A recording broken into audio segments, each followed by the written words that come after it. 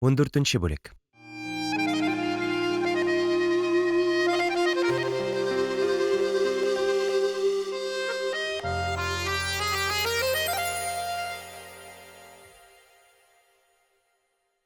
Мәскәүдә һаман минем язмыш хәл кылынмый. Үтенечне тапшырганга бер атнадан артык вакыт узды, ләкин комиссия ашыгырга уйламый. Агриппина Евграфовна, секретарь апаның исеме шулай икән. Каралысы гаризаларны бик күп шул, нишлик? Сезгә чират килеп җитми бит, ди. Бүген дә эш көне башлануга шунда бардым. Эшнең торышын белешкәч тә чыгып китәм дисәм, Агриппина Евграфовна ничектер миңа серле бер караш ташлап, сабыр итәргә, бераз көтәргә кушты. Мин андый-мондый күңелсезлек килеп чыкмадымы тагын дип, тәшвишләнеп, аңа сорау белән текәләм. Күрәсең, борчылуым йөземә бик ачык чыкты булса кирәк. Ул: «Тынычланыгыз, әллә ни юк. Менә утырыгыз әле», – диде. Мин өстәл янындагы утыргычның читенә утырып, аның гүзәл йөзенә текәлгәч, ул сөйләп китте. Комиссия әгъзаләре белешергә куштылар. Сез ни өчен үзегезнең телдәге материалларның берсен генә тәрҗемә итеп китердегез? Ә икенчесен, газетадагысын, сезнең портретыгыз булганын нигә? Мин анысын тәрҗемә итү кирәксез дип белдем. Чөнки анда басылганнар комиссия өчен бөтенләй кызыксыз. Шулай да анда ниләр язылган соң? Ул минемчә сезнең турыдагы мәкалә. Агриппина Евграфовна матур тигез тешләрен балкытып елмайган хәлдә миннән җавап көтте. Юк, дидем мин. Ул минем турыда мәкалә түгел, ул минем повестьтан өзек кенә. Сез язучыдамыни әле? Агриппина апа тагы да күңеллерәк итеп елмайды. Аның озын керфекле, нурлы зәп-зәңгәр күзләрендә миңа карата хәзер кызыксыну гына түгел, хәтта хөрмәт хисләре дә чагыла иде кебек. Әйе, язгалыйм, дидем мин, башны ия төшеп, һәм бу хатынның гипнозлы дип әйтимме, күңел түренә үтеп керә торган үткен карашыннан куркып. Ничек дип әйтим, балачактан бирле маташам. Ул миңа сәер бер кызыксыну белән карап кала. Мин саубуллашып чыгып китәм. Әйе, сүз әдәбиятка кагыла калса, бу апага бик күп нәрсәләр турында сөйли алыр идем. Мәсәлән, үземнең әдәбият белән татлы мавыгуымның беренче сәбәпчесе кем икәнлегендә һәм тагы башка бик күп нәрсәләр турында да озаклап сөйли алыр идем. Ләкин бу аңа минемчә бөтенләй кирәксез дә, аңлаешсыз да. Кызыксынуы аның болай гына бит, бары үз гүзәллегенең көчен сынау өчен генә. Мин көндәгечә якындагы бакчага кереп, таныш эскәмиягә утырам. Әдәбиятка бәйләнеп күз алдымнан әдәби каһарманнар уза. Биек Тукай турында уйлыйм. Аңа бәйләнештә күңелемдә әнием гәүдәләнә. Ни өчен шулай? Билгеле, әниемнең Тукайны шагыйрь буларак яратканы өчен генә түгел. Ул аны шәхес буларак та белгән, якын күргән. Хәер, моны әниемнең үзеннән сөйләтү яхшырактыр. Әни истәлекләрендә болай яза. 1907 елның җәендә без Казанга күчеп киттек. Өйгә фатирчы керттек булса кирәк, хәтеремдә юк. Без Казанда Заводской урамда 4 бүлмәле фатирга урнаштык. Абыйлар приказчик булып эшли.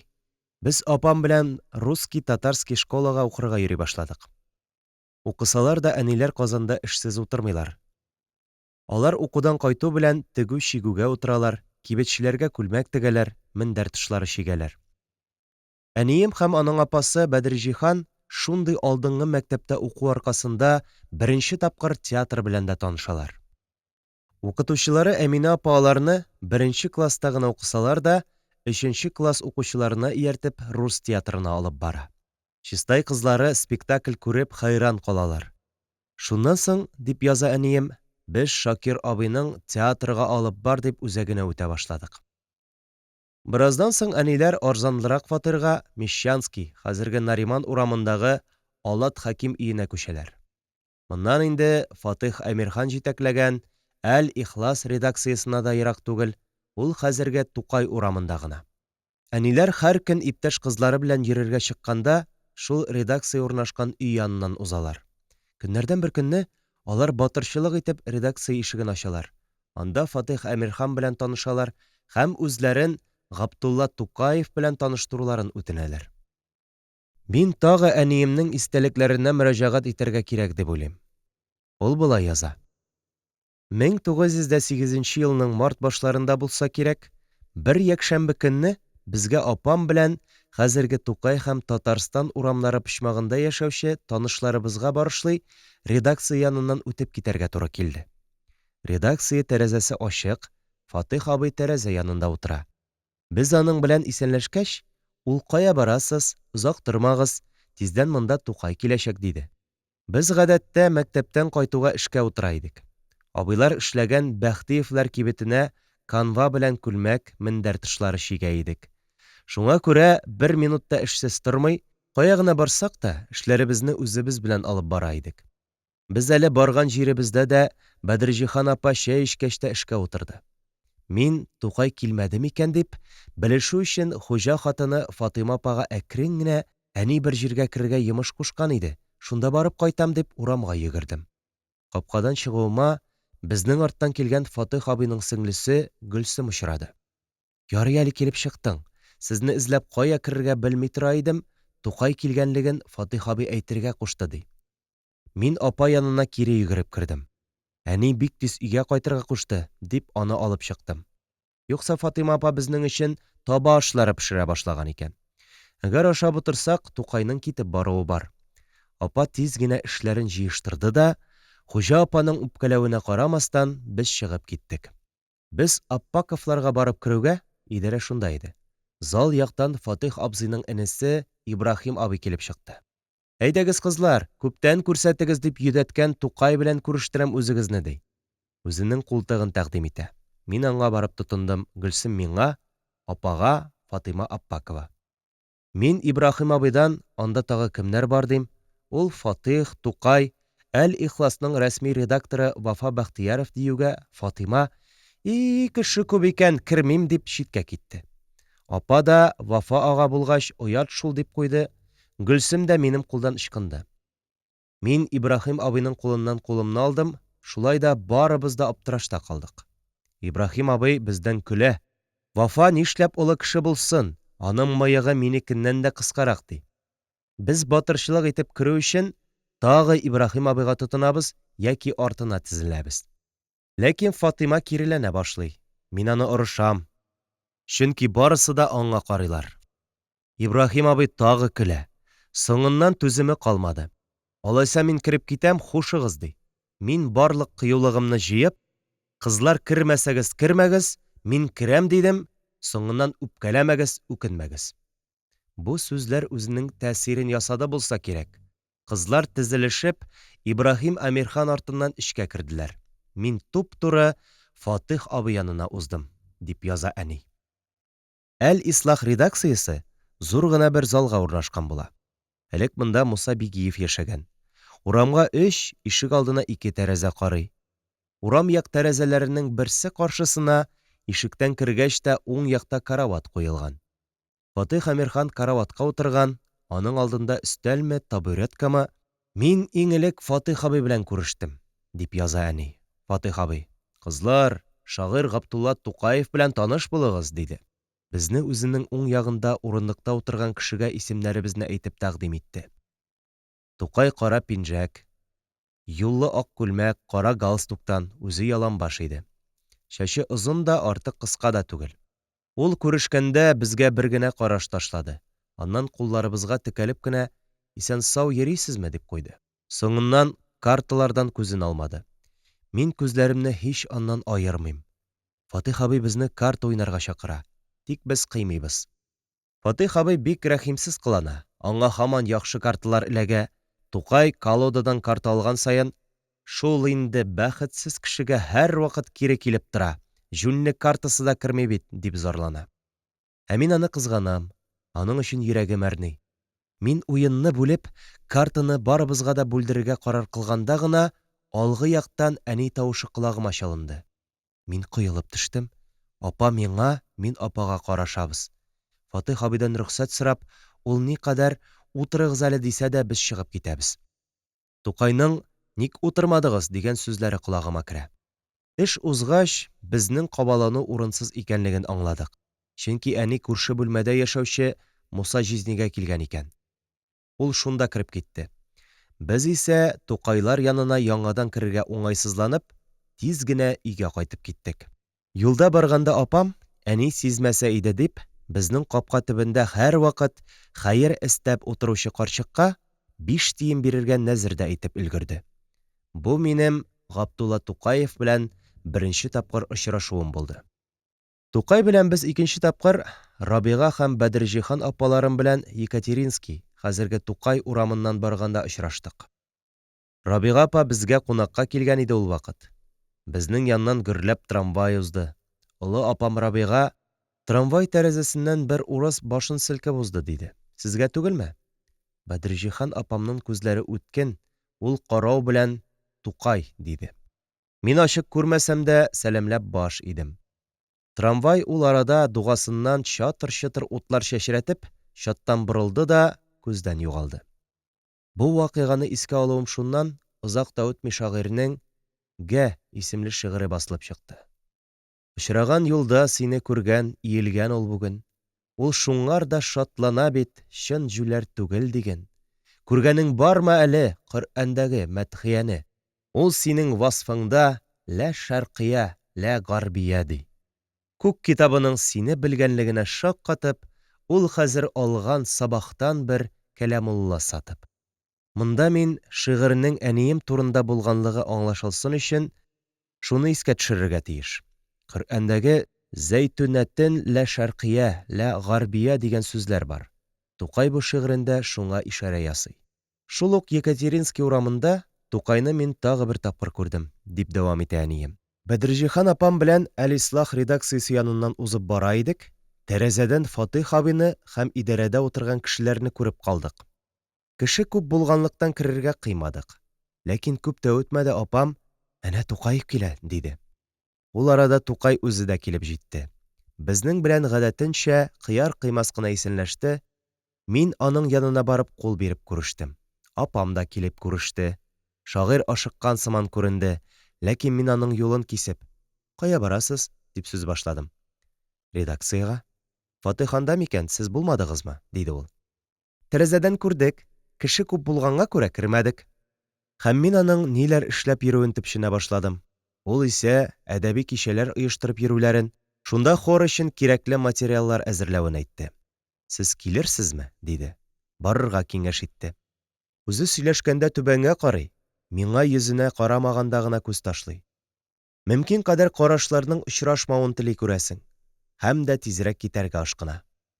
Мин аның кулыннан тоткан килеш байтак вакыт сөйләшеп тордым. Яз көне булганга аяк асты пычрак иде. Мин сөйләгәндә ул аягы белән сулы балчыкны изгәләп торды. Бу лыбырдыкның сүзе озынга китте дигәндәй, миннән тизрәк ычкынырга тели кебек үзе. Мин бәлки аның сөйләшәсе килмидер дип, бәлки кеше кара күрүеннән хурланадыр дип уйладым. Җитмәсә аннан аерылгач, апам мине орышырга тотынды. Кешене шул кадәр аптыратмасаң, беләсең бит, ул эш кешесе. Эше ашыгычтыр, синең белән сөйләшәсе генә килеп тормас, ә син бер артына, 5 алдына төшәсең. Шул хәтле чекрәя-чекрәя күзләренә кермәсәң, күреп туймассыңмы әллә? Котым калмады. Бу инде Габдулла әфәнде, мин сезне сөям дип әйтәме дип торам. Апамның мондый сүзләренә минем ачуым чыкты. Нишләп мин алай әйтим? Ул бит миңа абыем кебек кеше. Аның миңа карау ихтималы да юк. Олы кеше караса, сиңа карар. Мин аны бары тик хөрмәт итеп кенә сөйләшәсем килә, якыннан таныш буласым килә дидем. Кайчак минем ачуымны китерү өчен апам болай җырлый иде.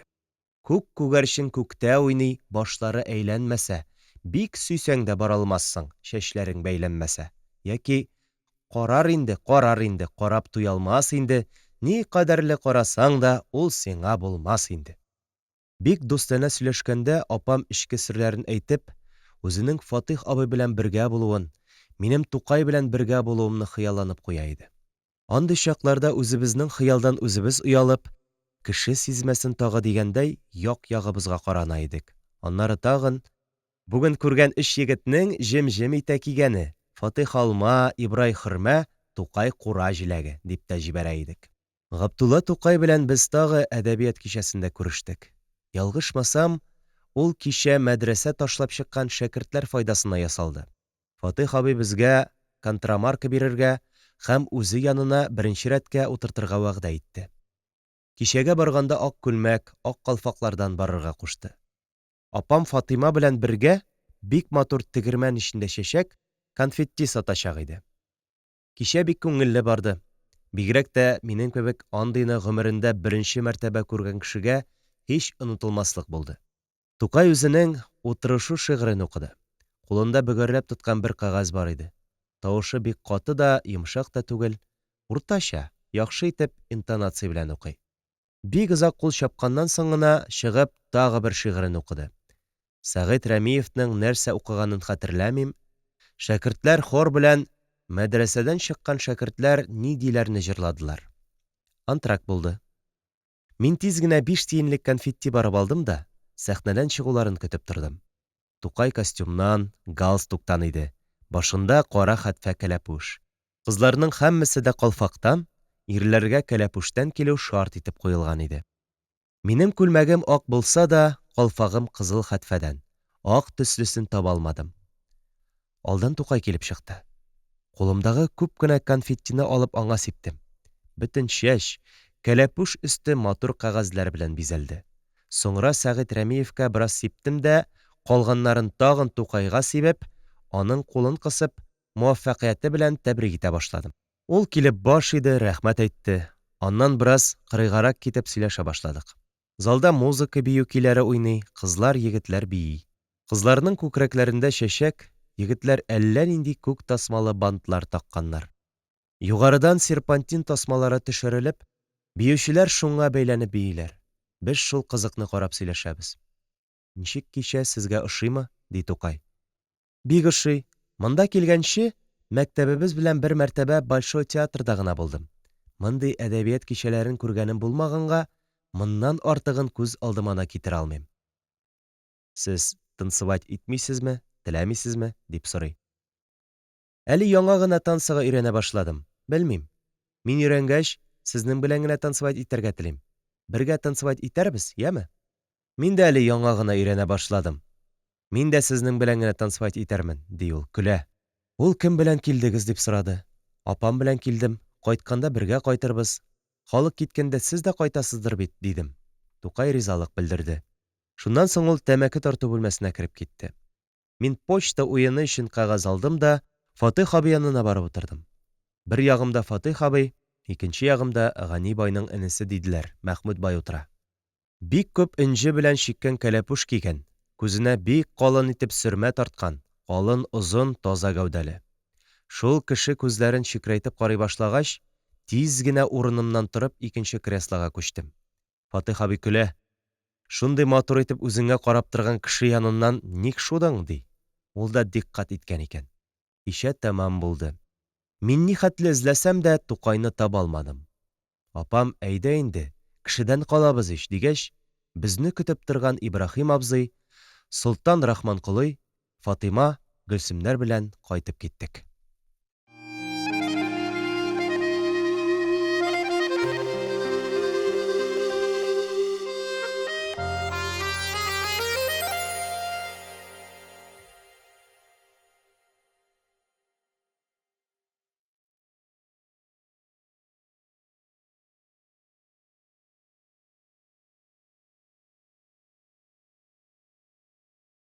Он бишенче бүлек.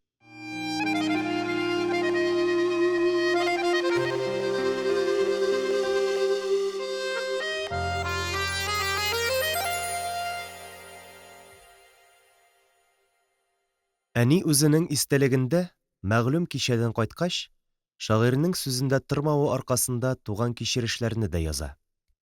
Ул Тукайның үзенә карата мөнәсәбәте турында шик-шөбһәләргә бирелә. Җитмәсә тагы иптәш кызлары болай да дөрләп торган күңел ялкыннарына бик исе китәдер инде сиңа Тукайның дип керосин сибәләр. Мин тиле үземне лаеклы кешегә исәпләп йөрим тагын. Тукай минем кебек ярлы мишәр кызына карамаса, монда гимназистка һәм курсисткалар беткәнмени дип уйлый. Аннан әнием Габдулла Тукай турында шундый уйда булуым. Ул үзен шулай олы тотканда, кыз башым белән аның янында шул хәтле кыю йөрүем уят бит. Ул һәр вакыт миннән көләдер, иптәшләренә дә әйтеп безгә көләләрдер кебек тоелды. Чынлап шулайдыр. Мин бергә кайтырбыз дигәч тә күренмәде бит. Безнең Болгар номеры яныннан узачакны белә бит. Ул я безне көтми китте, я китсен дип чыкмый торды дип тә уйладым, дип яза. Ләкин бераздан яралар төзәлә.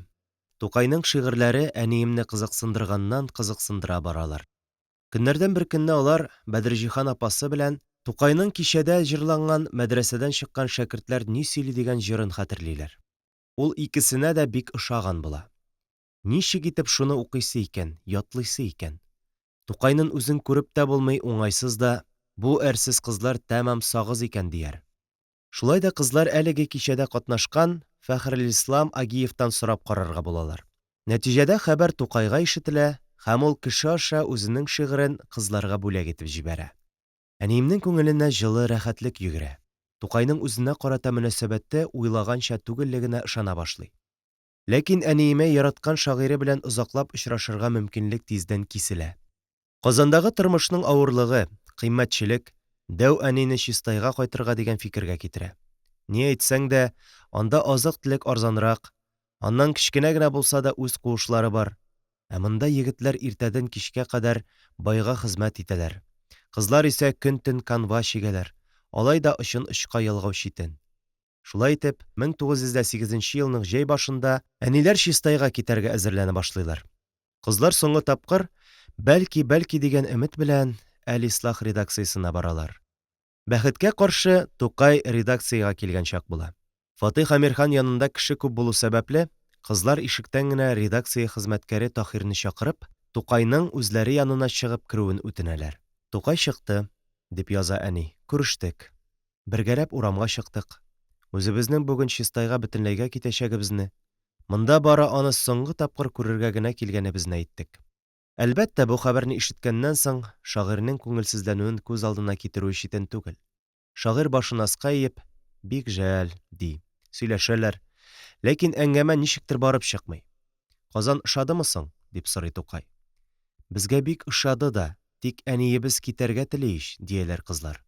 Укуыгыз әрәм була, ди Тукай. Нишләмәк кирәк? Бәлки әле укуны Чистайда дәвам иттерербез, диләр кызлар. Әнием Тукайның күңелсез кыяфәттә булуын, бәлки сәламәтсезлек аркасындадыр дип, кабат-кабат аның исәнлеге турында сораша. Хәтта аның сул күзендәге ак тап турында да сорарга җөрьәт итә. Чәчәктән ул, ди Тукай, тагы да күңелсезләнә төшеп. Кызлар шагыйрьгә хат язып торырга булалар. Адресын сорыйлар. Мин сезне озатырга төшәрмен, шунда адресын да бирермен, ди Габдулла. Кызлар китәләр. Тукай фуражкасын селкеп кала. Бу әниемнең яраткан шагыйрен соңгы тапкыр күрүе була. Чөнки Тукай бу юлы да сүзендә тормый. Әни пристанда никадәр өметләнеп, шагыйрьне саубуллашу өчен көтмәсен, ул күренми. Чистайга кайткач, әнием шагыйрь белән бөтенләй бәйләнешен югалта, адресы да намәгълүм. Тукай турында бары матбугат аша һәм имеш-мимешләр аркылы гына мәгълүмат алырга кала. Әниләр Чистайга кайтып бераз вакыт үткәч, бер газетада Кызык гыйшык исемле шигырь басыла. Бу газета кулга төшү белән, әнием белән аның апасы гадәттәгечә шигырьне бирелеп укыйлар. Бер хәбәр бар, ул хәзер киткән бугай, шәһренә күптән барып җиткән бугай. Гаҗәп хәл. Стиле Тукайныкы, әмма имза Мәҗнүн. Әниемнең апасы Бәдерҗихан моны Агиев язгандыр, ди. Әйе, шулай булырга тиеш, ди әнием дә, чөнки ул Бәдерҗихан апасының Фәхрелислам белән дус икәнлеген белә. Бәдерҗихан Агиевка карточкасын да бүләк иткән ич. Әнием ул вакытта шигырьнең үзенә карата Тукай тарафыннан язылганлыгын башына да китерми. Тукайның әниемә булган мәхәббәте кайнар һәм сәер, әмма яшерен була. Шагыйрьнең «Шигырь язсам да ялган кул куям» дигән сүзләрен һич искә алмыйлар ул вакыт кызлар. Кем язганын юрап кына да белмиләр. Мин бу шигырь үзем турында язылган дип уйламадым. Элекке фикерләрем гел кирегә чишелеп килгәнгә күрә, тагы бер тапкыр ялгышудан курыктым, дип яза әнием үзенең истәлегендә. Үземчә, дип дәвам иттерә, ул миңа укуга дәртле, шат күңелле милләттәшем дип, агаларча, дусларча гына карады. Мин бик яшь идем шул, ул чак. Чыннан да, әниемнең туган елы 1893, бу вакыйгалар 1908 елда була. 1909 елны әниемнең сөекле апасы Бәдерҗиһанны әле яңа гына мәдрәсә тамамлаган Лотфый Җәүһәровка кияүгә бирәләр. Шул көннән башлап әнием иң якын дустыннан аерылып рухи ялгызлыкта кала. Ләкин ул көчле характер иясе буларак канатлары сынып төшүдән котылу юлларын таба. Тегү-чигү белән тапкан барлы-юклы акчасына бер рус мөгаллимендә укый башлый. Әниемне дә кияүгә чыгарга сорап киләләр. Ләкин дәвәни ул яшь әле. Зәйтүнәм дә китсә, мин бөтенләй ялгыз калам бит, дип бирми. Август айларында Казаннан Чистайга сәйяр труппасы килә. Шунда Тукай труппа башлыгы Габдулла Кариевка бер аманәт тапшыра. Чистайда минем 2 таныш кызым бар. Шуларга контрамаркалар җибәрәм ди. Әни үзенең истәлегендә бу вакыйганы түбәндәгечә тасвир итә. Бер көн шулай эчем пошып өйдә утырганда Казаннан сәйяр труппасы килгәнлеген ишеттем. Мин шундук Баһау абзыйларга киттем. Баһау турында элегрәк сүз булды. Ул дәү әнинең туган абыйсы. Бу вакыт Баһау абзый үзе үлгән, аның улы Ибраһим өйләнгән иде. Мин аларга баруга, Ибраһим озакламый эшеннән кайтты.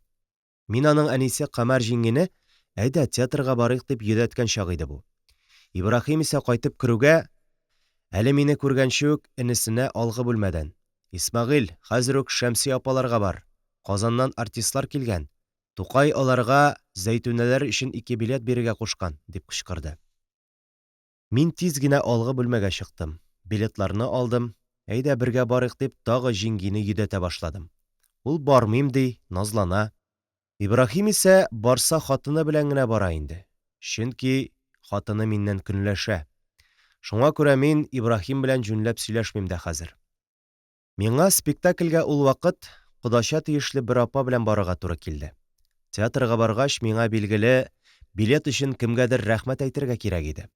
Ләкин кемгә, ничек әйтергә тиеш, моны белмим. Залда хатын-кыз аз, утырган җиремдә дер калтырап, чистай карагы рухлары үземне тотып кыйнамасалар ярар иде дип котымышып утырам. Ул көнне сәйяр чистайда помада мәсьәләсен куйды булса кирәк. Менә тагын кыш килде, дип яза әнием. Кыш ул Мәхтүм абысына укырга йөри башлый. Ләкин бу ишан улы, миллионер Хәлфин кияүе, үзенә укырга йөрүче кызларны күбрәк үй эшен эшләтү белән мәшгуль. Бай әле китапханәсен тәртипкә китерә, кызларга китап ташырга куша, я башка йомыш таба. Ул гына да түгел, хәршәүнә ачып, кәсепкә керешә. Дәресне бик эшем кешесе булып кыланып, телефон аша гына биреп маташа. Кыскасы, укуның рәте чираты юк. Шулай азапланып йөргәндә, көннәрдән бер көнне әнинең туганнан туган апасы Гарифә Курсадан Чистайга кунакка кайтып төшә. Ул әниемнең вакыты бушка узганлыгын белгәч, үзләренә чакыра башлый. Янәсе, Зәйтүнәне үзебезгә алып китәм, ул кызым Сафия белән укыр да, укытыр да.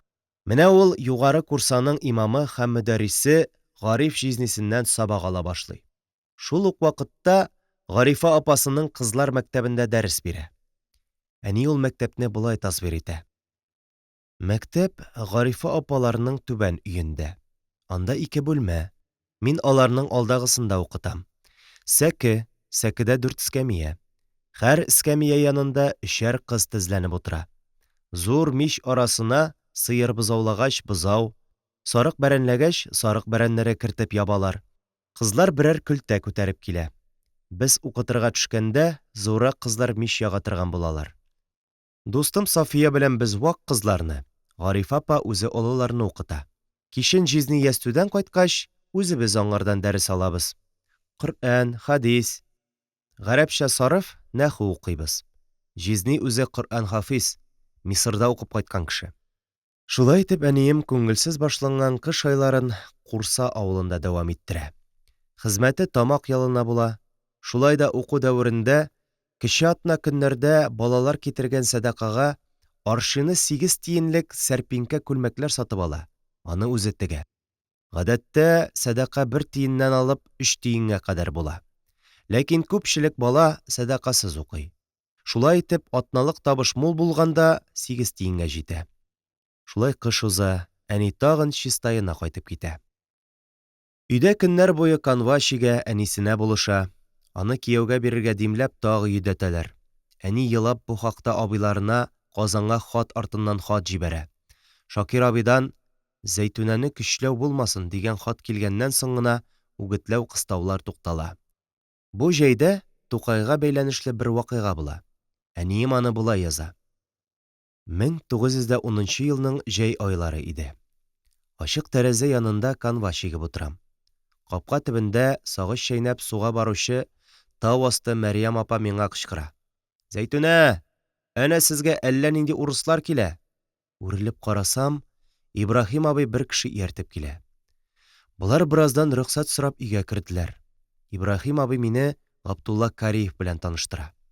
Кариевның мине эзләп килүенең сәбәбе шунда: спектакль кую өчен бер хатын-кызлары җитми икән. Зәйтүнә туташ катнаша алмас микән янәсе? Кунакларны самавыр куеп чәй эчердем. Мин үзем уйнап карарга каршы түгел. Әнине Ибраһим абый күндерә алса, мин риза дидем. Яшь хатын драмасында миңа карт хатын ролен ятларга кушып, кунаклар чәйдән соң китеп бардылар. Икенче көнне Ибраһим абый килеп сөйләшкәч, әни яраткан энесенә каршы килә алмады. Бары тик шарт куйды: Зәйтүнәне егетләр янында зинһар ялгыз калдыра күрмә. Театрда мине Габдулла Кариев каршы алды. Ул мине Сәхибҗамал Гыйззәтуллина, Мортазин һәм башкалар белән таныштырды. Суфлер Касыйм Шамил иде. Минем уйнавымны яраттылар.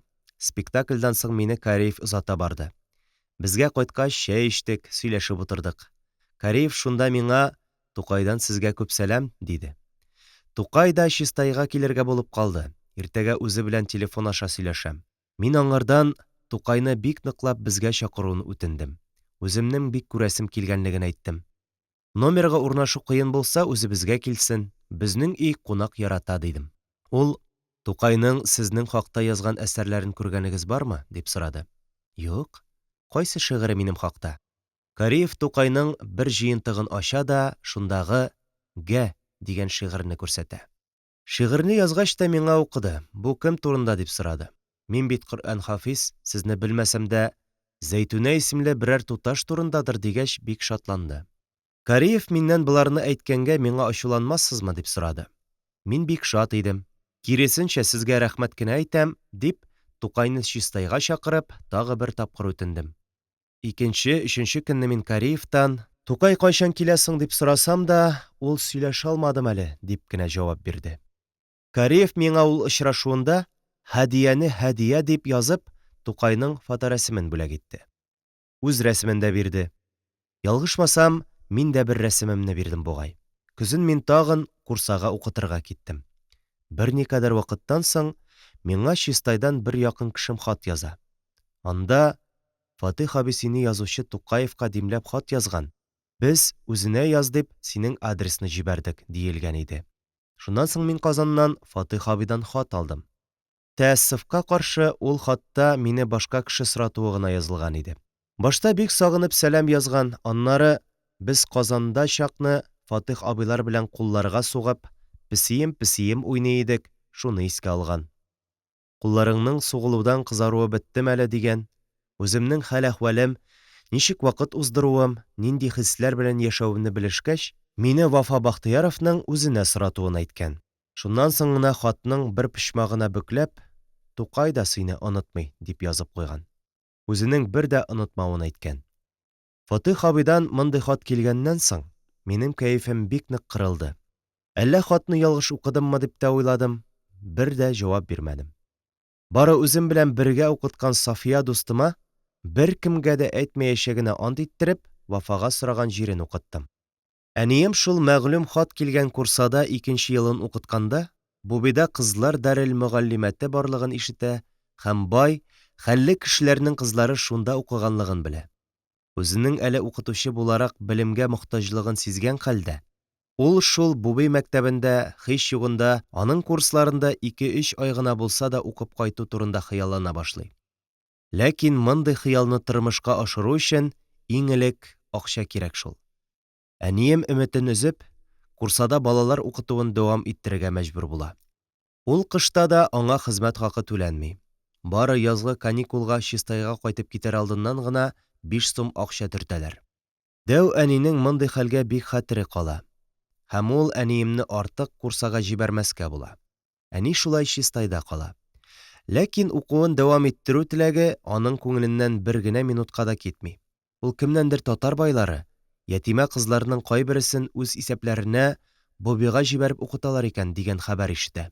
Шунда ук Казанга кызлар мәктәбе тотучы бай хатыны Фатиха Аитовага үзен җибәрүен үтенеп хат яза. Ләкин башта үзең килеп безнең мәктәптә укытып кара, аннан соң җибәрербез дигән җавап ала. Юк, әнием моңа риза түгел. Әгәр ул үзен белемле укытучы дип сизсә, Бобига барып уку турында хыялланмас та иде. Ниһаять, ул Казанга абыйларыннан укырга җибәрүләрен үтенеп тәфсилле озын хат яза. Көннәрдән бер көнне Шакир абыйдан җавап килә. Анда ул Дәвәнигә: «Без барыбер чистайга кире кайтмыйбыз инде, өйне сат та Зәйтүнәне Бобига илтеп куй. Без үзебез дә укый алмадык, ичмаса Зәйтүнә белемле булсын», дип яза. Әниемнең абыйлары Дәүәнигә фатир хакы түләр өчен ай саен акча җибәреп торырга булалар. Дәүәни улларының сүзен тыңлый, өйне сата. Әнигә шул акчадан бер сак, бер пар ботинка, галош ала. Әле укулар башланмаган булса да, әниемне үзе Бобига илтә китә. Әнием шатлыктан нишләргә белми, абыйларына рәхмәтләр әйтеп бетерә алмый. Бобига алдарак баруның сәбәбе укулар башланганчы тиешенчә әзерләнеп, зуррак класска кереп булмасмы дигән теләктән чыгып эшләнгән эш иде, дип яза әнием үзенең истәлегендә. Ул бу теләгенә ирешә дә.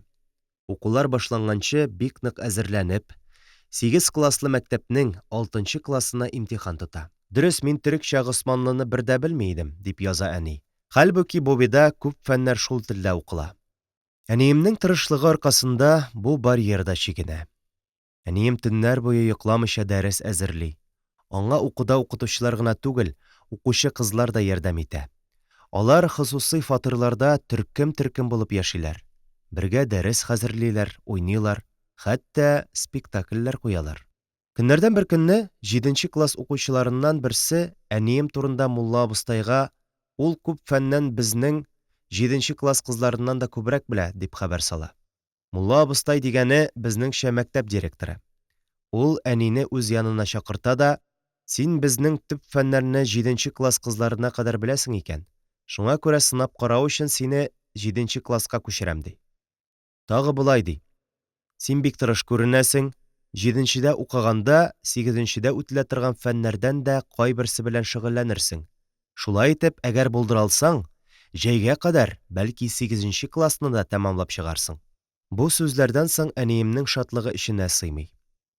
Миңа аның алачыктай куыш сатудан килгән акчага озак укый алмау дәһшәте аңлашыла. Әни истәлегендә ураза керде, дип яза. Мин сәхәргә хәтле дә, сәхәрдән соң да йокламыйм, укыйм да укыйм. Фатир хуҗасы Зәйнәп әбинең 2 килене бар, уллары үлгән. Шулар мине кызганып, мунчада самавыр кайнатып, ризык калдырып шунда бикләп куялар. Мине бик кызганалар, син кышка хәтле үк ябыгып үләрсең инде, диләр иде. Шулай итеп, әнием үзенең зирәклеге һәм тырышлыгы аркасында 3 еллык программаны бер кышта, җәйгә кадәр үзләштереп, таныклык алуга ирешә. Чистаена кайтып китә, ләкин аның русча да белем аласы килә. Бобида рус теле, ул җәдид мәктәпләренең алдынгыларыннан саналса да бик аз керә. Чистайга кайтып төшү белән үк әнием җиң сызганып русча укырга җыена. Һәм чыннан да туган шәһәрендә алар фатирга рус арасына күчеп, әни тагы бер укытучыдан русча укырга керешә. Тик монда да һич көтелмәгән авырлыклар өзлексез туып тора. Әниемне укыткан рус бик белемле кеше булуына карамастан, эчкечелек чиреннән азаплана. Шулай итеп, әниемнең түләп укуы көтелгән нәтиҗә бирми. Кыш тагы уза. Җәен Чистайга Бәдерҗихан апа белән Рабига апа кунакка кайтырга булалар. Шуңа күрә әниләр яңадан татар арасына күчәләр. Әни белемен үзлегеннән яки очраклы укытучылар ярдәмендә арттырырга мәҗбүр була. Әлбәттә, ул инде хәзер җиткән кыз, алдынгы яшьләр белән аралаша, әммә тормыш ихтыяҗларын да онытмый. Вакытының күбрәк өлешен тегү-чигүгә багышлый. Бераз читкәрәк китеп булса да шуны да әйтергә кирәк. Бу вакытта илдә революцион хәрәкәт яңадан күтәрелә башлый. Әнинең абыйлары, әлбәттә, бу агымнан читтә калмыйлар. Алар кибет хуҗасы Әбрар Бәхтиевка каршы баш күтәреп эш ташлыйлар. Әниемнең кече абыйсы бер юлы хәтта солдат уеныннан котылу өчен Петропавл якларына китә. Аннан Монголия далаларына кадәр барып чыга. Шакир абый исә Троицкий бае Яушевларның Казандагы доверенные чакыруыннан файдаланып, шунда юл тота. Әниемнәрнең матди хәле бу чорда бик авыр булгандыр дип уйлыйм мин. Табигать язгы уяну шатлыгын кичергән апрель көннәрендә Казаннан Тукай вафат дигән дәһшәтле хәбәр килеп төшә. Әниемнең үзенә сүз бирик. 1913 елның язында Тукай үлгәнен ишеткәч, бик еладым, бик борчылдым. Әкрен генә йөткерә башладым, ябыктым. Әни мине Гөлсем апага ияртеп, профессорга күрен дип Казанга җибәрде. Бу вакыт Тукай үлгән иде. Фатих абый янына бардым. Әйе, иң элек килгәч тә зиратка чаптым. Тукайның кабере кергәч тә капканың уң ягында. Зур гына бер калайга Шагыйрь Габдулла Тукаев дип язылган. Мин кабер янында Коръән укып, бик озак елап утырдым. Врачка күрендем. Чистайга кайтып кәҗә сөте эчәргә кушты. Гөлсем апаны сембергә озаткач, тагы Чистайга юл тоттым. Миңа бик күңелсез. Бер нәрсәдән дә ям таба алмыйм. Июльме, август башларымы Габдрахман абый безне алып китәргә дип Петропавлдан кайтты. Шакир абый хәзер Троицкида әйбәт кенә урнашкан. Габдрахман абый исә безне шунда алып китәргә тиеш. Без әни белән Чистайны бөтенләйгә ташлап, пароходта Перемга, аннан инде Троицки ягына сәфәр чыктык. Бәдерҗихан апа ике баласы белән елап безне озатып калды. Миңа аңардан аерылу бик авыр. Без дус идек, бергә үстек. Мин яраткан апамны башка күрә алмадым. Жизни элек Тобольскида яшәде, аннан алар Жизнинең аталары чакыргач, Каргалыга күчеп кайттылар. Апам анда балалар укытты. Шулай алар 21-нче ачлык дәһшәтләренә кадәр шунда торалар. Ачлык елны апам приют балалары белән Себергә киткән җиреннән тиф чире яктырып Томскида үлеп кала. Шул ук елны холерадан Рабига апам да вафат була. Һәр апамның 6 баласы ятим булып кала.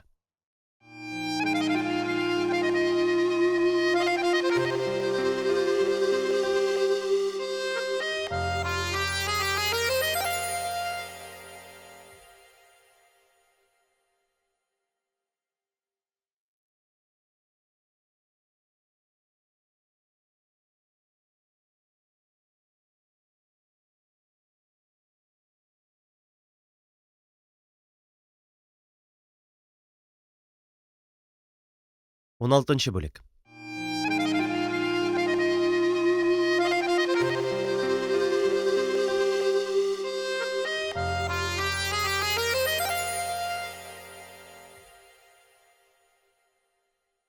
Агриппина Егорафовна, шушы көннәрдә сезне комиссия членнары чакырыр диде. Нигә, дидем мин. Апа ачылып, гадәтенчә матур итеп елмайды да, менә сезне күрү өчен, ниндирәк кеше икән бу егет, игътибарга лаекмы, юкмы, шуны белү өчен, диде.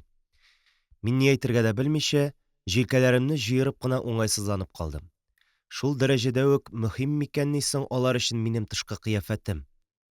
Бу уемны сизенгәндәй апа шәрехләргә ашыкты. Алар андый вакытны документларда язылмаган кайбер мәгълүматлар белән дә кызыксыналар, диде. Сез моңа әзер булып торыгыз. Җавап биргәндә бик уйлап кына сөйләгез. Эмоцияләрегезгә ирек бирмәгез. Аңладыгызмы? Апа тагын нурлы күзләрен җемелдәтеп миңа карап алды. Мин бүген дә буш кул белән урамга чыгып киттем. Берәр ашханәгә кереп кешечә туенып чыгарга кирәк булмаса, дигән фикергә килдем мин. Арыш ипиедә тозлы килки балыгы ашаудан тәмам гарык. Мин аулак кына урамдагы күптән күзем төшкән ашханәгә кереп аш алдым. Ашыкмыйча гына тәмләп ашадым, рәхәт күңелле булып, ничектер күңел күтәрелеп китте. Инде мине чакырып сөйләшергә телиләр икән, димәк, минем белән кызыксыналар. Узышлый гына мине тибәрмиләр. Шәт, барысы да әйбәт төгәлләнер әле. Мин урамга чыгып, соңгы көннәрдә еш кына үзем утыра торган скверга керәм һәм уйларга чумам. Тагы истәлекләр дулкынында чайкалам. Мин еш кына үткән көннәрне искә алам. Шундый нәтиҗә ясыйм. Балалык чоры ул җаныңны артык каты авырттыра торган, сикәлтәләргә дучар итмәсә генә хәтердә якты, нурлы, рәхәт, гамь чикми торган вакыт булып саклана. Ә минем өчен бу чор артык озак булмады. Ул миңа нәкъ 13 яшь тулганда төгәлләнде. Моны бәлки тулырак итеп сөйләргә, йомгакны башыннан сүтәргә кирәктер. Мин Калаяктагы ни өчендер борынгыча Гайшә абыстай мәктәбе дип йөртелә торган татар совет мәктәбенең 4нче классында укыйм. Безнең укытучыбыз Хәдичә апа тупасрак, киң битле, ләкин кешегә ягымлы хатын. Миңа карата ифрат игътибарлы. Бәлки минем әниемнең мәктәпкә еш килгәләве моңа сәбәптер. Ләкин ни булса, ул класста уку миңа рәхәт. Мин бик алдынгылардан булмасам да, ярыйсы гына барам. Алай атап әйтерлек истәлекләр калдырмады ул мәктәп. Тәнәфес вакытларында киң коридорда тузан туздырып йөгереп йөрүләр, уйнап әүмәкләшүләр, бары шул. Әйе, тагы бер эпизод истә калган. Класста җыелыш уздырыла. Анда укытучылар да бар. Шул җыелышта приюттан йөреп укучы бер малай ачынып-ачынып, җилкенеп-җилпенеп чыгыш ясый. Аның ни турыда сөйләвен анык хәтерләмим, тик укытучыларны кыздыра булса кирәк. Ул кызып китеп, ахырда кычкырына-кычкырына бил каешының тимерле ягы белән өстәлгә суга башлады. Билгеле, боларның берсе дә күңелгә кара күләгә булып төшәрдәй күренешләр түгел. Мин үземне мәктәптә иркен тотам. Минем яраткан укытучым бар, дусларым, иптәшләрем тиң күрә мине. Дәрестән һәр көн кәефләнеп күтәренке күңел белән кайтам. Ишектән керү белән букчамны карават астына атып бәрәм дә, ашамастан-эчмәстән урамга чыгып китәм. Хәер, алай озакка түгел. Мин тиздән ашыгып кайтып керәчәкмен. Ә ашап-эчкәч, тагы урамга чыгып китәчәкмен. Бер көтү иптәш малайларым мине көтеп торалар инде. Без Тимераякта сәяхәт кылабыз. Безнең маршрут Ленин урамы буенча сузылган. Без шәһәрнең үзәгендәге кызыл кирпеч бинага, финотделга кадәр барабыз.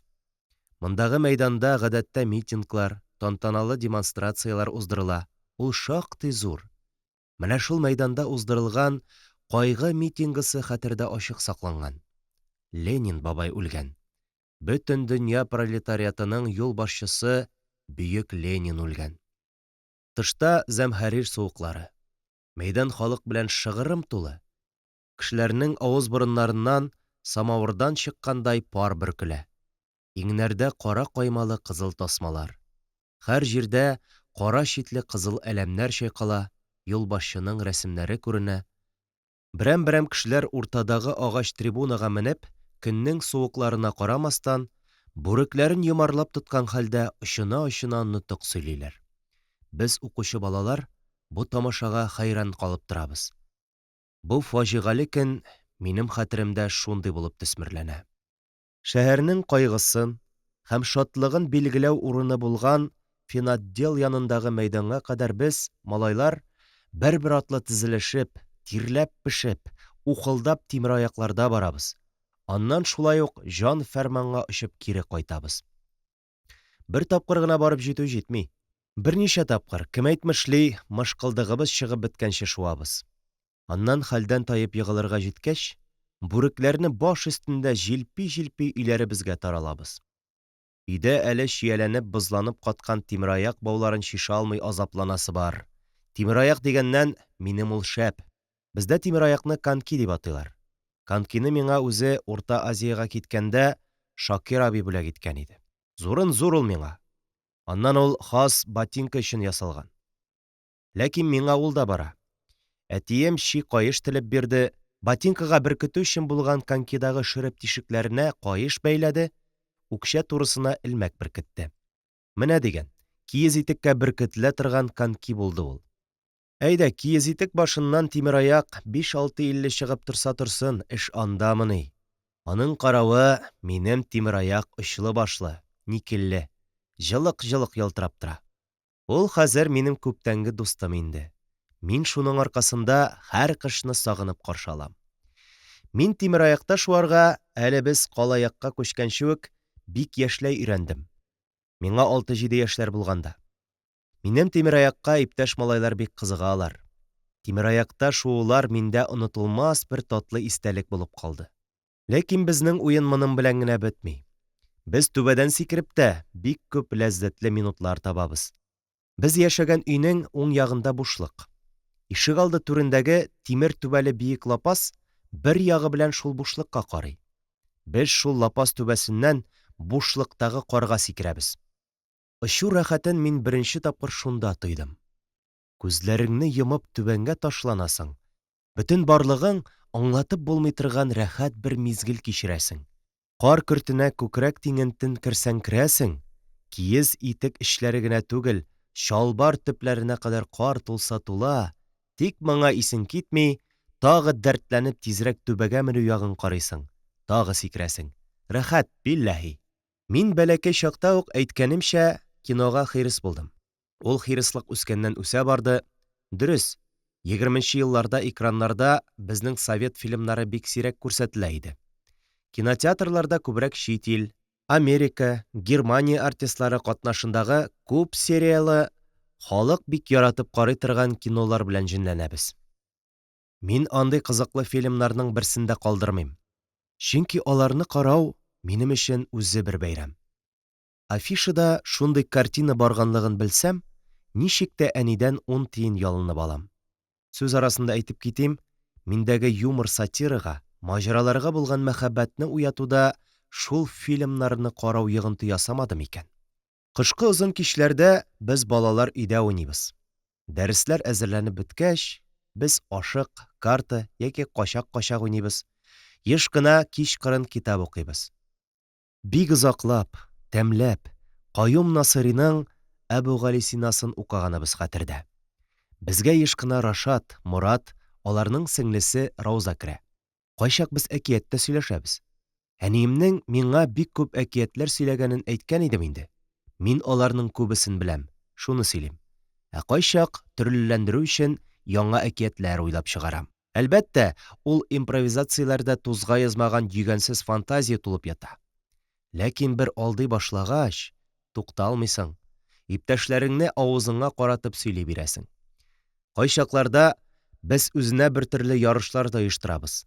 Гадәттә, без балалар уйнап утыра торган алгы бүлмәдә стенага толым-толым суганнар эленгән була. Кем бер суганны һич йөзен чытмыйча тиз генә ашап бетерә. Ярыш дигәнем менә шуннан гыйбарәт. Инде уенда малайлар гына катнашканда мондый ярышлар да булгалый. Кем дә кем җилкә тамырын чиметкәндә озаграк түзә. Моның өчен без чиратлашып, бер-беребезнең җилкә тамырын бармаклар арасына кыстырабыз да, булган барлык көчкә каш җимереп, күз чиләйтеп бетерә башлыйбыз. Инде ярышып уйнау турында сүз чыккач әйтим. Без җәй көннәрендә үзебез сабантуй кебек нәрсәләр оештырабыз. Сикерешәбез, йөгерешәбез, ат чабышлары оештырабыз. Аты үзебез. Баудан йөгән ясап, шуны башка киясең, авызлыгын кабасың, аннан башны кырын салып, үз артыңа үзең суга-суга элдертәсең. Күрәсең, мондый уеннар белән мин артык мавыкканмындыр, чөнки миннән олырак дустым Рашатның әрнеп мине ачуланганын хәтерлим. Янәсе миңа ничек оят түгел инде, Рашатның дусты була торып, шулай кичкенә балалар кебек ат-ат уйнап мавык имеш. Мин шулай яшим. Гаит көннәре айрата күңелле, тантаналы уза. Безгә гаит намазыннан соң кунаклар килә. Сузан өстәл зал уртасында. Аңа аппак искәтер ябылган. Кунаклар килгәндә ул сый-нигъмәт белән тулган була. Әнием Шәриф Камал апа белән нинди генә таба һәм камыр ашлары пешермәгән. Кайнар ашлардан бәйрәмнәрдә пилмән, пылау, токмачлы шулпа, җәймәле ит яки җәймәле казылык әзерләнә. Татлылардан эрек суы, кесәл, бламанжи. Таба ашларыннан авызы бөрелгән һәм авызы ачык пәрәмәч. Соңгысының исемен кияү пәрәмәче дип тә, таба пәрәмәче дип тә ишеткәнем булды. Аннан май печеньесе, катлама, паштет, кыш теле һәм башкалар. Мин ничедер тавык, каз, үрдәк ашларын ашаганыбызны бер дә хәтерләмим. Ашаганыбыз сыер ите, сарык ите, ат ите булды. Айрата сарык ите күбрәк ашалайды. Аның бәясе дә бик арзан. Кадагы 2 тиен тора. Кисәр карасы юк, ите бигрәк әйбәт дип мактыйлар үзен. Бу 20нче елларның уртасында шундый арзанчылык хөкем сөрә. Әтием минем мулла булырга ныклы эш хакы бирсәгез генә риза булам дип кергән, аңа мәхәллә аена 30 сум түли. Мондый арзанчылыкта ул акчага шактый иркен яшәргә була. Әммә халык эшсезлектән интегә, акчаның кадере бик югары. Әгәр кәсебең булмаса, аның бер тиенен дә таба алмыйсың. Акча табу өчен нинди генә юллар уйлап чыгармый кеше дигәнең. Бер ише кешелек горурлыгын югалтканы хәер исти. Булдыра алганы урамнарда кәмит, фокус күрсәтеп, я башка шаккатыргыч табышлы мәзәк ясап, тамашачының тиенен суырырга омтыла. Вак һөнәрчелек, иске-мыскы җыю, утын яру, вакытлы эш, көндәлекчелек, тагы әллә ниләр белән шөгыльләнә. Караклык, кеше талаучылык та аз түгел. Хәтердә, бер вакыт шәһәрдә Муллатай дигән кеше талаучы пәйда булды. Ул төнлә үзенең шул төп кәсебе белән шөгыльләнә имеш. Муллатайның даны яңгыраган көннәрнең берсе иде. Без Фәиз абыйларга кунакка барган җирдән озакка тоткарландык. Кайтыр арада алай ерак түгел, чалт аяз айлы салкын төн. Ләкин шул кышкы чиллә төнендә Фәиз абыйлардан чыгу белән безгә бер кеше иярде. Аның өстендә кайры тун өстеннән җилбәгәй җибәрелгән брезент яңгырлык. Аның аяк астындагы кар аера ташымлы шыгырдый. Ә барыннан да куркынычрагы ул кешенең кулында җепкә бәйләнгән чукмар. Чукмары карда шуып бара. Без бер-беребезгә сыенып атлыйбыз, ул арттан бер сүз дәшмәстән бара. Ниһаять, без бер чат араны хәвефсез уздык. Икенче чат башында безнең капка. Күрәм, әтием дә, әнием дә бик куркалар. Миңа да әйтерлек тыныч түгел хәзер. Ишетә, шүре туны кия башладым. Арттан килеп чукмары белән берне тондырса, Аллага шөкер, менә безнең сары капка. Ул гадәттәгечә эчтән бастырык белән бикләнгән. Әти яңгыр торбасына таба ашыга. Өйдән чыгып капканы ачсыннар өчен шуны кагарга кирәк. Әти гасабиланып, калай торбаны дөбердәтә. Бәлки әтием ул кадәр тетрәмәс тә иде. Теге чукмар өстерәгән абзый тукталып ук калды бит. Кем белә аны? Бәлки ул безне шишендереп кертим әле буларны дигән мәкерле уйдадыр. Капканы Суфия апа ачарга тиеш. Җитмәсә, анысы да кымшанмый. Күрәсең, йокысыннан айный алмый ятадыр. Ә теге кеше тукталган. Ай яктысында ул ап-ачык күренә, һаман безне күзәтә. Ниһаять, алгы бүлмәдә ут алынды. Суфия апа без кайтканны белде, чыгып бастырыкны этәрде.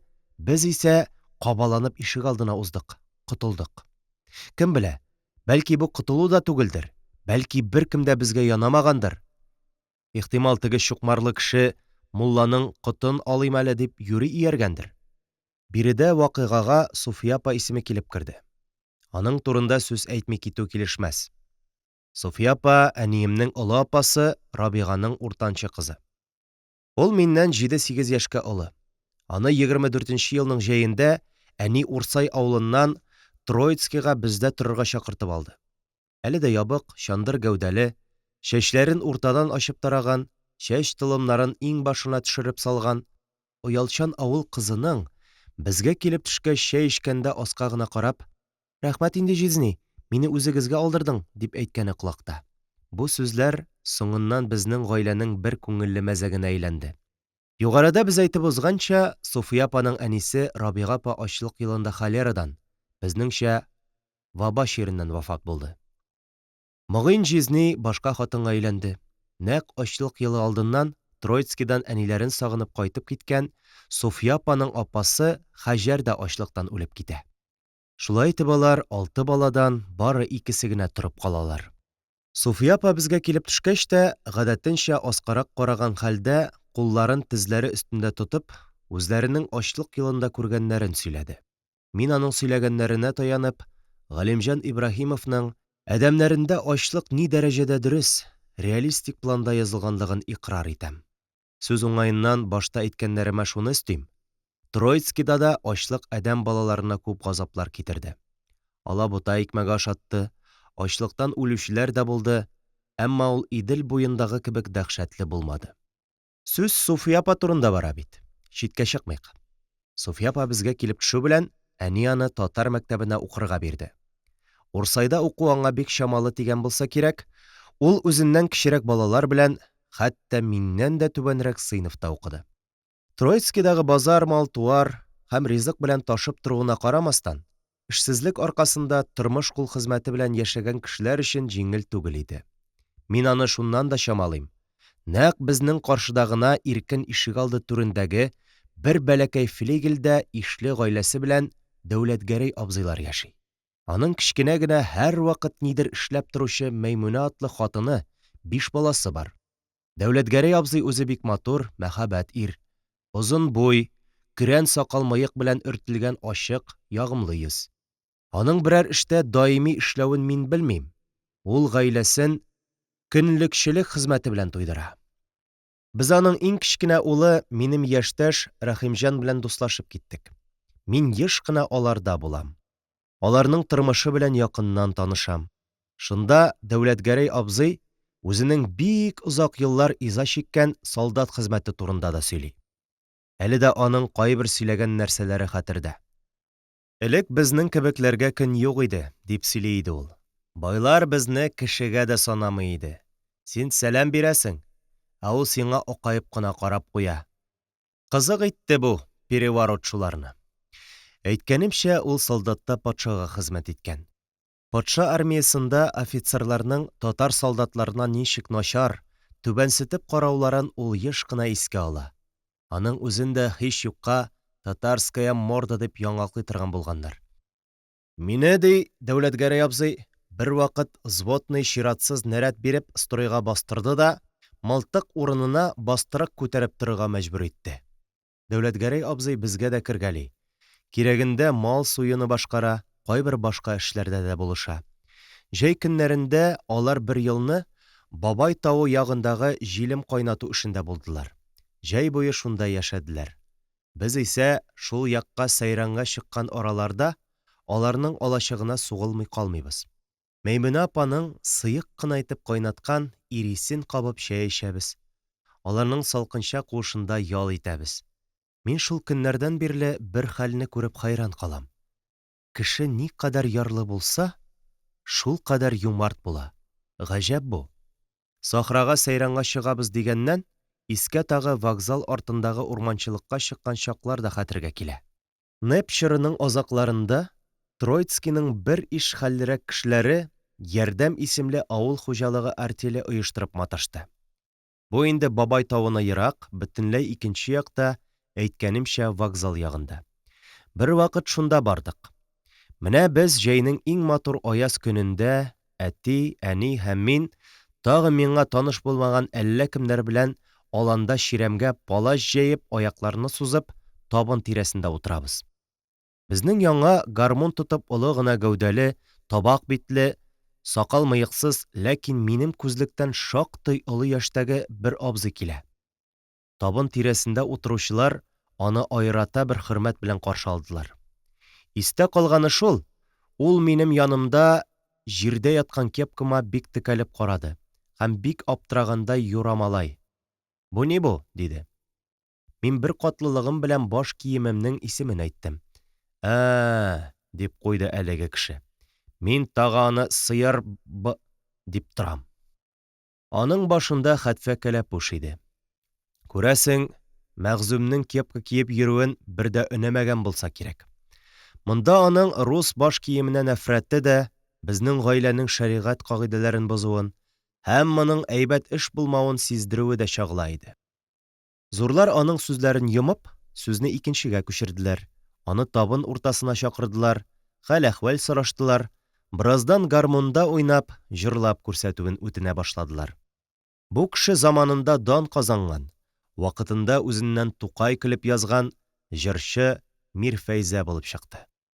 Мин Мирфәйзә җырчының Троицкида яшәгәнлеген ишеткән идем инде. Ләкин аның ничек җырлавын белми идем. Мин күзләремне шарландырып, колакларымны торгызып, бу мәшһүр кешегә текәлдем. Мирфәйзә кулына кечкенә генә кыңгыраулы гармунын ала һәм шунда уйнап җырлый башлый. Мин аптырап калам.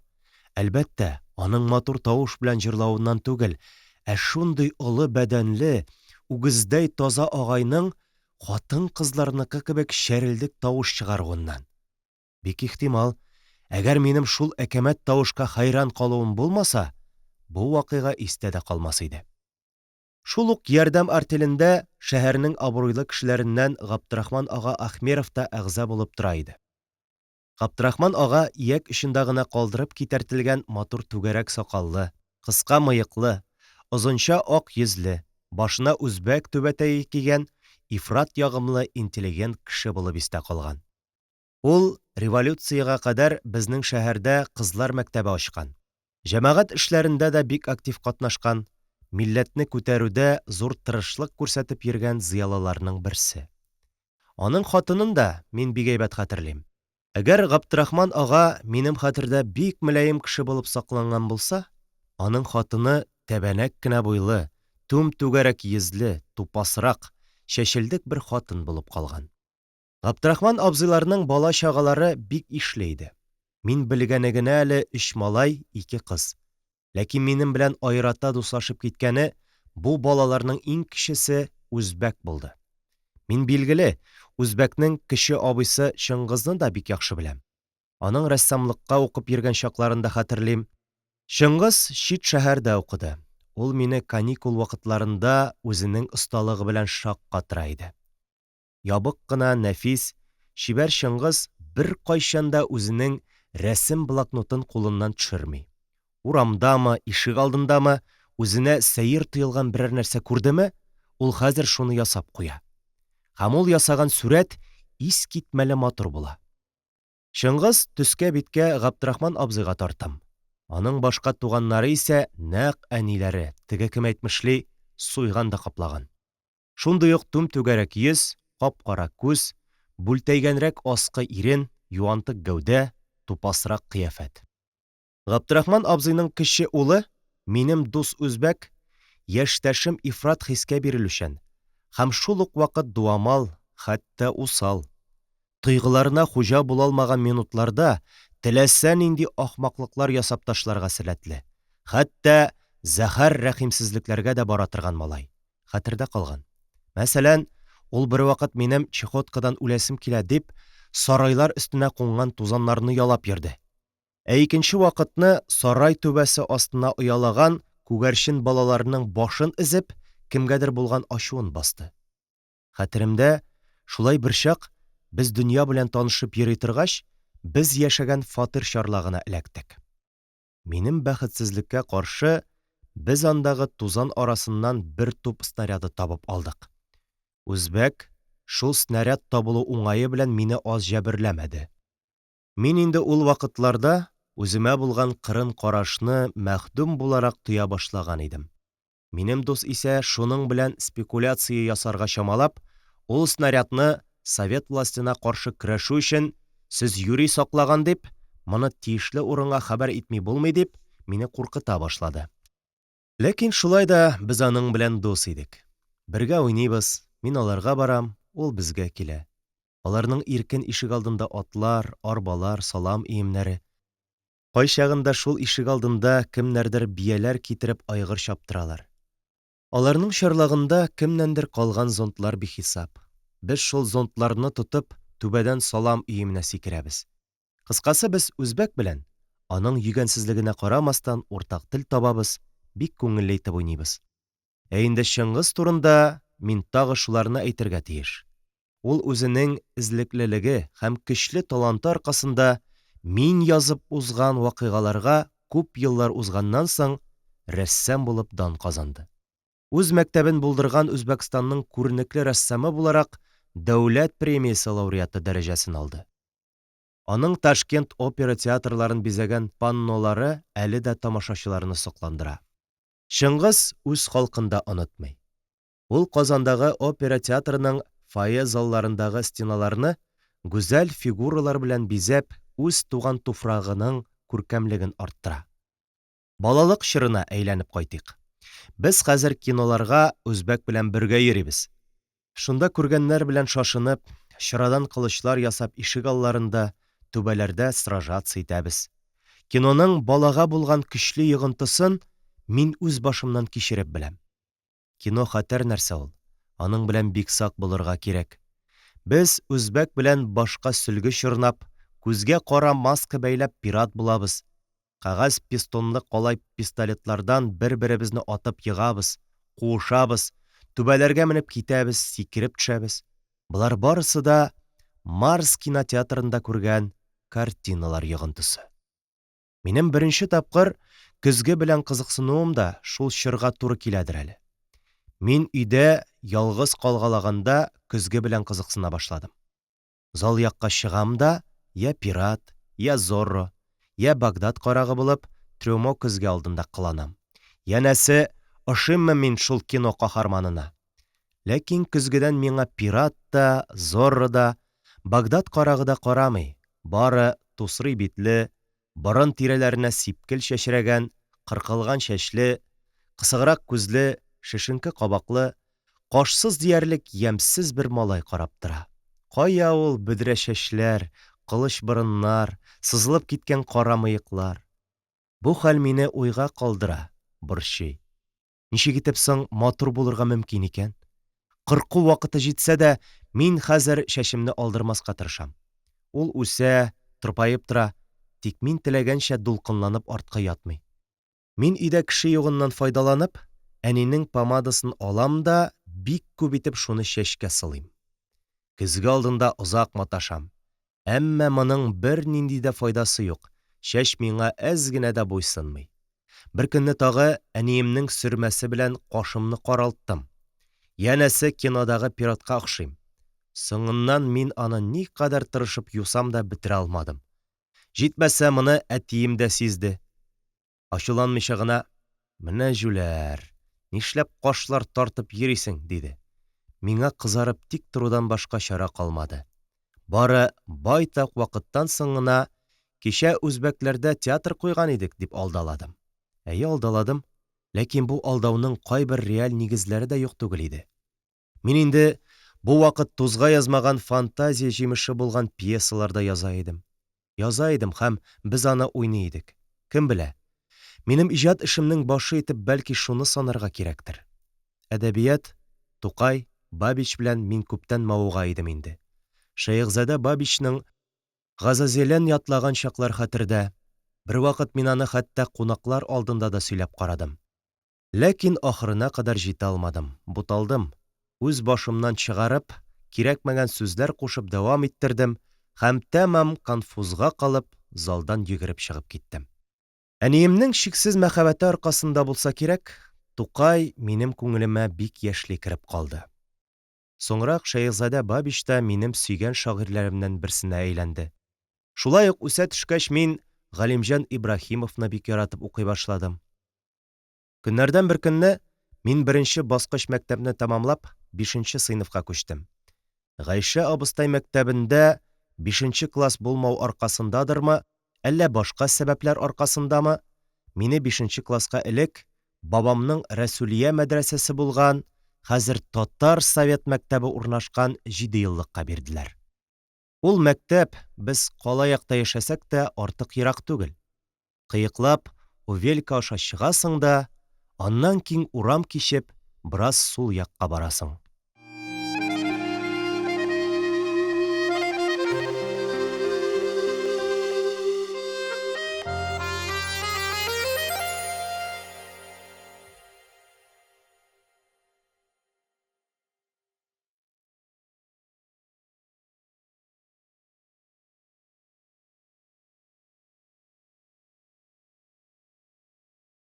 Унҗиденче бүлек.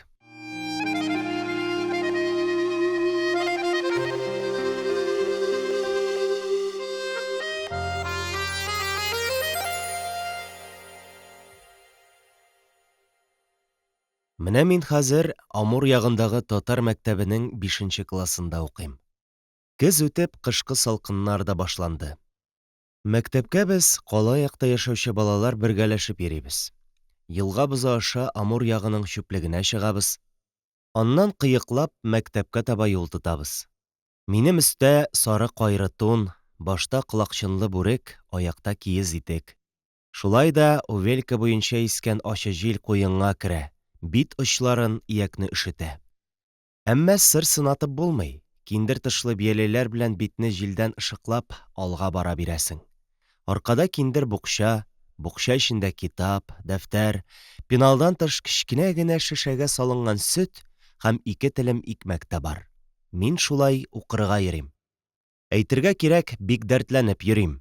Чөнки яңа мәктәпкә күчү белән мин укуда бик шәп алдыра башладым. Укытучыларым мине башка укучыларга үрнәк итеп куялар хәзер. Миндә моңарчы һич күрелмәгән ораторлык сәләте ачылып китте. Хәтеремдә, хәтта бер вакыт әти-әниләр җыелышында миңа доклад сөйләргә куштылар. Һәм мин бу эшне әйтүләренә караганда шактый шома башкарганмын. Мин активист.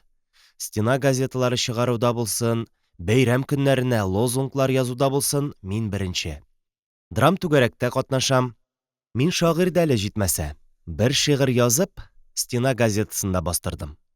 Кыскасы, мин бик дәртләнеп, укуның тәмен, ләззәтен табып яшим. Әтием үз вазифаларын җиренә җиткереп башкара. Мәхәллә картларын мәчеттә намаз укыта, вәгазь сөйли, хотбә укый. Өйдә яшеренеп кенә мич каршында тәмәке тарта. Ләкин ул никадәр мәхәллә халкына ярарга тырышмасын, бер ише кеше аны барыбер өнәми. Кемнәрнеңдер аны коммунист мулла, урыс мулла дип сүккәннәре озын колактан безгә дә ишетелеп тора. Аның совет укытучылары белән аралашуын яратмыйлар. Вәгазь хотбәләрен китапка карап сөйлисе урында, үзе язган кәгазьгә карап сөйләвендә өнәмиләр. Күрәсең, аның тәмәке тартуы да халыкка сизелә. Ничек сизелмәсен? Тәмәкене тартканга кадәр кибеттән алырга кирәк бит әле. Кайчагында кибеткә әти мине дә җибәрә. Мин аңа пушка папиросы алып кайтам. Үземә уңайсыз, мин әтием өчен уңайсызланам. Кибетченең миңа хәйләкәр көлемсерәп каравы, кемгә бу дип соравы ошамый. Ләкин нишләмәк кирәк, әтием өчен түзми хәлем юк. Шулай да барысы да шома гына бара. Мин буш вакытта сыер астын тазартам, иптәшләр белән уйныйм, сабак әзерлим, мәктәпкә йөрим. Көннәрдән бер көнне без үз өебезгә, Амур якка күчендек. Моның сәбәбен анык кына әйтә алмыйм. Бәлки, хуҗа без түләгән фатир акчасына риза булмагандыр, бәлки инде әтигә муллалыкның хәтәр бер эш булуын, озак гомердә вазифа булмаячагын аңлатканнардыр. Бәлки, үз өебез була торып, фатирда яшәүнең мәгънәсезлеген тойганнардыр, белмим. Ни булса да ул, без кала яктан Амурга күчеп киттек.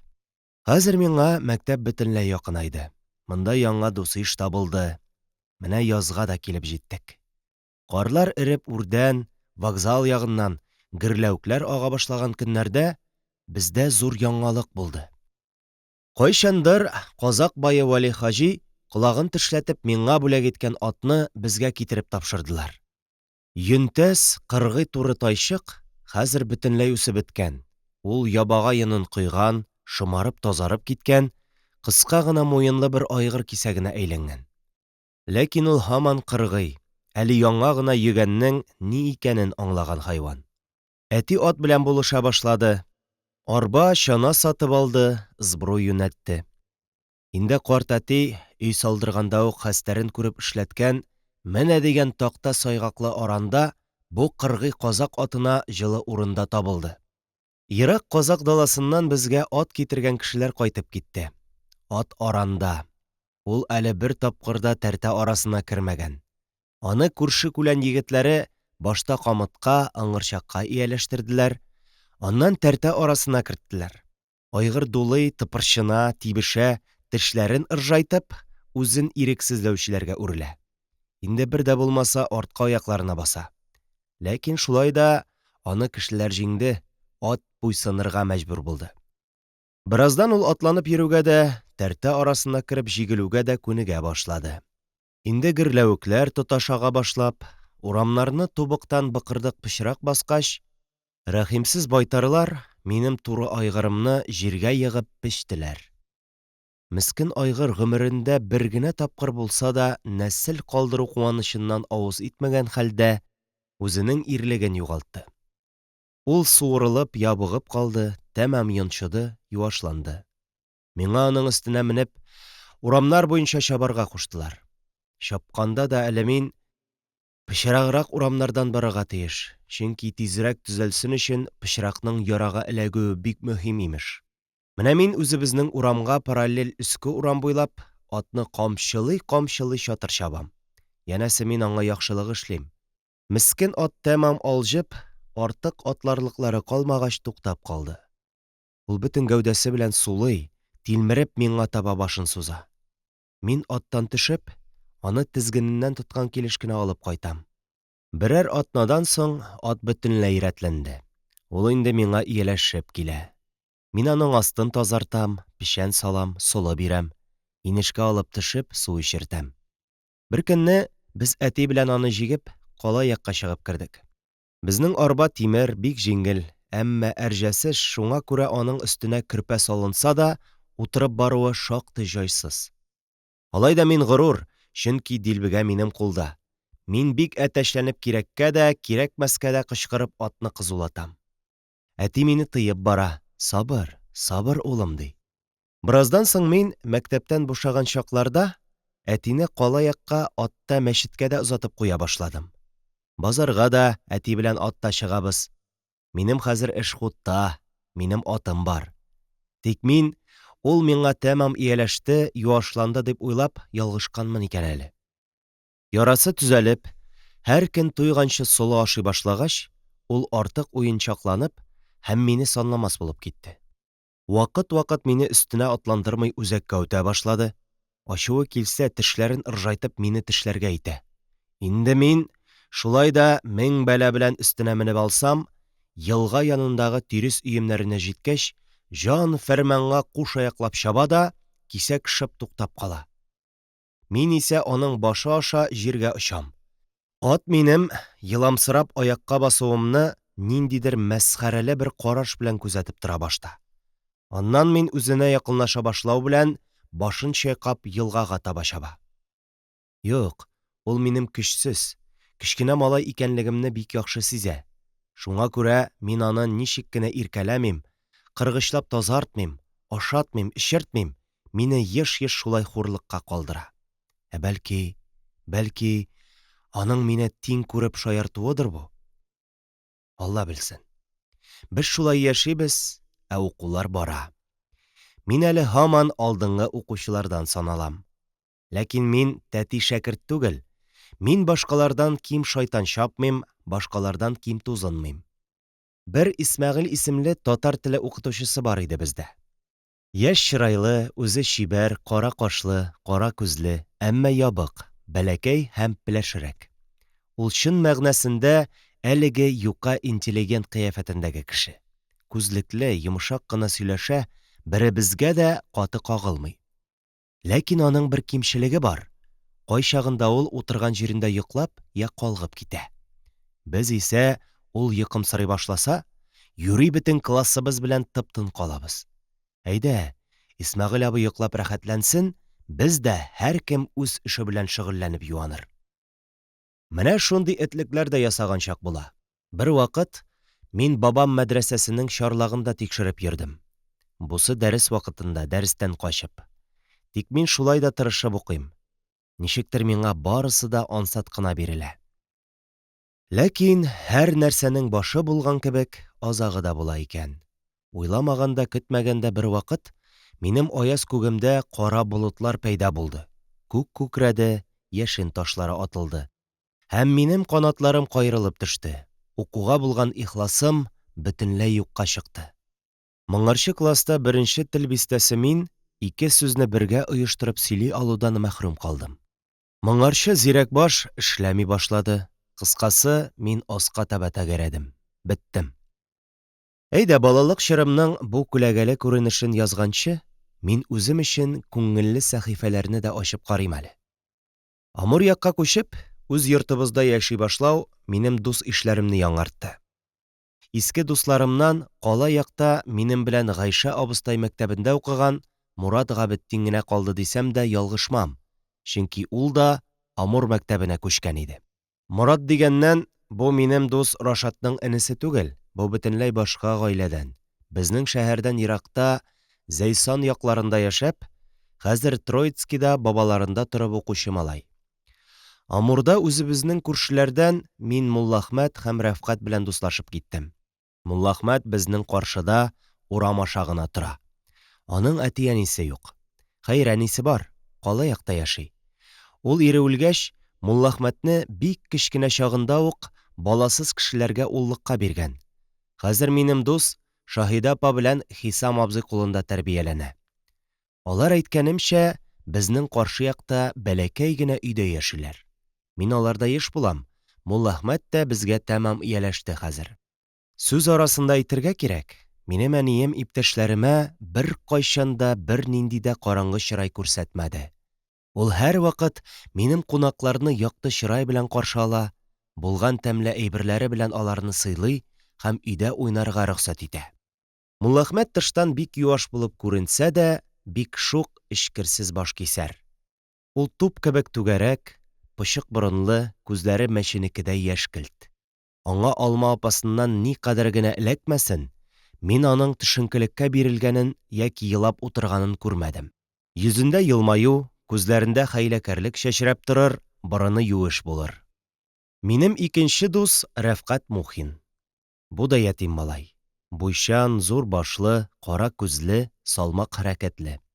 Ул Муллаәхмәт кебек ут берчәсе түгел, юаш, үзе интеллигент сыман.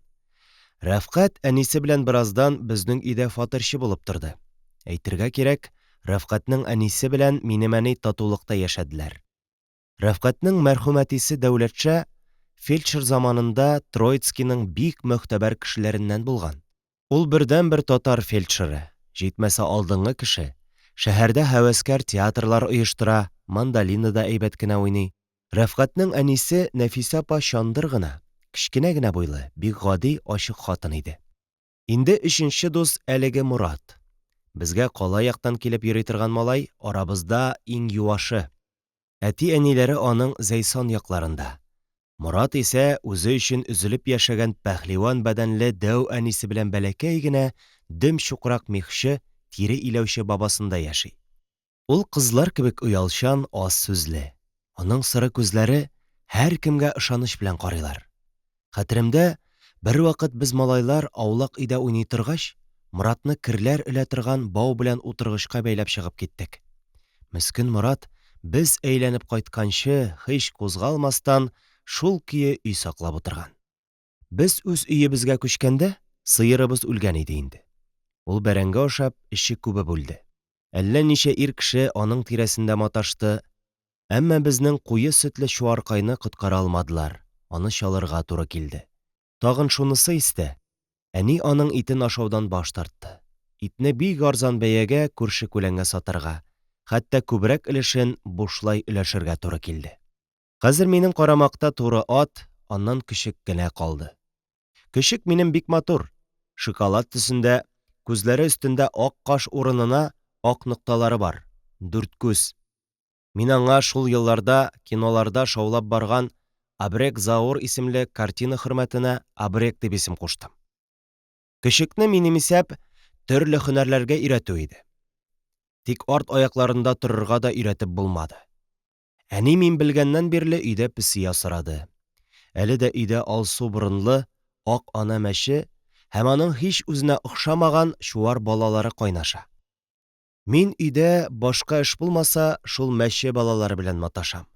Йылдам, уенчак, шекри күзле, озын койрыклы хайваннардан да кызыграк нәрсә юктыр дөньяда. Әни язга таба кыртлаган тавыкны күкәйгә утыртып чебиләр чыгартты. Сап-сары, үзләре йомгактай, колакларны тондырырлык чыелдый торган чебиләрне без әни Суфия апа белән бергәләп ашата эчертәбез. Ләкин минем, шулай әйтергә яраса, мәдәни шөгыльләрем дә җитәрлек. Мин пьесалар язам. Берсеннән-берсе маҗараларга байрак пьесалар. Безнең ишегалды түрендә ябык лапас. Ул 2 катлы. Без шуның өске катында эстрада сыман калку сәке ясадык.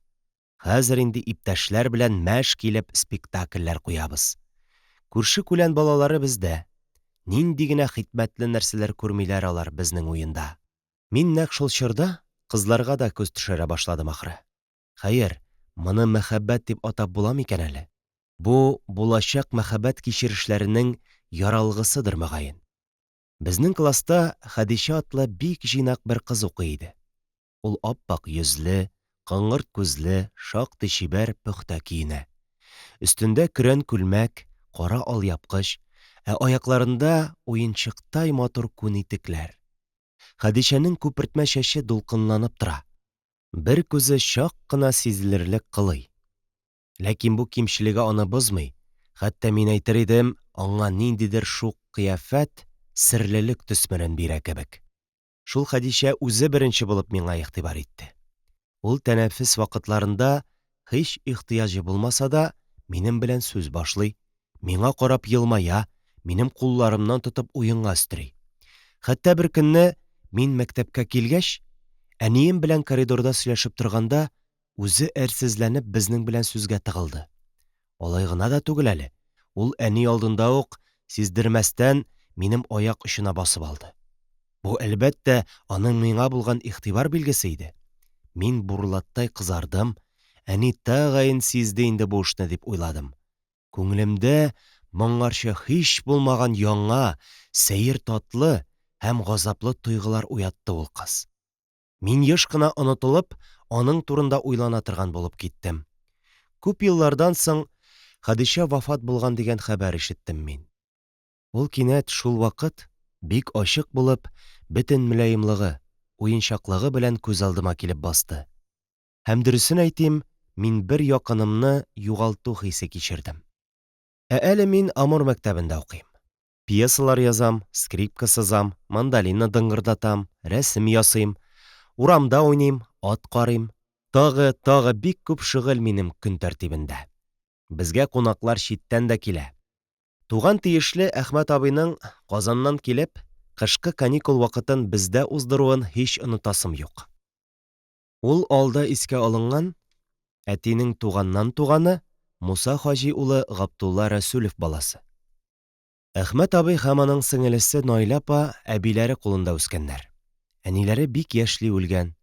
Әхмәт абый ифрат чибәр бер атлет иде. Ул һәр көн иртә торгач физзарядка ясый. Йоклаганда бары трусиктан гына калып йоклый. Ул мине карта белән фокуслар ясарга, мандолинада моңарчы мин белмәгән көйләр уйнарга өйрәтте.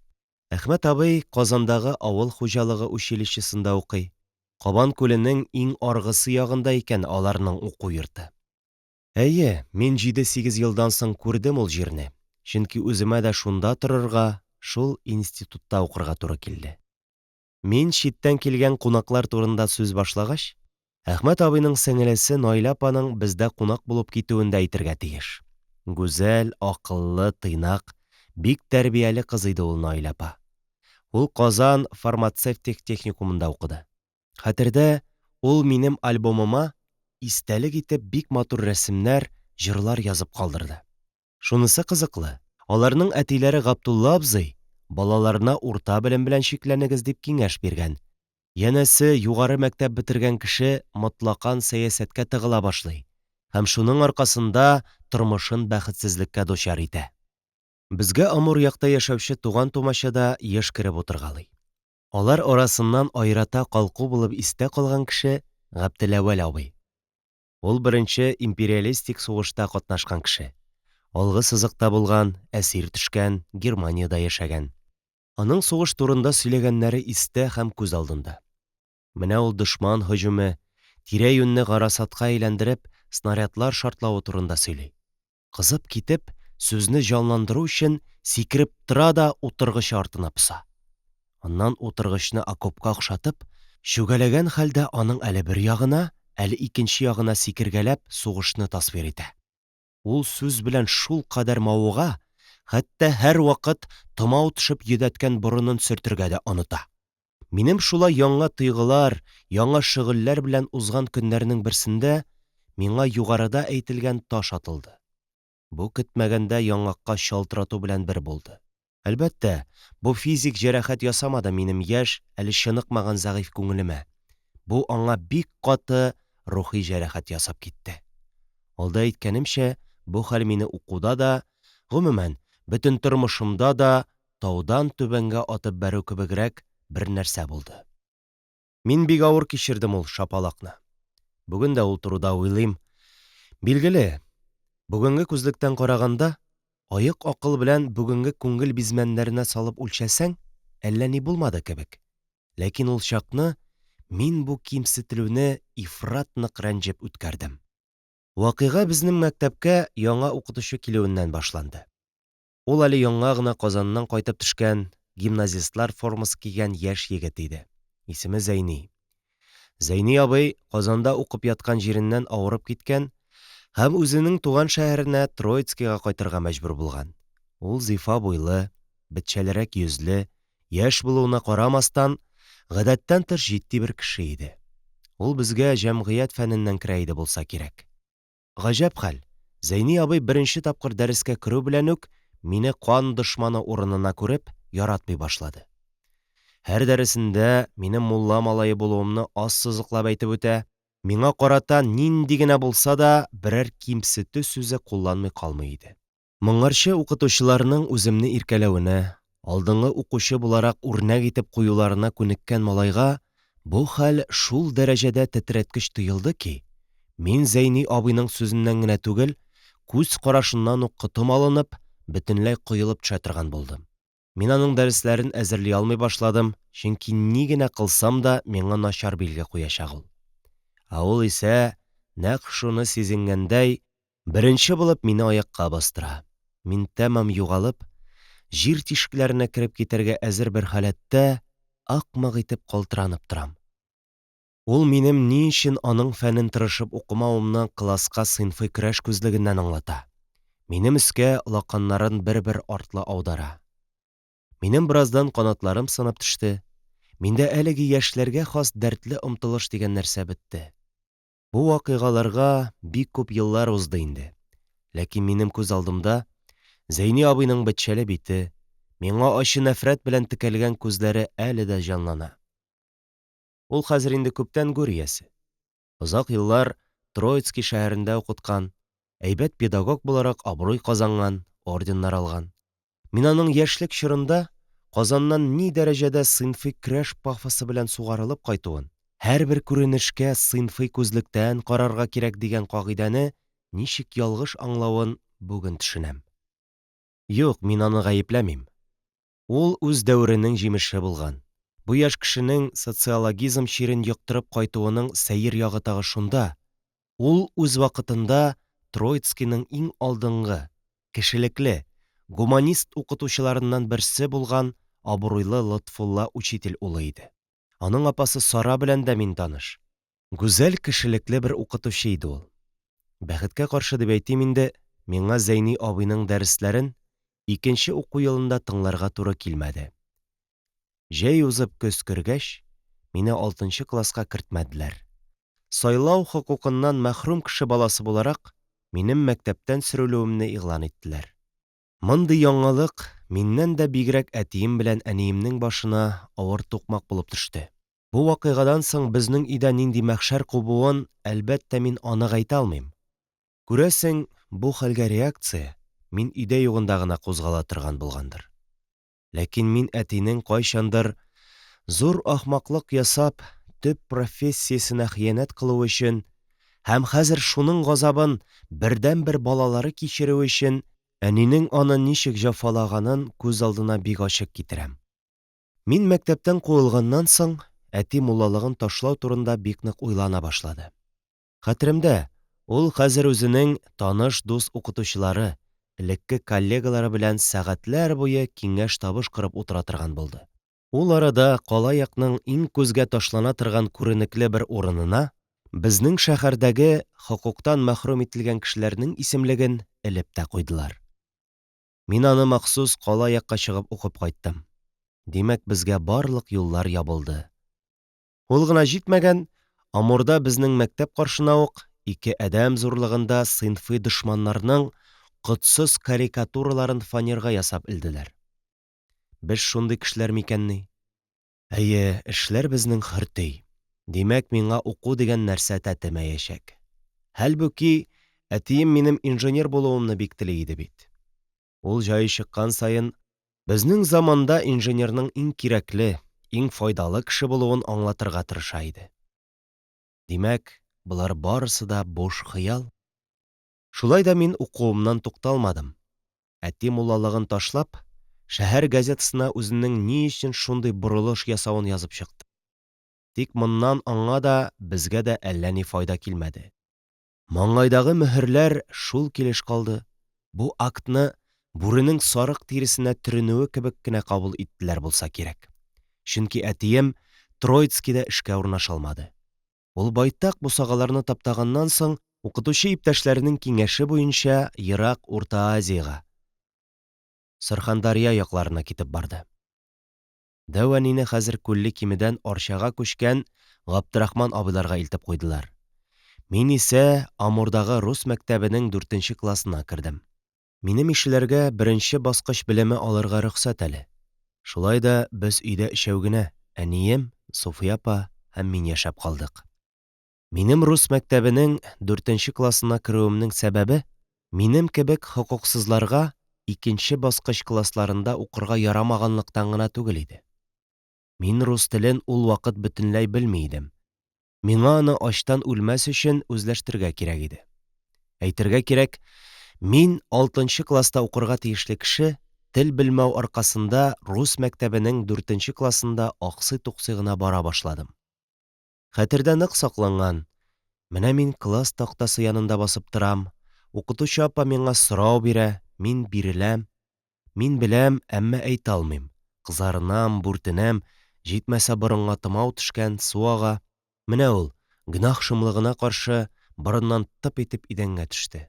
Мин гаебемне яшерергә теләп, тиз генә киез итек табаны белән идәнне ышкый башлыйм. Киез итеге дә аның нинди бит әле. Мичнең кызурак җиренә куеп, мин аның кунычын көйдергән идем. Әни аның ише булмагач, кара киез итеккә ак ямау салды. Ул ямьсез булып, әллә каян күзгә ташланып тора. Шул минутларны күздән кичерәм дә, укытучы апага рәхмәтләр әйтәм. Ул укучы балаларга миннән көләргә ирек бирмәде. Класс минем фаҗигамне тып-тын калып күзәтте. Шулай да, начар гына укып булса да, мин мәктәпкә йөрим. Ул да безнең Амурда, чиркәү артында. Хәзер инде минем руслардан иптәшләр дә бар. Мин рус телендә алар белән ватып сындырып аңлашам, әкренләп үз җаемны табам. Әтидән байтактан бирле инде бернинди дә хәбәр юк. Нишли ул? Үзенә берәр эш таба алганмы? Без түземсезлек белән шуны белергә телибез. Ниһаять, әтидән укытучы булып урнаштым дигән телеграмма килде. Бу инде безнең өчен шиксез куанычлы бер хәбәр. Әни бөтен дус-иш, туган-тумачага безнең шатлыкны хәбәр итте. Хәлбуки, алай итмәсә бәлки яхшырак та булган булыр иде. Хәер, монысы турында соңрак. Әти эшкә урнашса да, әле аңардан ниндидер матди ярдәм юк. Көтмибез дә. Әммә безгә яшәргә кирәк. Булган акчалар барысы да бер-бер артлы налогларга китеп бетте. Безгә хәзер әйбер сатып кына көн күрергә калды. Менә шундый шартларда безнең гаиләдә беренче планга Суфия апа килеп чыкты.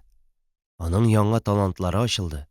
Ул базар хәлләрен бик тиз арада үзләштерде. Әни биреп җибәргән кием-салымны шактый уңышлы сатып, әнигә табышның соңгы тиененә кадәр алып кайтып тапшыра торган булды. Без шулай яшибез. Тормыш бал-майлы булмаса да, без ипи бәрәңгегә аптырамыйбыз. Ат арба күптән сатылды инде. Күлмәк-күнчекнең дә күбесен Суфия апа базарда дулатты. Тормыш ярыйсы дигәндә дә авыр. Азык-төлек бәяләре базарда көннән-көн артып тора. Хосусый пекарниләрдә икмәк кай көнне бөтенләй пешерелми. Он мәсьәләсе дә авырлашты. Аның бәясе артса бер хәер иде әле. Ул юк дәрәҗәсендә. Ләкин без яшибез. Тормыш бара, төртелеп тормый. Мин элеккечә үк дус малайларым белән уйныйм, тимер аякта шуам, пьесалар язам, түбәдән сикерәм. Атымны сагынам. Ул яшәгән абзарга кергәнем, ләкин анда тынлык. Минем туры атымның пышкырганы да, үзенең миңа булган хөрмәтен белдереп җиңелчә кешнәве дә ишетелми. Бары эре, пычрак күсләр генә йөгерешәләр. Менә җәй айлары да килеп җитте. Мине этеп-төртеп булса кирәк, 5нче класска күчерделәр. Ләкин 5нче класс дип әйтүе генә ансат. Әгәр чыгышымны яшермәсәм, тагы шул ук тибәрелү кабатланачак бит. Без җәйне өйдә генә уздырдык. Хәзер инде безгә казакка чыгып, ак тирмәләрдә кымыз эчеп ял итү мөмкинлекләре бетте. Көзен әни мине Казанга алып китте. Казанда озак тоткарланмадык, Арчага, Габдрахман абыйларга юл тоттык. Әни миңа быел кышны Арчада торырга, Габдрахман абыйларда яшәп укырга кирәклеген аңлатты. Миңа әниемнән аерылу бик авыр, ләкин нишлисең, укыйсың килсә, җәһәннәмгә китәргә дә риза булырсың. Менә мин Арча поселогының көнчыгыш очындагы бер катлы авыл өендә, Габдрахман абыйларның ишле гаиләсендә яшим. Һәр көнне иртә торгач та Арчаның кара сутлы балчыгын изә-изә үр өстендәге мәктәпкә китәм. Миңа бик авыр, ямансу, тик шулай да мин рус мәктәбендә 5нче класста укыйм.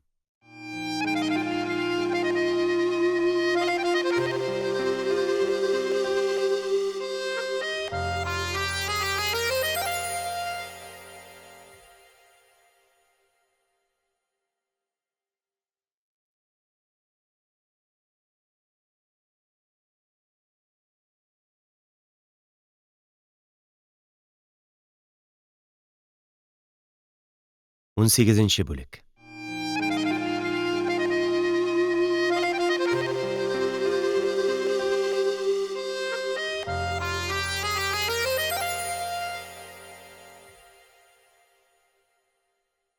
Бүген Агриппина Евграфовна миннән дә битәр үзе куанып: «Без кузгалды, иптәш Рәсүлев», диде.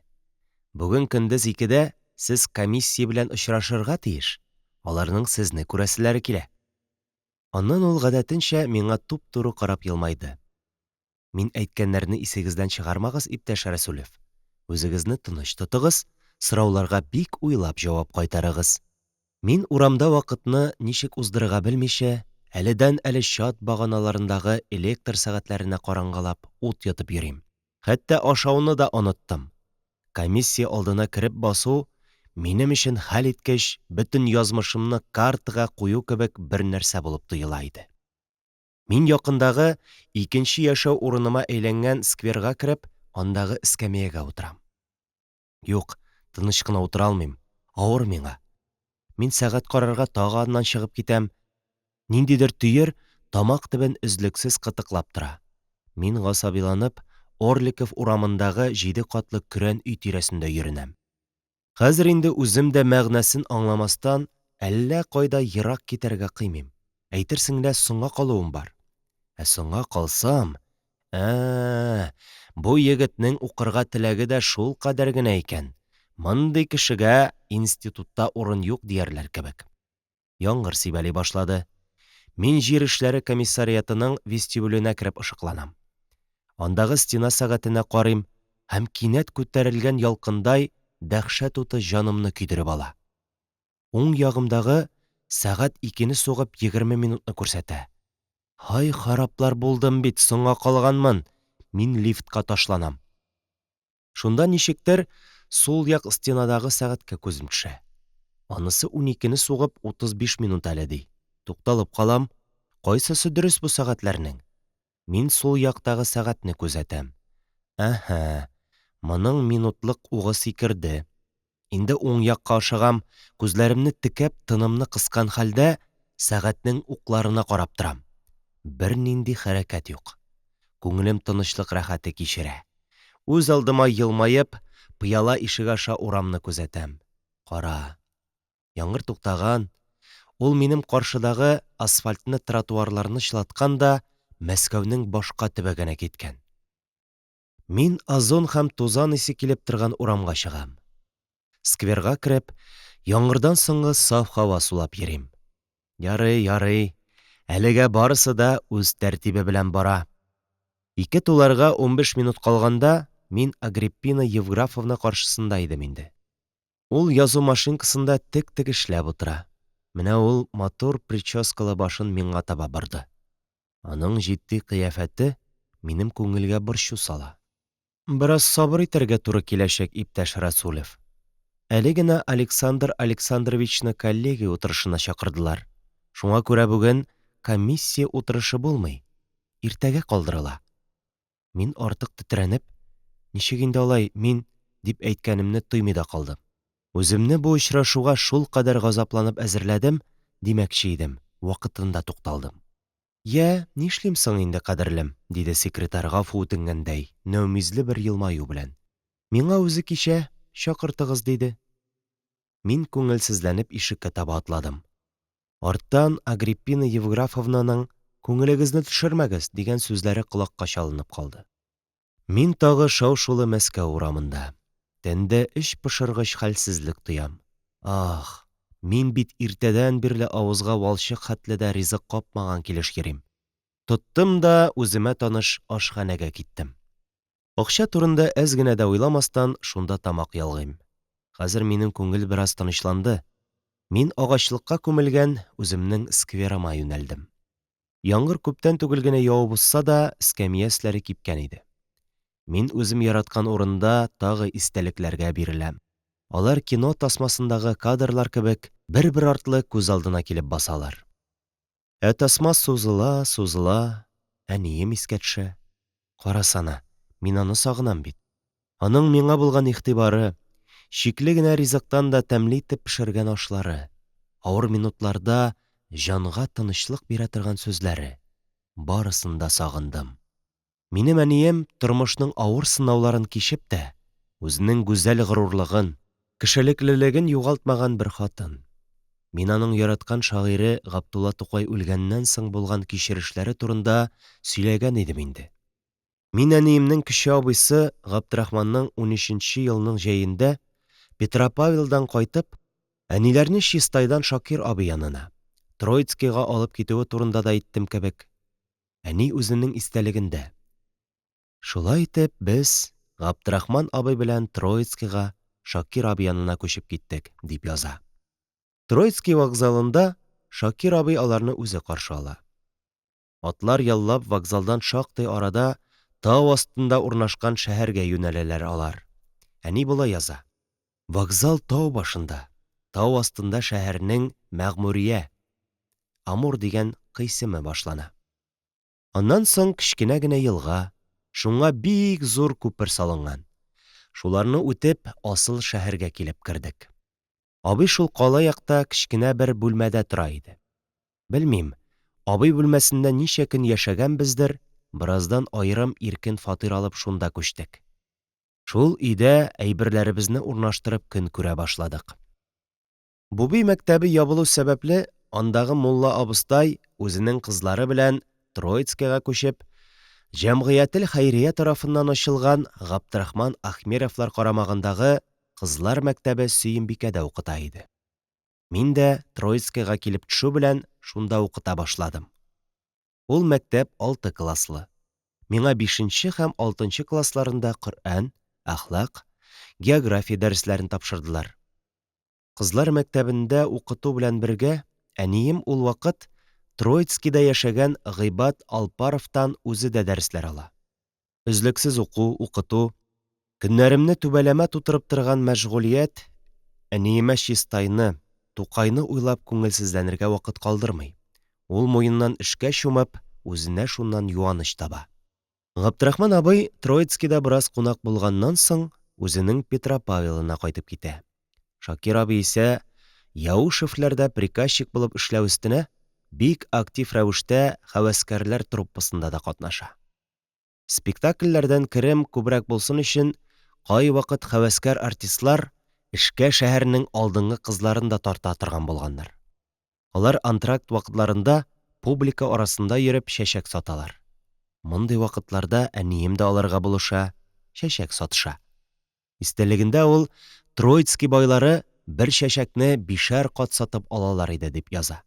Ягъни, чәчәк сатып алалар да, аны әниемнең күкрәгенә кадап китәләр. Шундый спектакль кичәләренең берсендә әнием янына танышларыннан берәү килеп: «Зәйтүнә, синең белән Зәйнулла хәзрәтнең уртанчы улы танышырга тели», ди. Әни заманасының алдынгы кешесе буларак, абыйсы аша алдынгы яшьләр белән Троицкига килгәч тә таныша башлаган була. Һәм аңа һәрбер танышу гадәти бер нәрсә булып тоела. Әнием үзенә мөрәҗәгать иткән хатын-кызга аны-моны уйламастан: «Таныштырыгыз соң», ди. Алар шул ук көнне антракт вакытында очрашып танышалар. Минем әтием әле күптән түгел Истанбулда укып кайткан кеше, әниемә Истанбул, Төркия турында сөйли. Әнием исә әлбәттә моның белән кызыксына. Бубый мәктәбендә алынган төркишелек тәрбиясе аңарда күптән инде Истанбулда укысаң иде дигән яшерен өмет кузгаткан була. Әнием сораша, кызыксына, әтием исә әниемнең истәлекләренә караганда моны үзенә игътибар дип кабул итә. Озак та узмый, әтием әнием белән чынлап һәм бик нык мавыккан хәлдә аңа кияүгә чыгарга тәкъдим ясый. Бу әнием өчен һич кенә дә башына килмәгән, көтелмәгән бер нәрсә була. Әнием шунда ук язма рәвештә ачуын сиздереп, бу тәкъдимнән баш тарта. Минем әле укыйсым бар, кияүгә чыгуны башыма да китергәнем юк, дигән рәвештә җавап бирә. Юк, ишан малаена кияүгә чыгачакмысың ул? Дини фанатикларга, ишан мөритләргә каршы дошманлык тәрбиясен алмадымыни ул Тукайлар, Әмирханнар мәктәбендә? Шулай. Әни бу турыда башка баш ватуны кирәк тә санамый. Эшнең шуның белән беткәнен генә раслый. Хәтта бу вакыйганы оныта да.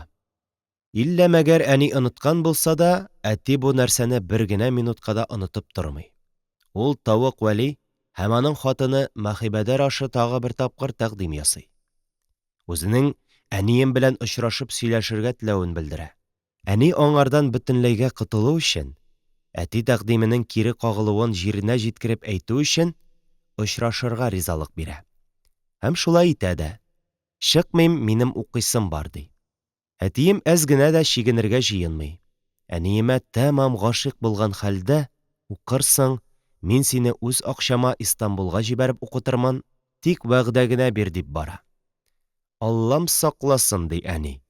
Бу эшнең гомердә булмаячагын аңлатырга тырыша. Зинһарлап әтинең башка борчып йөрмәвен үтенә. Шулай көннәр уза, әнием кызлар мәктәбендә укытуын һәм башта Гыйбат Алпаровтан, соңыннан Хәлим Искәндәровтан укуын дәвам иттерә. Ул истәлегендә бер көнне укытучымнан кайтсам, өйдә Гали абзый утыра, дип яза. Монда сүз шул ук алда исеме телгә алынган Кизил шәһәренең бае, дәү әнинең ерак туганы Гали Дирбишев турында бара. Ул Зәйнулла ишанның мөрите икән. Ел сайын Троицкига ишаннан сабак яңарту өчен һәм куй майы сатып алу өчен килә икән. Бераз читкә чыгып булса да шуны әйтим. Миңа Гали абыйны исән чагында күрергә туры килде. Бу 39нчы ел урталарында булды. Элекке бай белгән һәм картайган иде инде. Менә ул таудай олы гәүдәле, чандыр, озын муенлы, кабак башлы бер кеше. Зур карчыга борын. Шул борын өстендә күзләрен кимендә 2 тапкыр зурайтып күрсәтә торган тимер кысалы күзлек. Ул хәзер Чистайда яши. Төп кәсебе пыяла куеп йөрү. Әйтми мөмкин түгел. Мин аның гамьсезлегенә һәм оптимистлыгына шаккатам. Юк, юри кылану түгел иде бу. Аның мактанып сөйләнүе хәтердә калган. «Һей», ди Гали абзый, көлемсерәп, «мин бер урам әйләнсәм, бер чалбарлык акча эшлим. Минем тормыш рәхәт хәзер». Яңадан төп вакыйгага кайтыйк. Гали абзыйга Троицкида ишан хәзрәт үзенең улы Габделкадирның чистайлы ятимә карчыкның гүзәл кызына гашыйк булганлыгын әйткән. «Бар», дигән карт әти, мин аны шулай атыйм. Шул кызны Аллага тапшырып, минем уртанчы улыма сора. Әлбәттә, ул Гали абзыйның чистай кешесе, дәү әнинең дә чистайлы икәнлеген белгәнгә күрә, шулай әйткән булырга тиеш. Гали абзый исә бу йомышны үтәүне үзе өчен зур мәртәбә санап, әниләрне эзләп киткән. Гали абзыйның бу алдын-бирдем вакыйгасына ничек катнашуын язар алдыннан, мин әтием белән карт әти арасындагы сөйләшүгә тукталырга телим. Әтиемне күптән өйләндерергә йөриләр икән инде. Әммә өйләндергәндә дә бай яки зур мулла кызына, барыннан да битәр иске тәрбия алган кызга өйләндерү шарт итеп куелган. Хәзер инде эш кыз сайлауга гына тукталып калган. Тагын шундый бер нәрсәне онытмыйк. Троицкий ахуны Рахманкулов белән Зәйнулла ишан арасында яшерен дошманлык яшәп килгән. Әтине өйләндереп, минем бабай бу хәтәр нәрсәне җиңеләйтергә теләгән. Шуңа күрә ул әтигә Ахун кызын алып бирүне кирәк тапкан. Һәм менә шундый бер вакытта әтием әниемне театрда күреп акылын җуя. Бер күрүдә үк аңа гашыйк була. Алай гына да түгел. Ул әле үзенең әнине алырга теләвен әти-әнисенә әйтергә дә батырчылык итә. Менә шул кызны алып бирсәгез өйләнәм, юкса беркемне дә алмыйм, башымны алам да өйдән чыгып китәм дигән. Әлбәттә, шул кадәр каты куелган ультиматумнан соң ата-ана уйга кала. Айрата карт әни. Мин аны да башкортча шулай атый идем. Бик каты рәнҗи. Ул Марҗаң белән мин ничек кунакка йөрермен ди, күз яшьләрен түгә. Әни мәсьәләсендәге тартыш 2 ай дәвам итә. Ниһаять, картлар әтиемнең сынмаслыгына тәмам ышангач, тынычланалар. Карт әти, әйдә инде алайса, сөю мәхәббәт пигамбәрләрдән калган эш дип ризалык бирә. Тик әти алдына ул 2 шарт куя.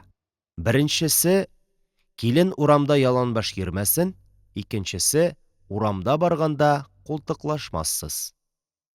Инде Гали Дирбишевка килик. Ул әниләр торган фатирны эзләп тапканда, өйдә Дәвани үзе генә була.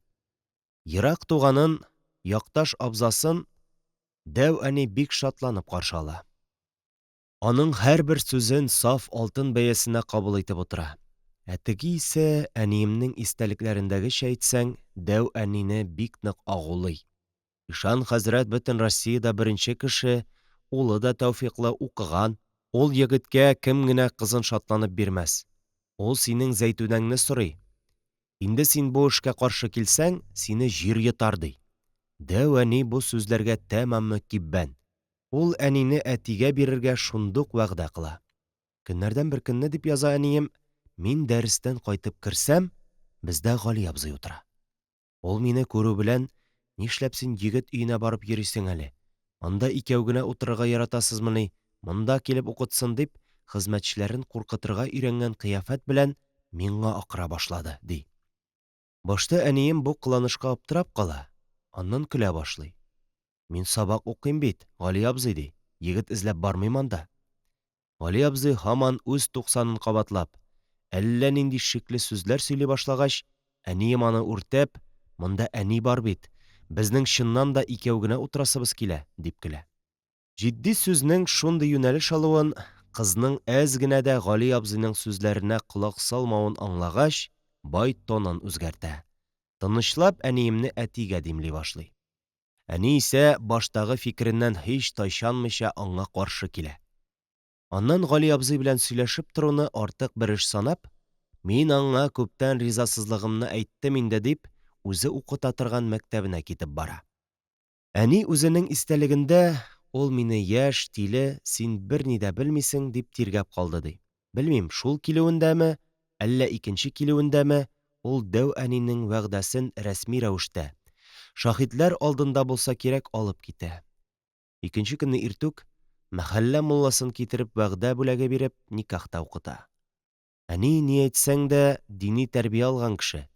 Бу хәлдән соң харап булдым, беттем дип аяктан егылып кала. Тирә-юньдәгеләр аны юаталар, юк, бетмәдең, икенче тормышка гына күчтең, борчылма диләр. Кыскасы, әнием бу тетрәткеч вакыйгадан соң рухи үлдем мин дип яза. Аның ниндидер берәр шашкын эш эшләргә көчләре калмый. Җитмәсә Дәү әни аңа, абыең мин рөхсәт биргән кешегә чыкмаса, мин аны тоталмыйм дип әйтте дип куркыта. Әнием бу өйдән китүдән битәр, анасының һәм абыйсының бәддогасыннан курка. Якыннарым белән дошманлашканчы, аларның корбаны булып, чехоткадан үлүем артыграк дигән фикергә килә. Бары биргән акчаларын тотмагыз, бүләк күлмәкләрен текмәгез, ишан малайын күреп әйтәсе сүзләрем бар, шартларыма күнмәсә, барын да кире кайтарып бирербез дип әйтергә генә батырчылык итә. Минем булачак әтием белән әнием, әлеге беренче яучы Тавык Вәлиләрдә очрашалар. Әнием әтигә язу аша гына түбәндәге шартларны белдерә. Мин синең анаңа, син уйлаган килен. Сиңа син өметләнгән хатын булмам. Ни телим икән, шуны эшләрмен. Сезнең өйгә төшү белән укырга керешермен, һәм 1 ел син минем яныма килмәссең, дип яза. Әти барысына да риза, тик әнием аныкы гына булсын. Шундый тетрәткеч көрәш һәм кичерешләрдән соң әни бик ябыга, кибә. Бу бөтенләй бетерешмәсен тагы дип, якыннары туйны ашыктыра башлыйлар. Әни истәлегендә мин хәзер үз теләгем белән яшәүдән өмет өзгән, мәңгелек каторгага хөкем ителгән бер кеше кебек, һәр нәрсәгә илтифатсыз карый торган кешегә әйләндем, дип яза. Ул кеше белән ничек яшәрмен, аны сөя алырмынмы дип газап чигә. Юк, миңа тизрәк үләргә дә, Тукай белән бергә булырга, бары шул гына, ди. Никах мәҗлесен, туйны ишанга бик бирелгән Шакир абыйның хуҗасы Муллагали Яушев өендә уздыралар. Кияүне, ягъни минем булачак әтиемне, әниләр торган өйнең күршесендәге Мехче Хилаловлар өенә ябалар. Хатын-кыз мәҗлесләре дә шунда уздырыла. Әнине якыннан белгән һәркем туй уздыруда ярдәм кулы суза. Туй мәҗлесләре бик тантаналы рәвештә уза. Ул 14нче елның 7 февралендә була. 13 февральдә әни кияү йортына күчеп китә. Әнием үзенең истәлегендә Зәйнулла бабам белән беренче күрешүен түбәндәгечә яза. Кич булды. Әтки ястүдән кайтты, инде аңа күренәсе генә калды. Залга чәй әзерләнде. Әтки белән күрешкәч, мин килен хезмәтен күрсәтү йөзеннән чәй ясап эчертәчәкмен. Әтки мәчеттән кайтып чишенгәч, үз залыннан соң 3 бүлмә аша үтеп, безнең янга килеп керә. Кайда сез балалар, ди? Бөкре генә бер карт. Әнки кебек ачулы йөзле түгел, миңа бик сынап карый, әммә йөзе мөлаем. Без Кадирның сеңелесе Гайша белән биредәге кагыйдә буенча аның кулын үбеп күрештек. Ул бик озын итеп дога кылды. Аннан соң залга кереп чәйгә утырдык. Бераздан соң әнием яңа тормышка ияләшә төшкәч, Зәйнулла бабайдан Гайша апа белән берлектә гарәбияттән дәрес ала башлый. Шунда карт әти бу киленнең йорт тотуга барыбер дәрте юк. Әйдә үз эшен эшләсен дип, әнине үз иркенә куя. Бу килен улымнан бигрәк кызым өчен яхшы булды. Кызым белән бигрәк дус, дип сөйли башлый. Кыскасы, әнием яңа шартларга әкренләп күнегергә мәҗбүр була. Бу эштә аңа айрата ярдәм итүче әтиемнең сеңелесе Гайша апа була. Әнием шуның белән дуслаша, буш вакытларын шуның белән бергә уздыра. Иркә заман даирәсенең алдынгы тәрбиясен алган, ап-ак йөзле, хискә бирелүчән, кешегә яхшылык эшләү рухында яшәүче Гайша апа да әнине шулай ук бик якын итә. Әнием истәлегендә. Исмагыйль Хилаловны күреп, дөньяда торуымның сәбәбе абыйларымның барлы-юклы акчалары белән сеңелебез укысын дип укытулары һәм укытучылык мөкатдәс бер вазифа дип яшәү булса, Рәсүлевләр гаиләсендә Гайша булган өчен. Юкса бер генә көндә яши алмас идем, дип әйткәнен яза. Әйе, ул үзе өчен бөтенләй ят шартларга ияләшергә мәҗбүр була. Ләкин мәҗбүр генә була шул. Чөнки ул һаман бу мөхитне үз итә алмый. Үзен ят кеше өендә итеп сизә. Һәр нәрсәдән курка, тартына, уңайсызлана, һәр вакыт боек бер кыяфәттә йөри. Карт әни, авырыйсыңмы әллә, нигә син шулай күңелсез, дип сорый. Юк, бер нәрсә дә юк, ди әни, сер сынатмый. Бары бер тапкыр гына ул дәү әниемә барып елый. Ишан кодагые буласың килеп, башымны ашадың, биргән кешеңне тамчы да яратмыйм, ди. Әммә вакыт дигән нәрсә терәлеп тормый. Булган эш булган, хәзер чигенүдә мәгънә юк. Әнием бабайдан гарәбият дәресләрен алуын дәвам иттерә, өстәвенә өйгә килеп аларны җәдид укытучы Рәхимҗан Атнабаев укыта. Менә яз да үзенең гөрләвекләре, аяз күге, рәхимле кояшы, кышлар симфониясе белән килеп җитә. Май аенда әнием, әтием, Гайша апа һәм әтинең 14 яшьлек энесе Сабур карт әниләрнең Уй елгасы буендагы шәһәрдән читтәге алда бер искә алынган дачаларына күчеп китәләр. Бу дачада башланган вакыйга әти-әниемнең тормышында иң авыр, иң бәхетсез һәм шул ук вакытта бик гыйбрәтле дәвр башлангычы да була.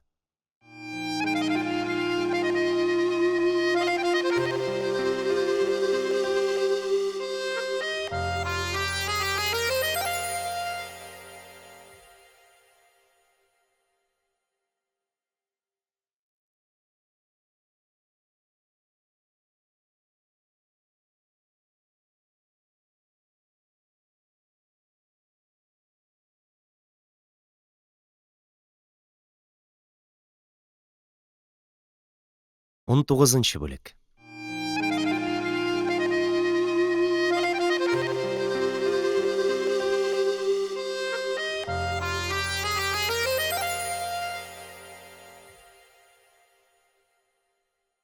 Әниемнең кул зурлыгындагы кызгылт көрән тышлы истәлек дәфтәре миңа кечкенә чактан ук таныш.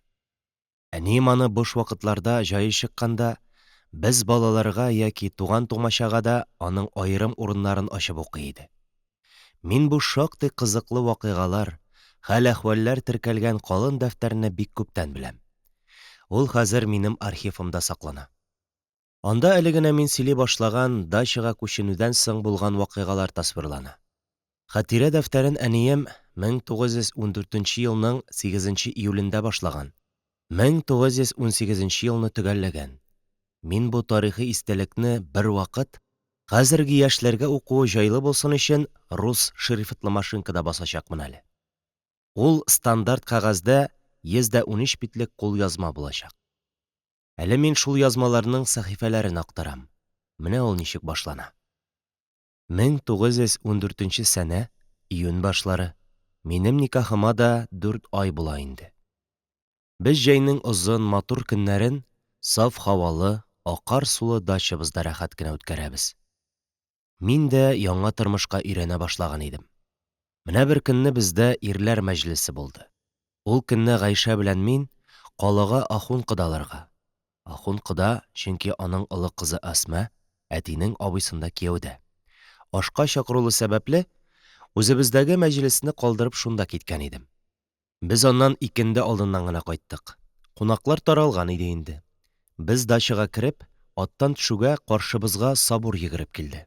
«Хаҗга барабыз, хаҗга!» дип сөрән салды ул. Бу нинди гаҗәп сүз тагы дию безгә каршы?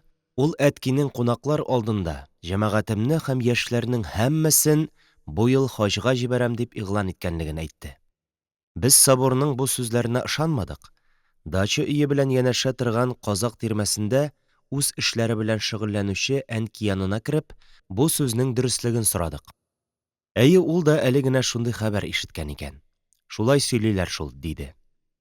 Әниемнең истәлекләре шулай башланып китә. Хаҗга кемнәр барырга тиешлеге турында башта шактый күп сүз, хәтта бәхәсләр дә булгалый. Ахырда анда бары яшьләр генә барырга тиеш булып кала. Ягъни әти, әни, Гайша апа, Сабур абый. Чит ил паспортын юнәтү өчен Оренбург мулласына хат языла. Китәргә тиешле кешеләр юл чыгарга бик нык хәзерлек башлыйлар. Ниһаять 11 июльдә Оренбургтан паспортлар җибәрдем дигән телеграмма да килеп төшә. Монда сүзне бүлеп шунысын да әйтергә кирәк. Никадәр дини тәрбиядә үскән булмасыннар, яшьләрне хаҗ кылудан да битәр чит илгә сәяхәт, Истанбул, аны күрү, бәлки әле уку мөмкинлеге кызыксындыра. Моңа күрә алар иң беренче чиратта ислам дөньясының иң мәдәни саналган шәһәре Истанбулга барабыз дип куаналар. Менә 15 июльдә паспортлар да килеп җитә. Җылы, якты өйдән күңелләргә сеңеп, илаһи бер көчкә әйләнгән туган ил туфрагыннан үзәкләрне өзә торган авыр аерылу минутлары якынлаша. Ләкин монысы ни тагы? Әниләргә сәфәр чыгу көннәре билгеләнгәч кенә, ниндидер бер серб егете Австрия принцын Сараевода атып үтерә. Шул сылтау белән Австрия белән Сербия арасында сугыш башлана. Ул гына түгел, Сербиягә ярдәм итәм дип Россия үзе дә күтәрелә. Бу җитмәгән, Германия Россиягә каршы сугыш игълан итә. Француз белән инглиз рус яклы булып Германияга сугыш ачалар. Дәһшәтле бөтен дөнья сугышы башланып китә. Төрле куркыныч хәбәрләр йөри, газеталар Төркия бугазны япкан, Истанбулга кереп булмый дип яза. Имеш-мимешләр куе томандай бөтен нәрсәне каплый. Имеш солдат ташу аркасында Чиләбедән ары беркем дә китә алмый. Менә шундый бер булганчык хәл туа. Әммә яшьләр бер карар кылгач, ни булса да шул дип, барыбер сәфәргә чыгарга булалар. Монда минемчә, әтинең солдатка эләгүдән куркуы да роль уйнаган булса кирәк. Һәр хәлдә алар шулай китәргә булалар. Әгәр Одессадан пароходлар йөрмәсә, һич югында шуннан кире әйләнеп кайтырбыз. Кичкенә генә булса да бер сәяхәт булыр диләр. Менә алар ниһаять вокзалда. Дыгалар укылып, күз яшьләре җитәрлек коелганнан соң, алар вагон купесында Чиләбегә юл тоталар. Аларны якындагы станциягә кадәр әтинең абыйсы, җиңгәсе, әнисе, Шакир абый, Дәү-әни һәм Дәү-әниләргә Урсайдан килеп яши башлаган Һаҗәр апа озата баралар. Менә Полетаевка станциясе. Биредә икенче поездга күчеп утыру кирәк. Озатучылар шунда төшеп кала.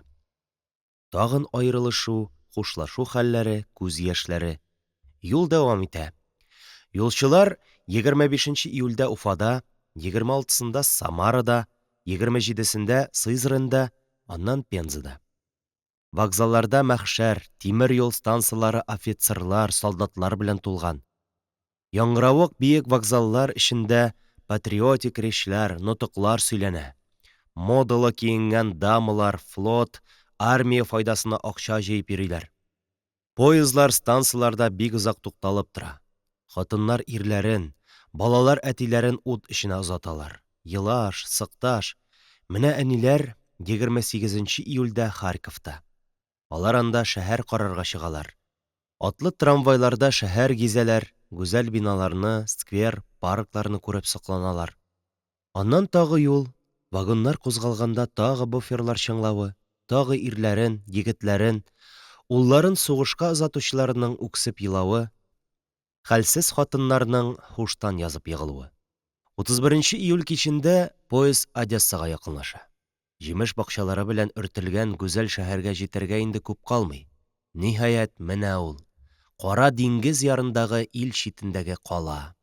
Анда безнең мусафирлар бер Касыйм татарының Большая Московская дип аталган кунакханәсенә төшәләр.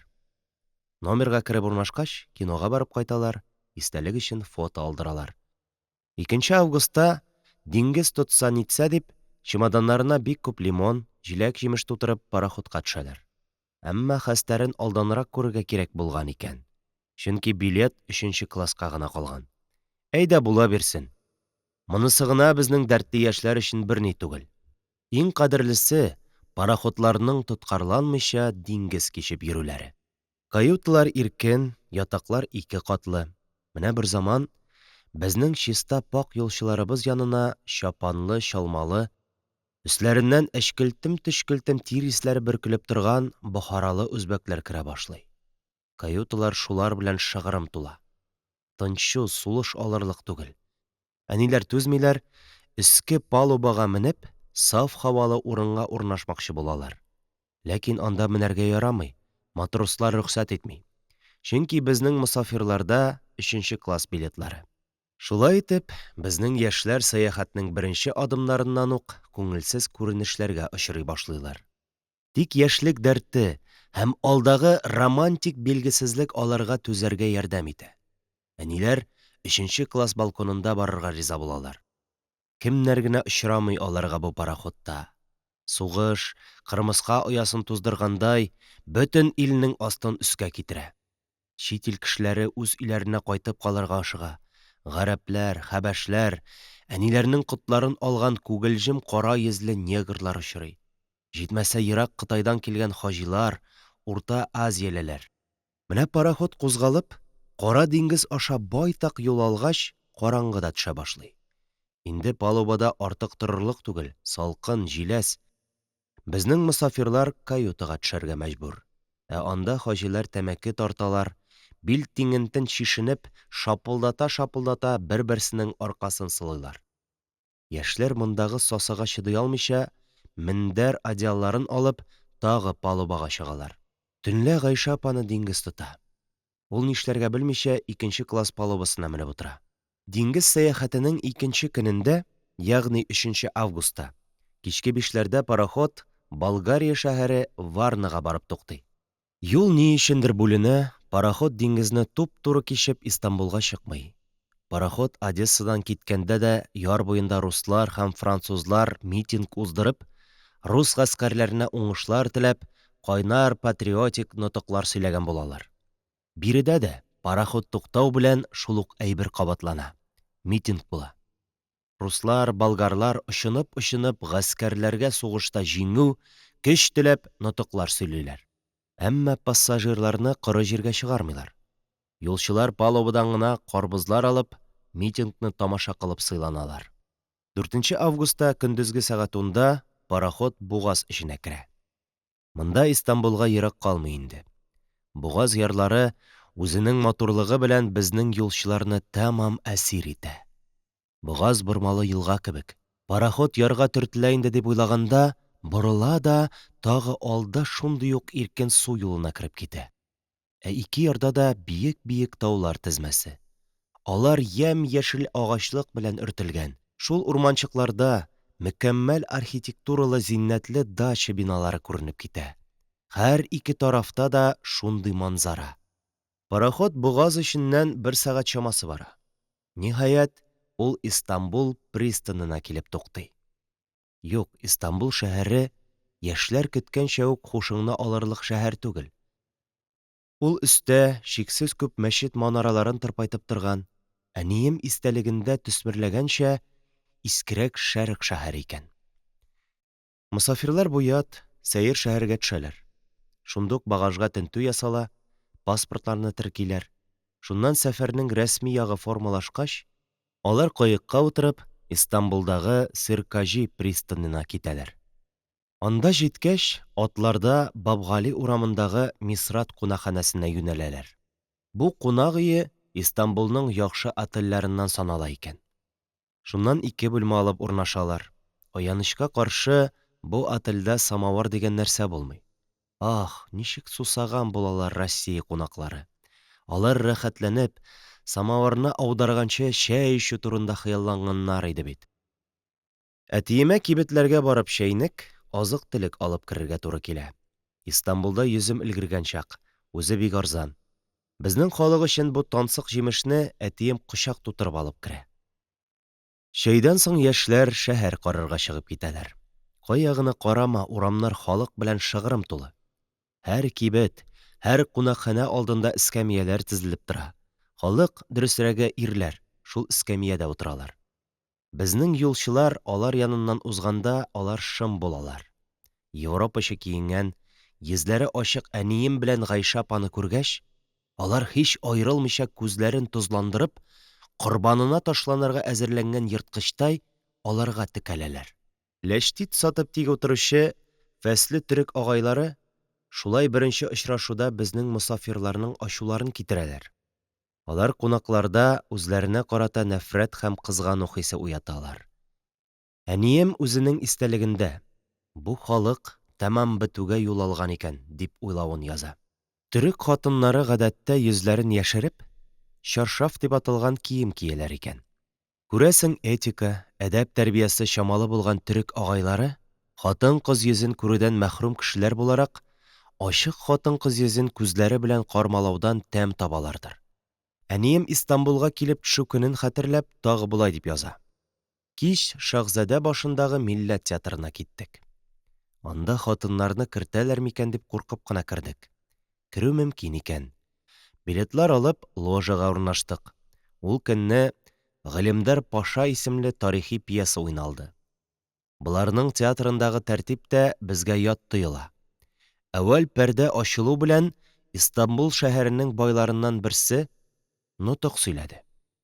Сугыш хакында барды сүз. Ул вакыт төрек сугыша башламаган иде әле. Ул кеше яхшы гына сүзләр әйткән кебек булды. Без начар аңлыйбыз. Кадир тәрҗемә итеп утыра. Пәрдә төшкән араларда малайлар стаканнарга чыкылдатып су, печенье, шоколад кебек нәрсәләр сатып йөриләр. Гомумән, төрекнең ире, хатыны булсын, йөрү дигән нәрсә белән артык дус түгел. Ялкаулыклары шуннан билгеле, һаман утыруны гына карыйлар. Без исә куркышып кына булса да чыгып йөгердек. Театрда бер дә ислам хатыннары юк. Гомумән, анда ирләр белән хатыннар бер вакытта йөрми икән. Әвәл хатыннар театр, синема кебек урыннарга бөтенләй йөрмәгәннәр. Хәзер йөрсәләр дә хатыннар көндез, ирләр кич йөриләр. Рамазанда тамаша бер көнне ирләр өчен куела, икенче көнне хатыннар өчен икән. 5 август көнен Россия кунаклары тик кенә ял итеп уздыралар. 6-сында көндез Бәк угылы дип аталган диңгезнең, күпернең икенче ягындагы европалылар яши торган якка чыгалар. Истанбулның ул ягы бөтенләй башка, халкы да бүтән. Анда Европа рухы. Анда бераз тамаша кылып йөргәннән соң номерга кайтып, акшам алдыннан Галибәк исемле әтинең иске танышларына беренче визитларын ясыйлар. Әнием аны түбәндәгечә искә ала. Без Гайшә белән башка бүлмәдә калдык. Көн ифрат эссе. Без ерактан җәяүләп килеп тәмам эсселәгәнбез. Тирләребезне сөртә-сөртә бер-беребезгә карашып утырабыз.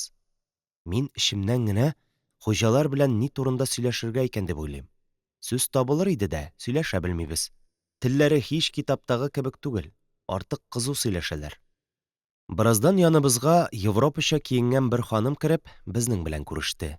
Галибәкнең кызлары бар дигән иде Кадыйр. Сез Галибәк кызы буласызмы? Дип сорадым. Хәер, диде. Юк дигән сүз. Яңа берничә сөаль бирдем. Хәердән башка җавап ала алмадым. Бу ханым Галибәкнең энесенең Рафикасы икән. Бераздан таза бәдәнле яшь, бик матур ханым кереп күреште. Анысы сүз башлады. Без әйткәнне яхшы аңлый, үзе дә шактый аңлатып сөйли. Бу ханым Зәкия атлы икән, татар кызы, Галибәкнең хатыны. Беренчесе исә Сәгыйдә исемле, төрек кызы. Менә бер заман ифтар өчен туп ата башладылар. Безне өстәл янына чакырдылар. Без кайдан башларга белмичә торабыз. Чөнки табында бик күп савытларга өләшенгән вареньядан, балдан һәм күмәчтән башка берни юк. Безнең тик торганны күргәч, ханым тиз генә күмәчне вареньяга манып ашый башлады. Аннан су эчтек. Бераздан аш килде. Мунча якканнар икән. Гайшә белән мунчага кердек. Мунчалары һич безнекенә охшамый. Кечкенә генә бер бүлмә. Шуның бер җирендә таш казан, шунда 2 кран, җылы суга һәм салкынга. Мунчаның бер почмагында тимер мич, анысы мунчаны җылыту өчен. Мунча кереп чыккач, чәй эчтек. Бик арылган иде, яту белән йокыга кителгән. Икенче көнне музейханәгә бардык. Анда экспонатларны карый-карый арып беттек. Музейга кергәч тә тарихи шәхесләрнең табутлары, Искәндәр Кәбирнең табуты һәм башкалар. Солтан Хәмитнең 25 еллык юбилеен котлап җибәргән кыйммәтле нәрсәләр. Алтын, җәүһәр, якут, алмаз, зөбәрҗәт. Кыскасы, андагы әйберләрне язып та, карап та бетерерлек түгел. Хәмитнең өстәл урындыклары алтын-көмештән ясалган. Өстәл аяклары урынына хәнҗәр, револьвер куелган. Ул бик шомланучан, куркак кеше булган. Без музейга иртәнге 11дә киткән идек, бары кичке 5тә генә кунакханәгә кайтып егылдык. Бераз ял иткәч, ашап синемага бардык. 8 августны шәһәрдә йөреп үткәрдек. 9-нда Истанбул бугазының Мәрмәрә диңгезенә чыга торган тарафындагы Хәйдәр Паша пристанена киттек. Ул якта Кадыйрның электә бергә укыган иптәше Галимҗан Файрушин тора. Шуның фатирына барып пилмән пешереп ашадык. Көнне шунда уздырып, кичен генә кайттык. Пароходтан төшкәч, байтак араны җәяү уздык. Тауга мендек. Алдыбызда ифрат гүзәл манзара ачылды. Бер тарафта кара диңгез, икенче якта ямь-яшел болын һәм урман. Иртәгесен гает көне иде. Без бәйрәмне бугаз эчендә уздырдык. Бугаз буендагы урамга чыксак, һәммә халык түшләренә ай-йылдыз формасындагы чәчәкләр кадаган. Төрек ханымнары флот файдасына чәчәк сатып йөриләр. Сәгать 11дә гает котлап Галибәкләргә бардык. 12сендә һава бераз бозыла төште. Яңгыр булырдай сыман. Шулай да без Мәрмәрәдән биек атага барырга булдык. Галимҗан һәм без бишәүләп пароходка утырдык. Бугазда байтак баргач, Мәрмәрәгә килеп чыктык. Менә без биек атада. Пароходтан төшүгә коеп яңгыр ява башлады. Без тиз генә пристандагы ресторанга кереп аш алдык. Бераз яңгыр да вагайды, кояш та күк йөзен яктыртты. Без ат яллап атауны әйләнә киттек. Юл нәкъ диңгез кырыеннан үтә. Ифрат матур манзара. Юлыбызда ишәккә, я качырга атланган балалар очрый. Бер ягыбызда диңгез, икенчесендә яшеллеккә күмелгән үрләр. Күңелле. Без ниһаять бик биек таш тавына барып җиттек. Аттан төшеп тауга менәбез. Аннан төшкәч, парк сыман урынның павильонына кереп каһвә, минераль су эчтек. Чыгып даган атындык. Шулай ял иткәннән соң, атыбызга утырып, пристаньга таба киттек. Без үзебез кузгалып киткән пристаньның икенче ягына, Ата-ана бөтенләй әйләнгән хәлдә килеп чыктык. Әле пароход китәргә байтак вакыт бар иде. Бераз урамнар карап йөрдек. Тагы диңгез буена төшеп, диңгез шаулавын тыңлап тордык.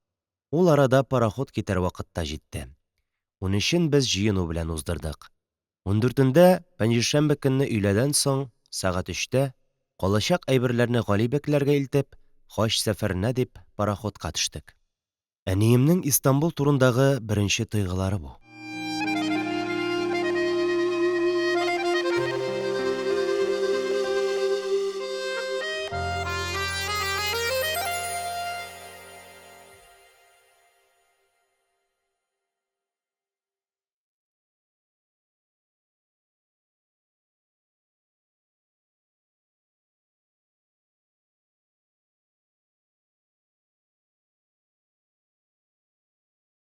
Егерменче бүлек.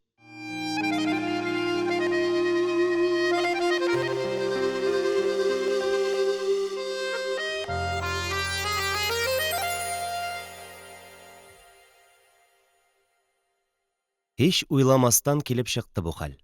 Мин гадәттәгечә иртәнге якта белешү өчен наркоматка барган идем. Мине күрү белән Агриппина Евграфовна иркен сулап җибәрде. Шулай вакытлы килүегез ничек әйбәт булды? Мин аңламыйчарак калдым. Хәзер үк монда керегез. Комиссия членнары сезне күрәсе килә. Мин югалып калдым. Чөнки әле бу минутта ук мин мондый очрашуга әзер түгел идем. Агриппина Евграфовна өстәл артына чыгып, минем беләгемнән тотты. «Керегез», – диде ишеккә кадәр озатып, ишекне ачып мине алга этте. Мин тез буыннарымның калтыравын үзем дә тойдым. Тамак төбенә ниндидер төер тыгылды. Бераздан башыма кайнар кан йөгергәнен сиздем. Ләкин кермәй булмый, минем башка чарам юк.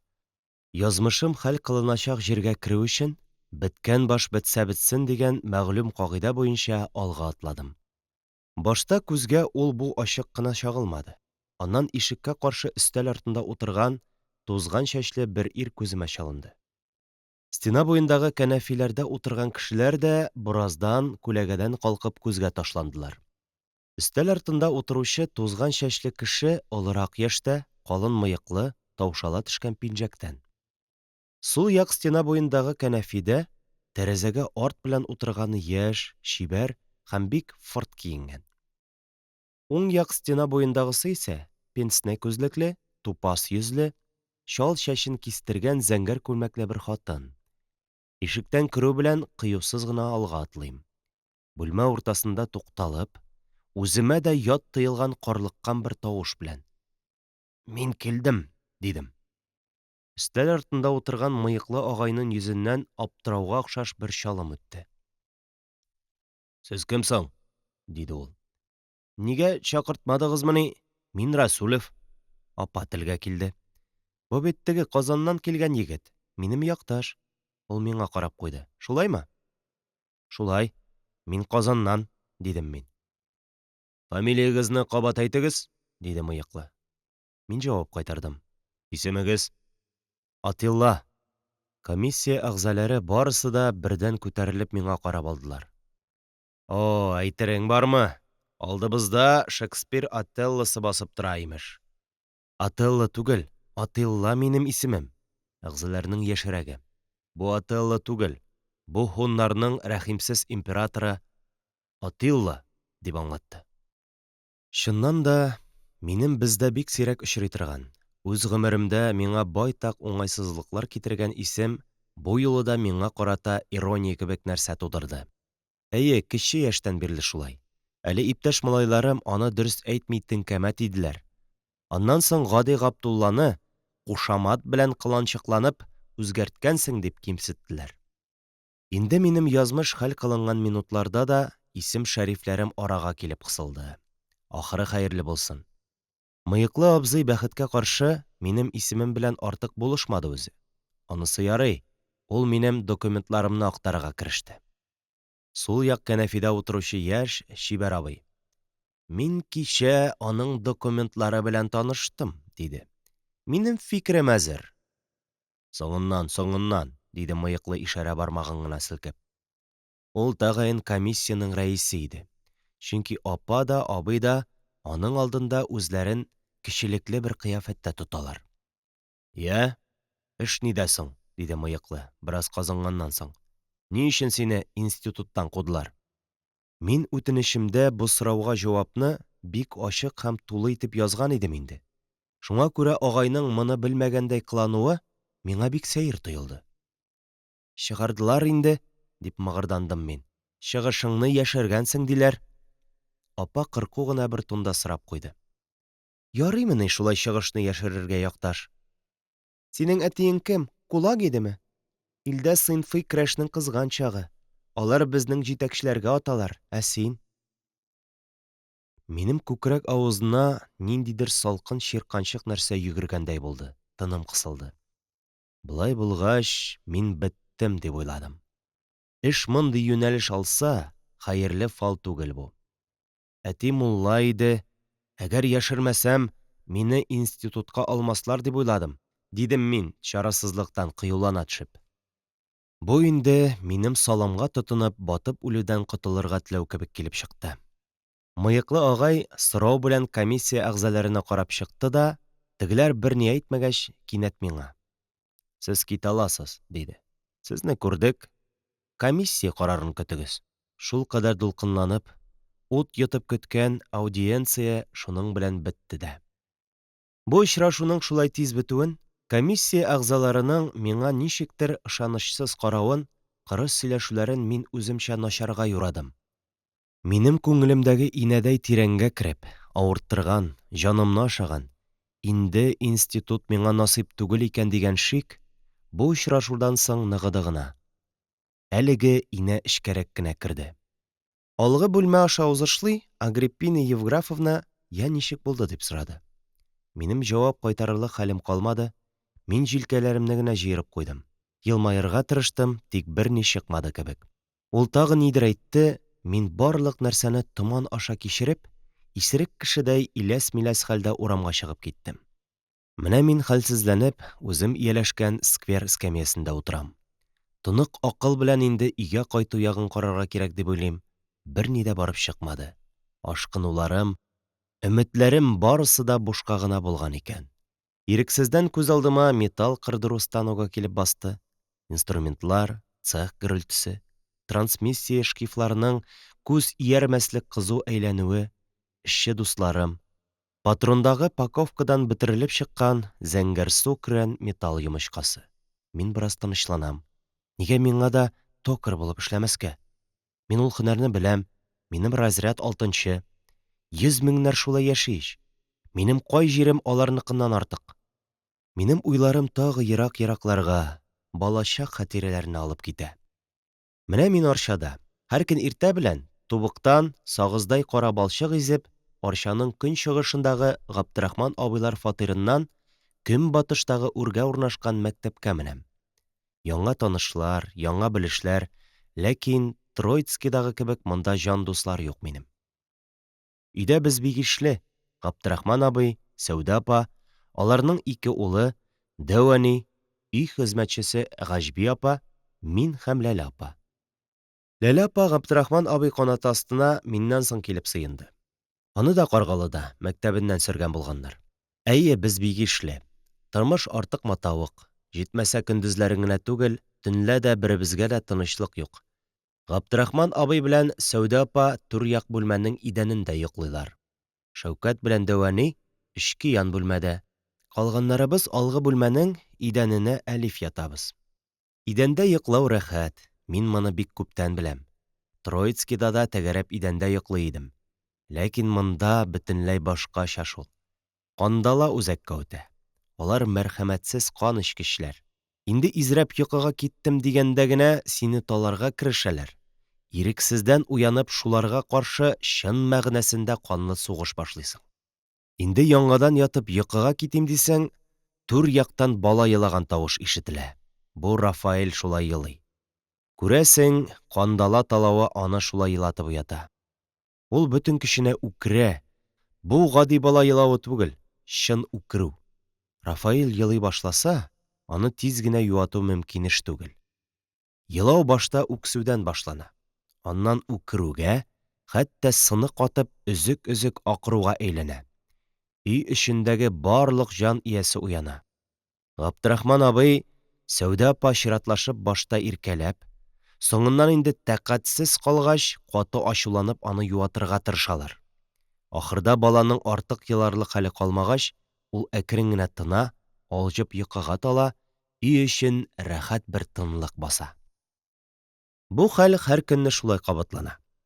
Без йокыларыбыз туймаган килеш, иртә белән ашык-пышык чәй эчәбез дә мәктәпкә йөгерәбез. Ашау-эчү яклары такы-тыкы. Габдрахман абый район мәгариф бүлегендә инспектор. Сәүдә апа мәктәптә математика фәнен укыта. Күрәсең, эш хакы да җитәрлек түгел. Бәлки, элекке вакытлар булса, җитәр дә иде. Әммә хәзер заманалар үзгәргән, азык-төлек бәяләре ничә тапкыр арткан гына түгел. Ашау әйберсе хәзер зур авырлык белән генә табыла. Иртәнге чәйдә икмәккә май ягып, бутерброд ясыйбыз. Майны базар көннәрендә Сәүдә апа алып кайта. Ул бик кыйммәт, аның кыйммәтләнүен үзара сөйләшкән булып, хуҗалар безгә дә бик үтемле рәвештә аңлаттылар. Майны икмәккә якканда, бәрәкәтлерәк булсын өчен, нишләргә кирәклеген Габдрахман абый бутерброд ясаганда мөмкин булган барлык чаралардан файдаланып, безгә дә күрсәтергә тырыша. Ул әлбәттә бер сүз дә әйтми, ләкин барыбыз да күрерлек итеп, икмәк телемен өскә күтәреп, майны икмәк телеменә үтәлик күренмәле элпә калынлыгында гына итеп яга. Мин өйне, әниләрне сагынам. Монда мин артык сынык. Ләкин шулай да мин канәгать, чөнки мин укыйм, белем алам. Тик бу бердән-бер юанычым минем биредә дә озакка бармады. Көннәрдән бер көнне мине мәктәпнең канцеляриясенә чакырдылар да, чыгышымны яшәргән өчен мәктәптән сөрделәр. Кызыгы тагы шунда, мин өйгә кайтканда, өйдә дәү әнием янында Ләлә апа да елап утыра иде. Аны да ул укыган татар мәктәбеннән куып чыгарганнар. Дәү әнинең ачынып, безнең башларыбыздан сыйпый-сыйпый, бу сабыйларның ни гаебе бар инде дип рәнҗегәне әле дә минем колак төбендә яңгырап тора. Дәү әниемнең күзләре бик начар күрә иде инде. Ул кармаланып кына йөри, бездән битәр ул үзе кызганыч. Кефер сүз булмасын, бу уй минем башыма бик күп еллар узганнан соң гына килде. Тагын безне фаш итүче Сәүдә апа үзе булгандыр. Мин аның хәлен дә аңлыйм. Ишле гаиләне авыр, кытлык заманда карау, тәрбияләү ул коточкыч бер нәрсә бит. Һәм Сәүдә апа болай да Габдрахман абыйга карата артык көчле мәхәббәт тойгылары кичермичә генә яшәгән хатын, иренең килмешәк туганнарыннан шулай закон юлы белән котылырга булгандыр. Мин Сәүдә апаны да гаепләмим. Габдрахман абый өйгә озатыр алдыннан миңа бик матур итек тектереп бирде. Ул итек бик фасонлы иде. Аның куныч очларында шнурлары да бар. Нинди мөнәсәбәт белән Габдрахман абый миңа итек тектергәндер, белмим. Юкса, алай ташып торган акчалары да юк ич. Әйе, белер хәл юк. Ихтимал Габдрахман абый үзенең бу бүләге белән күңелен тынычландырырга теләгәндер. Шулай итеп мин көннәрдән бер көнне балалар билеты белән вагонның ян яктагы өстәге киштәсендә туган шәһәремә китеп бардым. Мин утырган вагонда безнең якка кайтучы бер татар абзые бар иде.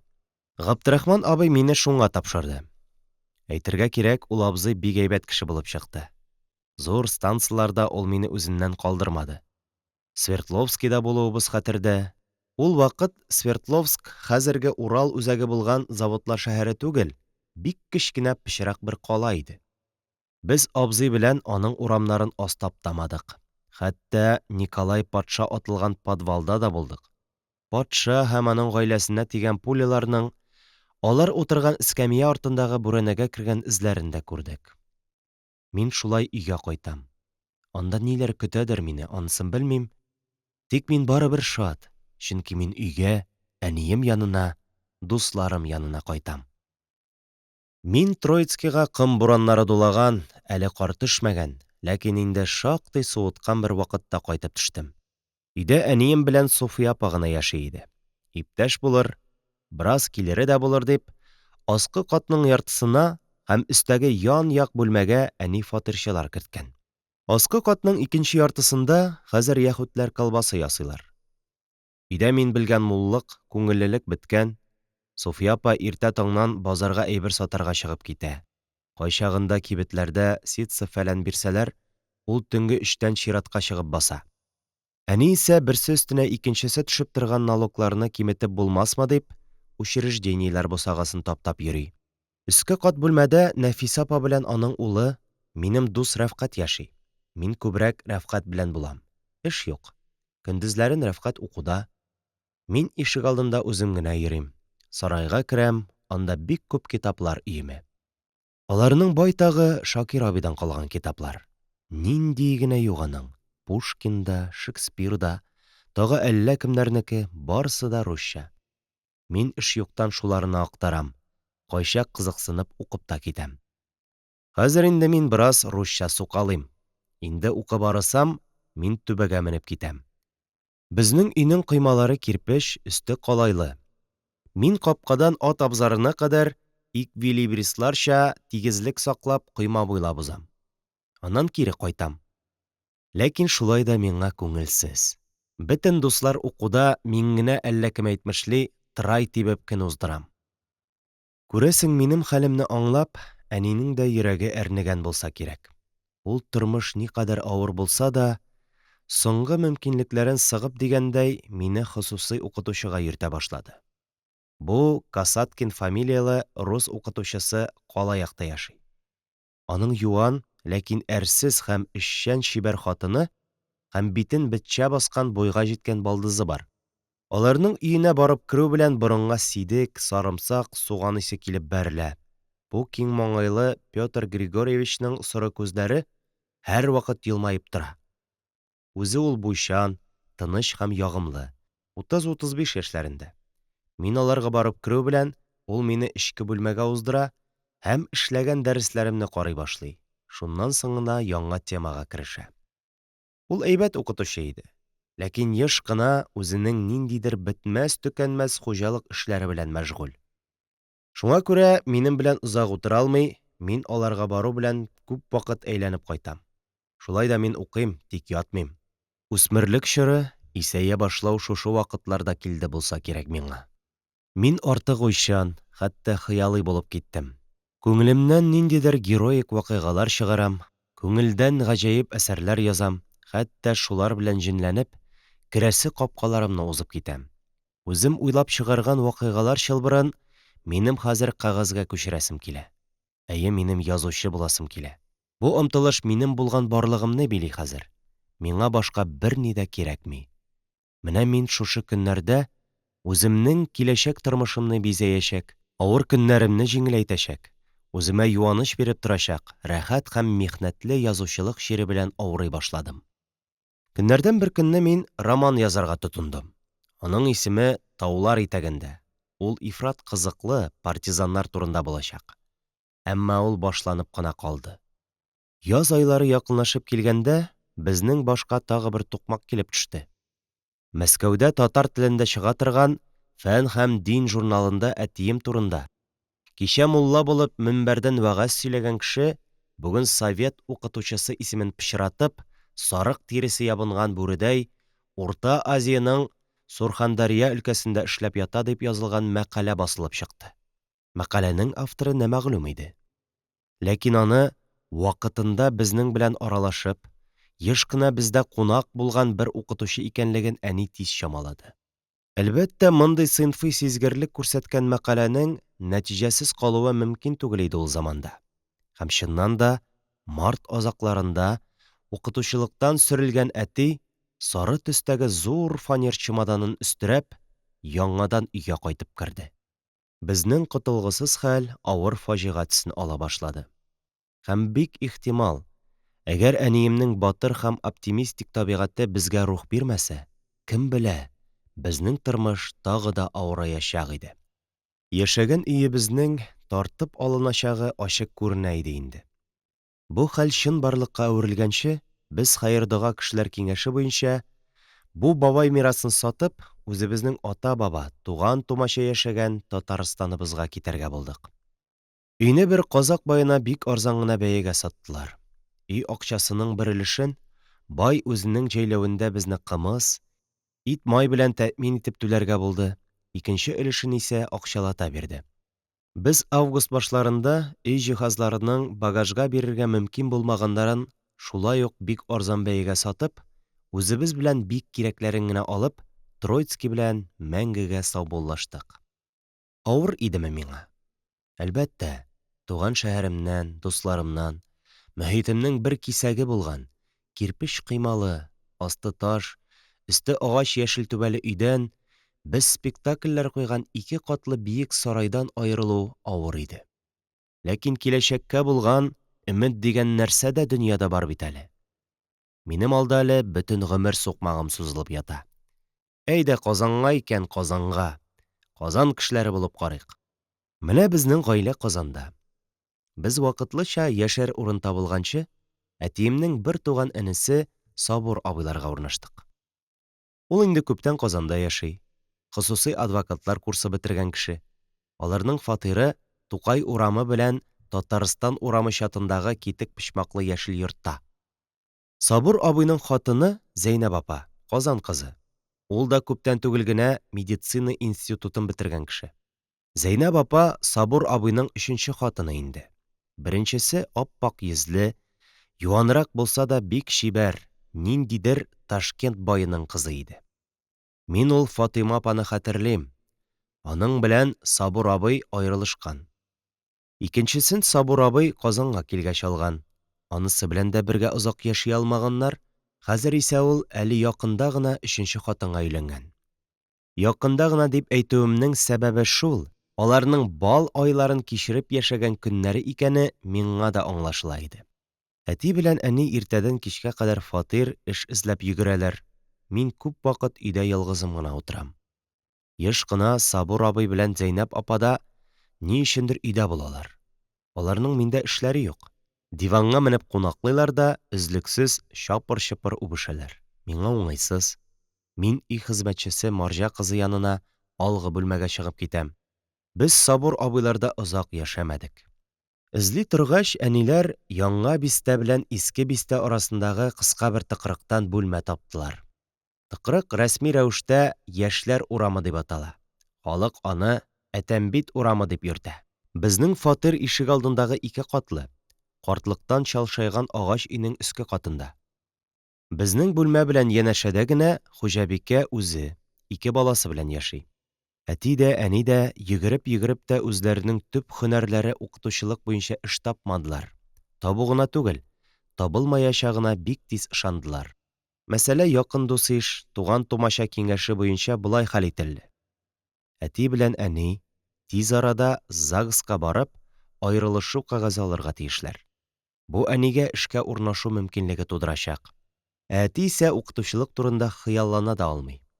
Әни озак та үтмәде, Казаннан 40 чакрымнар чамасы арадагы Шәли исемле авылның башлангыч мәктәбенә укытучы булып билгеләнде. Әти хосусый түләүле хисапчылар курсына укырга кереп укый башлады. Менә без хәзер Казан кешеләре. Әтием белән икәү калҗайган идәнле, шыксыз бер бүлмәдә яшибез. Мин Пләтән урамындагы рус мәктәбенең 5нче классында укыйм. Әлегә ул бу юк. Мәктәпкә шома гына уздым. Әйтергә кирәк, рус теленә бәйләнеше булмаган физика, математика кебек фәннәрдән минем эшләр әйбәт кенә бара. Әкренләп мин тирә-юнемдәге кешеләр белән танышам. Такта белән генә аерылган кечкенә бүлмәдә, әйткәнемчә, Хуҗабикә Мәгъфирүз апа яши. Ул тәбәнәк буйлы, кәкре аяклы, озынча йөзле, моңлы зур күзле олы яшьтәге хатын. Ул ифрат сөйләшергә ярата. Кайчагында без әти белән үзара һич аңа катнашы булмаган сүз алып барганда да, ул шул стена аша безнең сүзгә катнашып, безне аптырашта калдыра. Ул бик сәер сүзләр әйтеп куя. Русча бөтенләй белми. Продуктны продуктор ди, явитне җавит ди, документны докамит ди һәм башкалар. Мин аны усаллыкта гаепләмәс идем. Аның салынкы аскы иренле, озын борынлы йөзендә, кыек сызылган кашлы моңсу кара күзләрендә һәр вакыт тормышыннан ризасызлык, рәнҗү билгеләре чагыла. Ире аның күптән үлгән булса кирәк. Олы улын асрамага якын туганнарына биргән, ә калган икесе үз янында. Балаларның олысы кыз Әминә исемле, минем яшьләрдә булыр, миннән кайтыш булганы Әдһәм исемле. Башта мин шулар белән таныштым. Ләкин ни өчендер без үз булып китә алмадык. Күрәсең, бер-беребезгә артык ят булып тоелганбыздыр.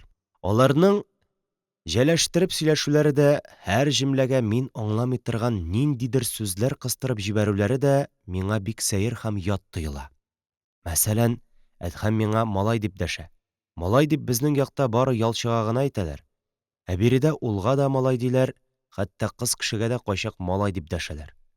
Гаҗәп икән бу Казан теле, бөтенләй татарча түгел. Болар бездәге бакайны кузна дип атыйлар. Малайлар үзара сугышуны сибешү дип йөртәләр, башта әле сүз куешалар. Янәсе, зәһвәттәнме, юкмы булачак сибешү. Нәрсә ул зәһвәт? Кыскасы, миңа Казан татарларының теле мин белгән татарның әдәби, хәтта көнкүреш теленнән шактыйрак, сәер бер тел булып тоелды. Без биредә күршеләр белән Троицкидагылары кебек якыная алмадык. Ничектер Казан татары гомумән кешене туганнарча, эчкерсез якын итә белми торган, һәр кемгә шикләнеп караучан кеше булып тоелды миңа. Мондагы кешеләр үзләренә файдасы тиярдәй булса гына, кешегә ярдәм кулы сузарлардыр дигән фикер туа иде миндә. Мәктәптәге сабакташлар да мин юраганча булып чыкмады. Моңа кадәр эшче балалары арасында булганым юк иде. Безнең мәктәптә исә күпчелеге шундый бала укый. Рус малайлары, рус кызлары. Татар берән-сәрән. Арада класста инде 2-нче, хәтта 3-нче елын утыручылар да бар. Ул малайлар аерата азгын. Башларындагы йылтыр козероклы капитанкаларын алар кайчак дәрестә дә салмыйча утыралар. Класс тынып укытучыны тыңлаганда, кыргый тавышлар чыгарып дәресне бүлдерәләр. Ә инде андый мөмкинлек булмаса, үзләре бик игътибар белән дәрес тыңлаган булып, парта астына кадап куйган пәккеләрен дырылдатып утыралар. Хәтеремдә андый хулиганнар класста икәү иде. Берсе Веселов, икенчесе Абрамов. Веселовы бервакыт яшь кенә укытучыны класска килеп керүгә өстенә бүрек ыргытып елатты. Кыскасы, минем өчен артык сәер иде мондагы хәлләр. Минем тагы менә нәрсәгә исем китте. Мондагы руслар татарга аеруча үчле. Минем туган шәһәремдә руслардан биредәгә кадәр хурлау, мыскыллау сүзләре ишеткәнем булмады. Казанга килгәч, беренче тапкыр үземнең гололобый, чеплашка, желудок икәнлегемне белдем. Соңыннан аңладым, бу минем халкымның сыйфаты имеш. Ул такыр башлы, түбәтәй киеп йөри, ә йөзе имән чикләвеге кебек көрән. Әммә бәхеткә каршы класста Веселов, Абрамов кебек хулиганнар гына укымый иде. Анда Миша Алацкий атлы, Вова Киселев, Митя Сальяшинов кебекләрдә, татар баласы Рауил Гыйләҗетдиновлар да бар иде. Без менә 4 малай бергәрәк була башладык. Мин Миша Алацкий белән аерата якынайдым. Ул җыйнак кына гәүдәле, матур зур зәңгәр күзле, көр тенор тавышлы, җырга һәвәс егет.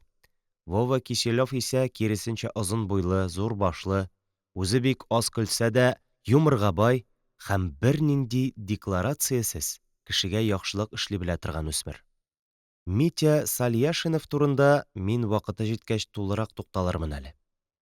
Чөнки ул минем тормышымда үзенең изгелеге белән шактый зур роль уйнады. Рауил зур башлы, базык гәүдәле, ялтыр, бетчәле битле, калынрак иренле, шулай ук дуслыкның кадерен белә торган малай. Әтисе аның Бондюк эшчесе. Алай гына да түгел.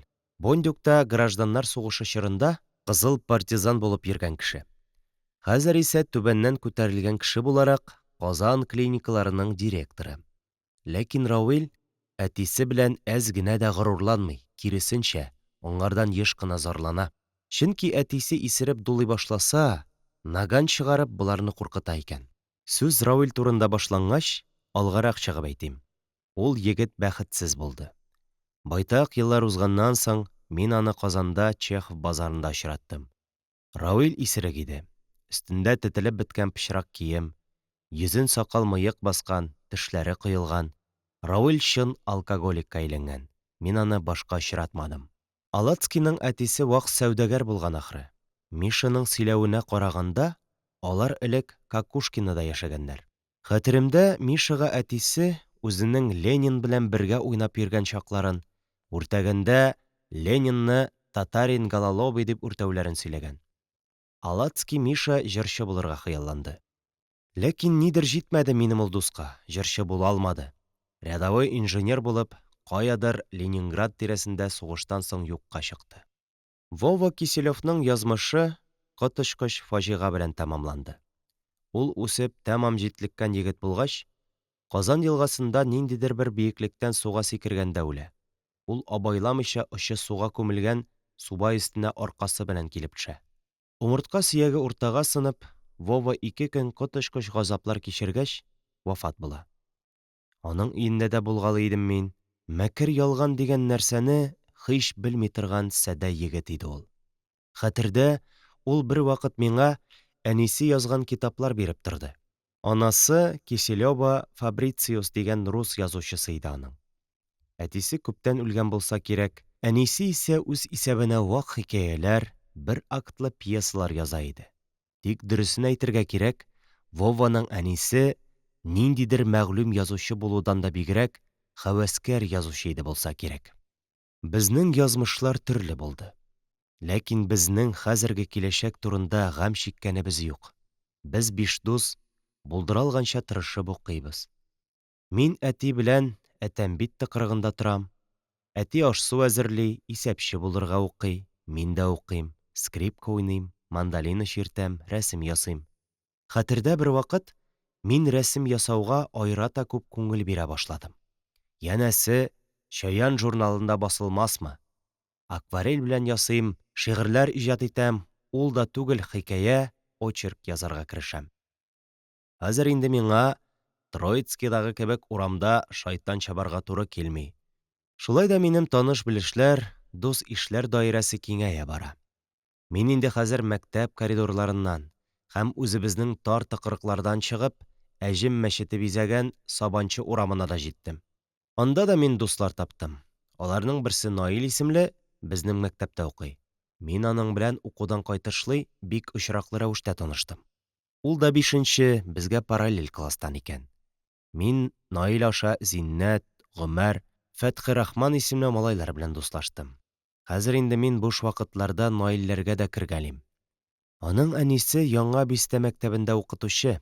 Әтиләре үзләрен моннан берничә ел элек ташлап киткән. Наилнең чибәр генә Зәкия атлы сеңлесе дә бар. Минем яңа дусларның Наилдән башкалары 13нче мәктәптә укыйлар. Ул Иске Бистә белән Яңа Бистә арасындагы татар мәктәбе. Ул көннәрдә шактый атаклылардан саналган уку йорты. Чырышкандагы безнең төп уен хәзер футбол тибу. Инде ул булмаса, капка төбендә юкны-барны сөйләшеп гәп сату. Наилнең кичкенәдән йөрәге авыру. Күрәсең, шуңа күрәдер ул үзе турында күбрәк кайгыртырга мәҗбүр. Әйтергә кирәк, анда иркәлек тә, үз сүзлелек тә юк түгел. Фәтхи-Рахман аның турында ул бик тиз чирли ди. Чирли дигән сүз аныңча тиз кылтая, үпкәләүчән дигән мәгънәне аңлата. Мин буларны аның ятимлегеннәндер дип уйлыйм. Язмышына карата булган үпкә аның табигатенә әверелгән ахры.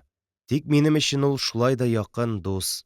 Ул миңа үзенең кызыксынучанлыгы, техника белән җинләнүе аркасында ошый.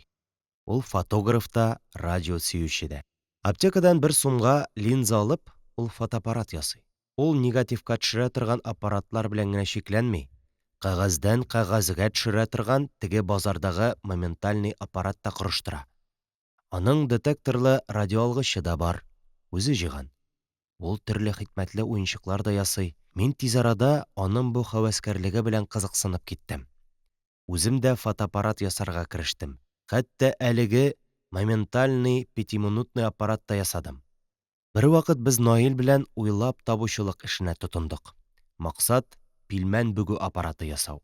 Бу автоматның сызымнары әзер булгач, без армый-талмый яңа эшкә, кашык ясау автоматын конструкцияләргә керештек. Минем мәшгулият күбәйде хәзер. Бездән якында гына Вахитов заводының клубы бар. Ул да хәзер минем тормышымны бизәүче бер нәрсә булып китте.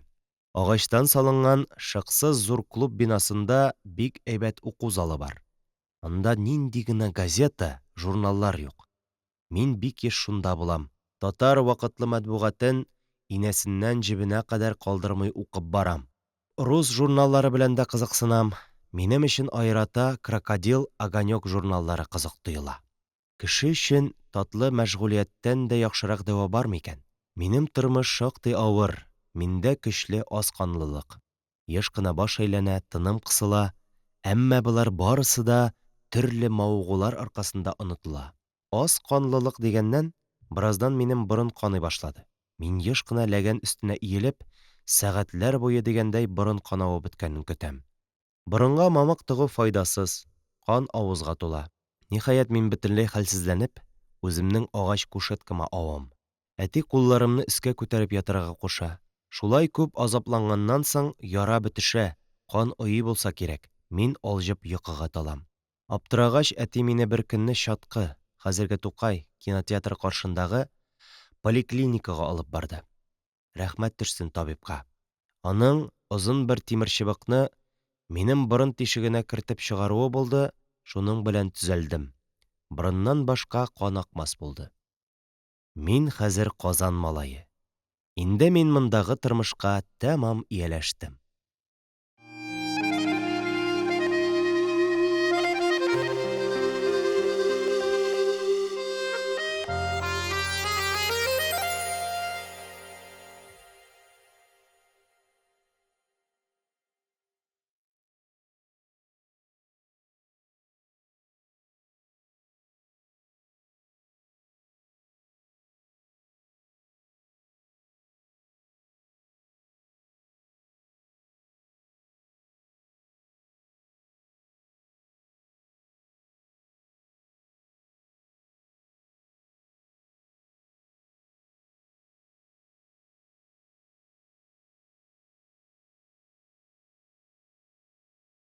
Егерме беренче бүлек.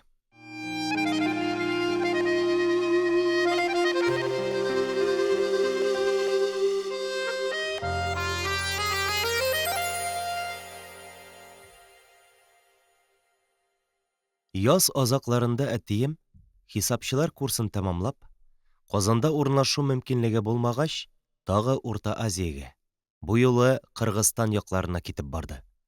Хәтерем ялгышмаса, без әнием белән ул җәйне Арчада, Габдрахман абыйларда уздырдык. Укулар башланыр алдыннан әни бик озак эзләгәннән соң миңа Казанда Насыйри урамыннан торыр урында тапты. Аның шартлары мине ятак белән генә тәэмин итү түгел, ашату, керләремне юу, кыскасы мине карап тәрбияләп тору. Русча андый фатирчыны нахлебник диләр. Хуҗабикәм минем хәзер Гафифа апа. Төп Казан кешесе. Ул карчыга борынлы, килешле генә йөзле, 50ләр тирәсендәге бер хатын. Әгәр аның күз кабаклары да һәр вакыт кызарып тормаса, аны чибәр дип әйтергә дә булыр иде.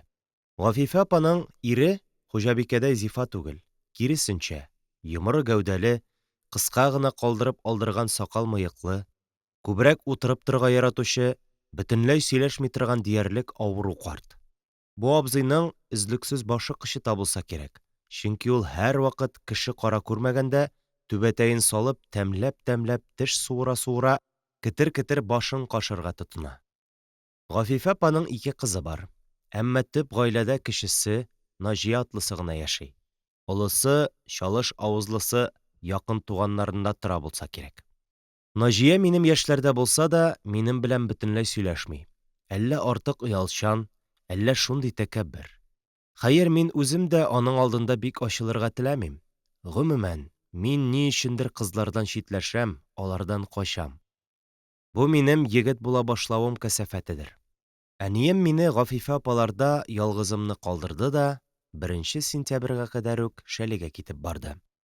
Моңарчы әтием янында булганда, иптәшләрем капка төбендә генә булганда, күңелем тыныч, артык рәнҗеми иде. Әле чит кешеләр арасында ялгызым гына калгач, миңа түзә алмаслык ямансу булып китте. Җитмәсә, 1 көннәрдән үк мин бу өйдә ашау-эчүнең такы-тыкы булуын, әтиемнең тәмле итеп, сарык итен бик вак турап пешергән өреле ашларыннан мәхрүм икәнлегемне тойдым.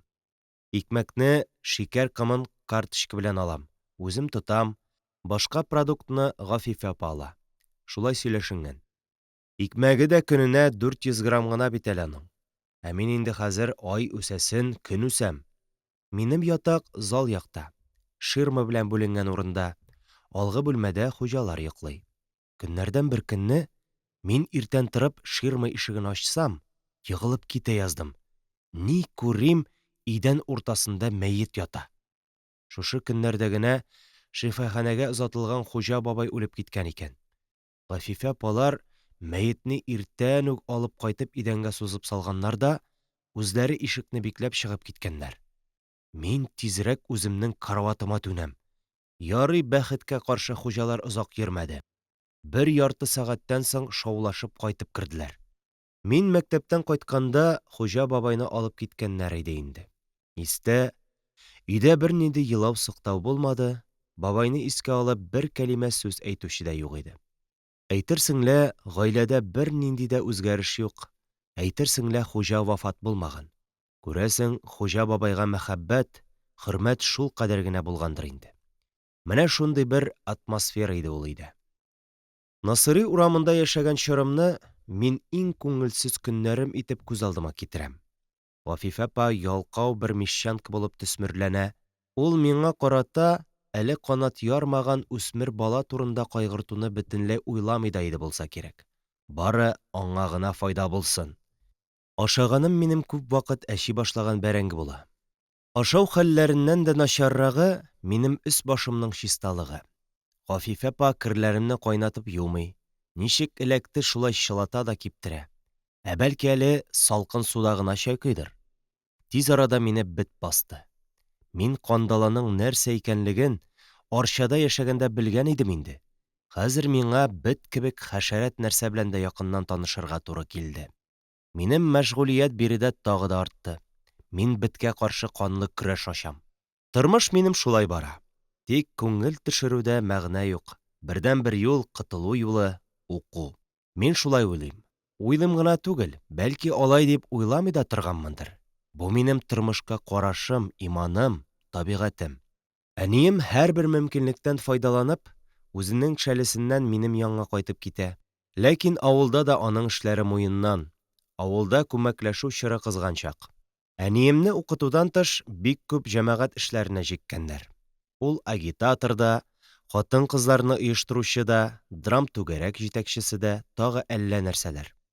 Әнием юк вакытым бар итеп кайта, әлбәттә. Казанда күп булса бер кич, я 2 кич була. Миңа акча калдыра, авыл күчтәнәчләре белән сыйлый, кием йыртыкларын ямый, булдыра алган барлык ярдәмне күрсәтә. Үзенең дә кәефе шәптән түгел, ул бөтенләй ябыгып беткән, күренеп тора. Аны эчке ялкын, дәрт кенә канатландыра, армый-талмый эшләргә мәҗбүр итә. Әниемнең күчтәнәчләреннән дә бигрәк, минем өчен аның үзен күрү куанычлырак. Мин андый минутларда үземнең кем өчендер бик кадерле, кем тарафыннандыр сөйлә торган бер кеше икәнлегемне тоеп калам. Минем күңелемдә кешелек горурлыгы уяна. Дөрес, әнием киткәч, мин кинәт авыр бушлык тоям. Миңа бик-бик ямансу була. Мин хәтта кайчакта өй алдындагы бәдрәфкә бикләнеп, балавыз да сыккалыйм.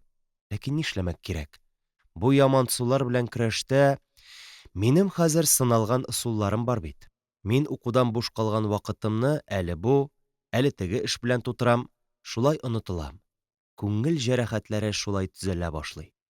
Әтием белән яшьләр урамында торганда, әйткәнемчә, музыка белән дә, рәсем белән дә, әдәбият белән дә азма укмадым. Ул вакыт барысыннан да артык кызыксынуым музыка белән рәсем булгандыр. Хәтта көйләр дә чыгарып маташтым бер вакыт. Үземчә, алар ярыйсы гына кебек. Инде сүрәт ясауга килгәндә, Чаян журналы өчен карикатуралар ясыйм. Тик алар басылмады гына. Исемдә мондый бер вакыйга калган. Үземчә бик уңышлы чыккан берничә рәсемне булар мотлакан журнал битләрендә басылырга тиеш дип, мин редакциягә киттем. Чаян идарәсе ул вакыт хәзер Ленин урамындагы пассаж янында иде. 2нче катка менеп, идарәне эзләп таптым. Һәм ишектән кергәч, нәкъ каршы өстәл артында утыручы шагыйрь Хади Такташны күреп, бер мәл каушап калдым. Аны күрү белән таныдым. Чөнки ерактан гына булса да, аны берничә тапкыр күрү бәхетенә ирешкән кеше идем инде.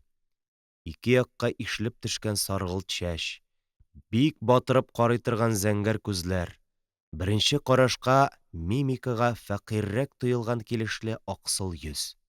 Ишек янында ук утыручы сакаллы, шешенгән йөзле абзый, минем ни өчен керүемне сорашкач, әнә дип такташка төртеп күрсәтте. Мин түрдә торган өстәлгә таба атладым.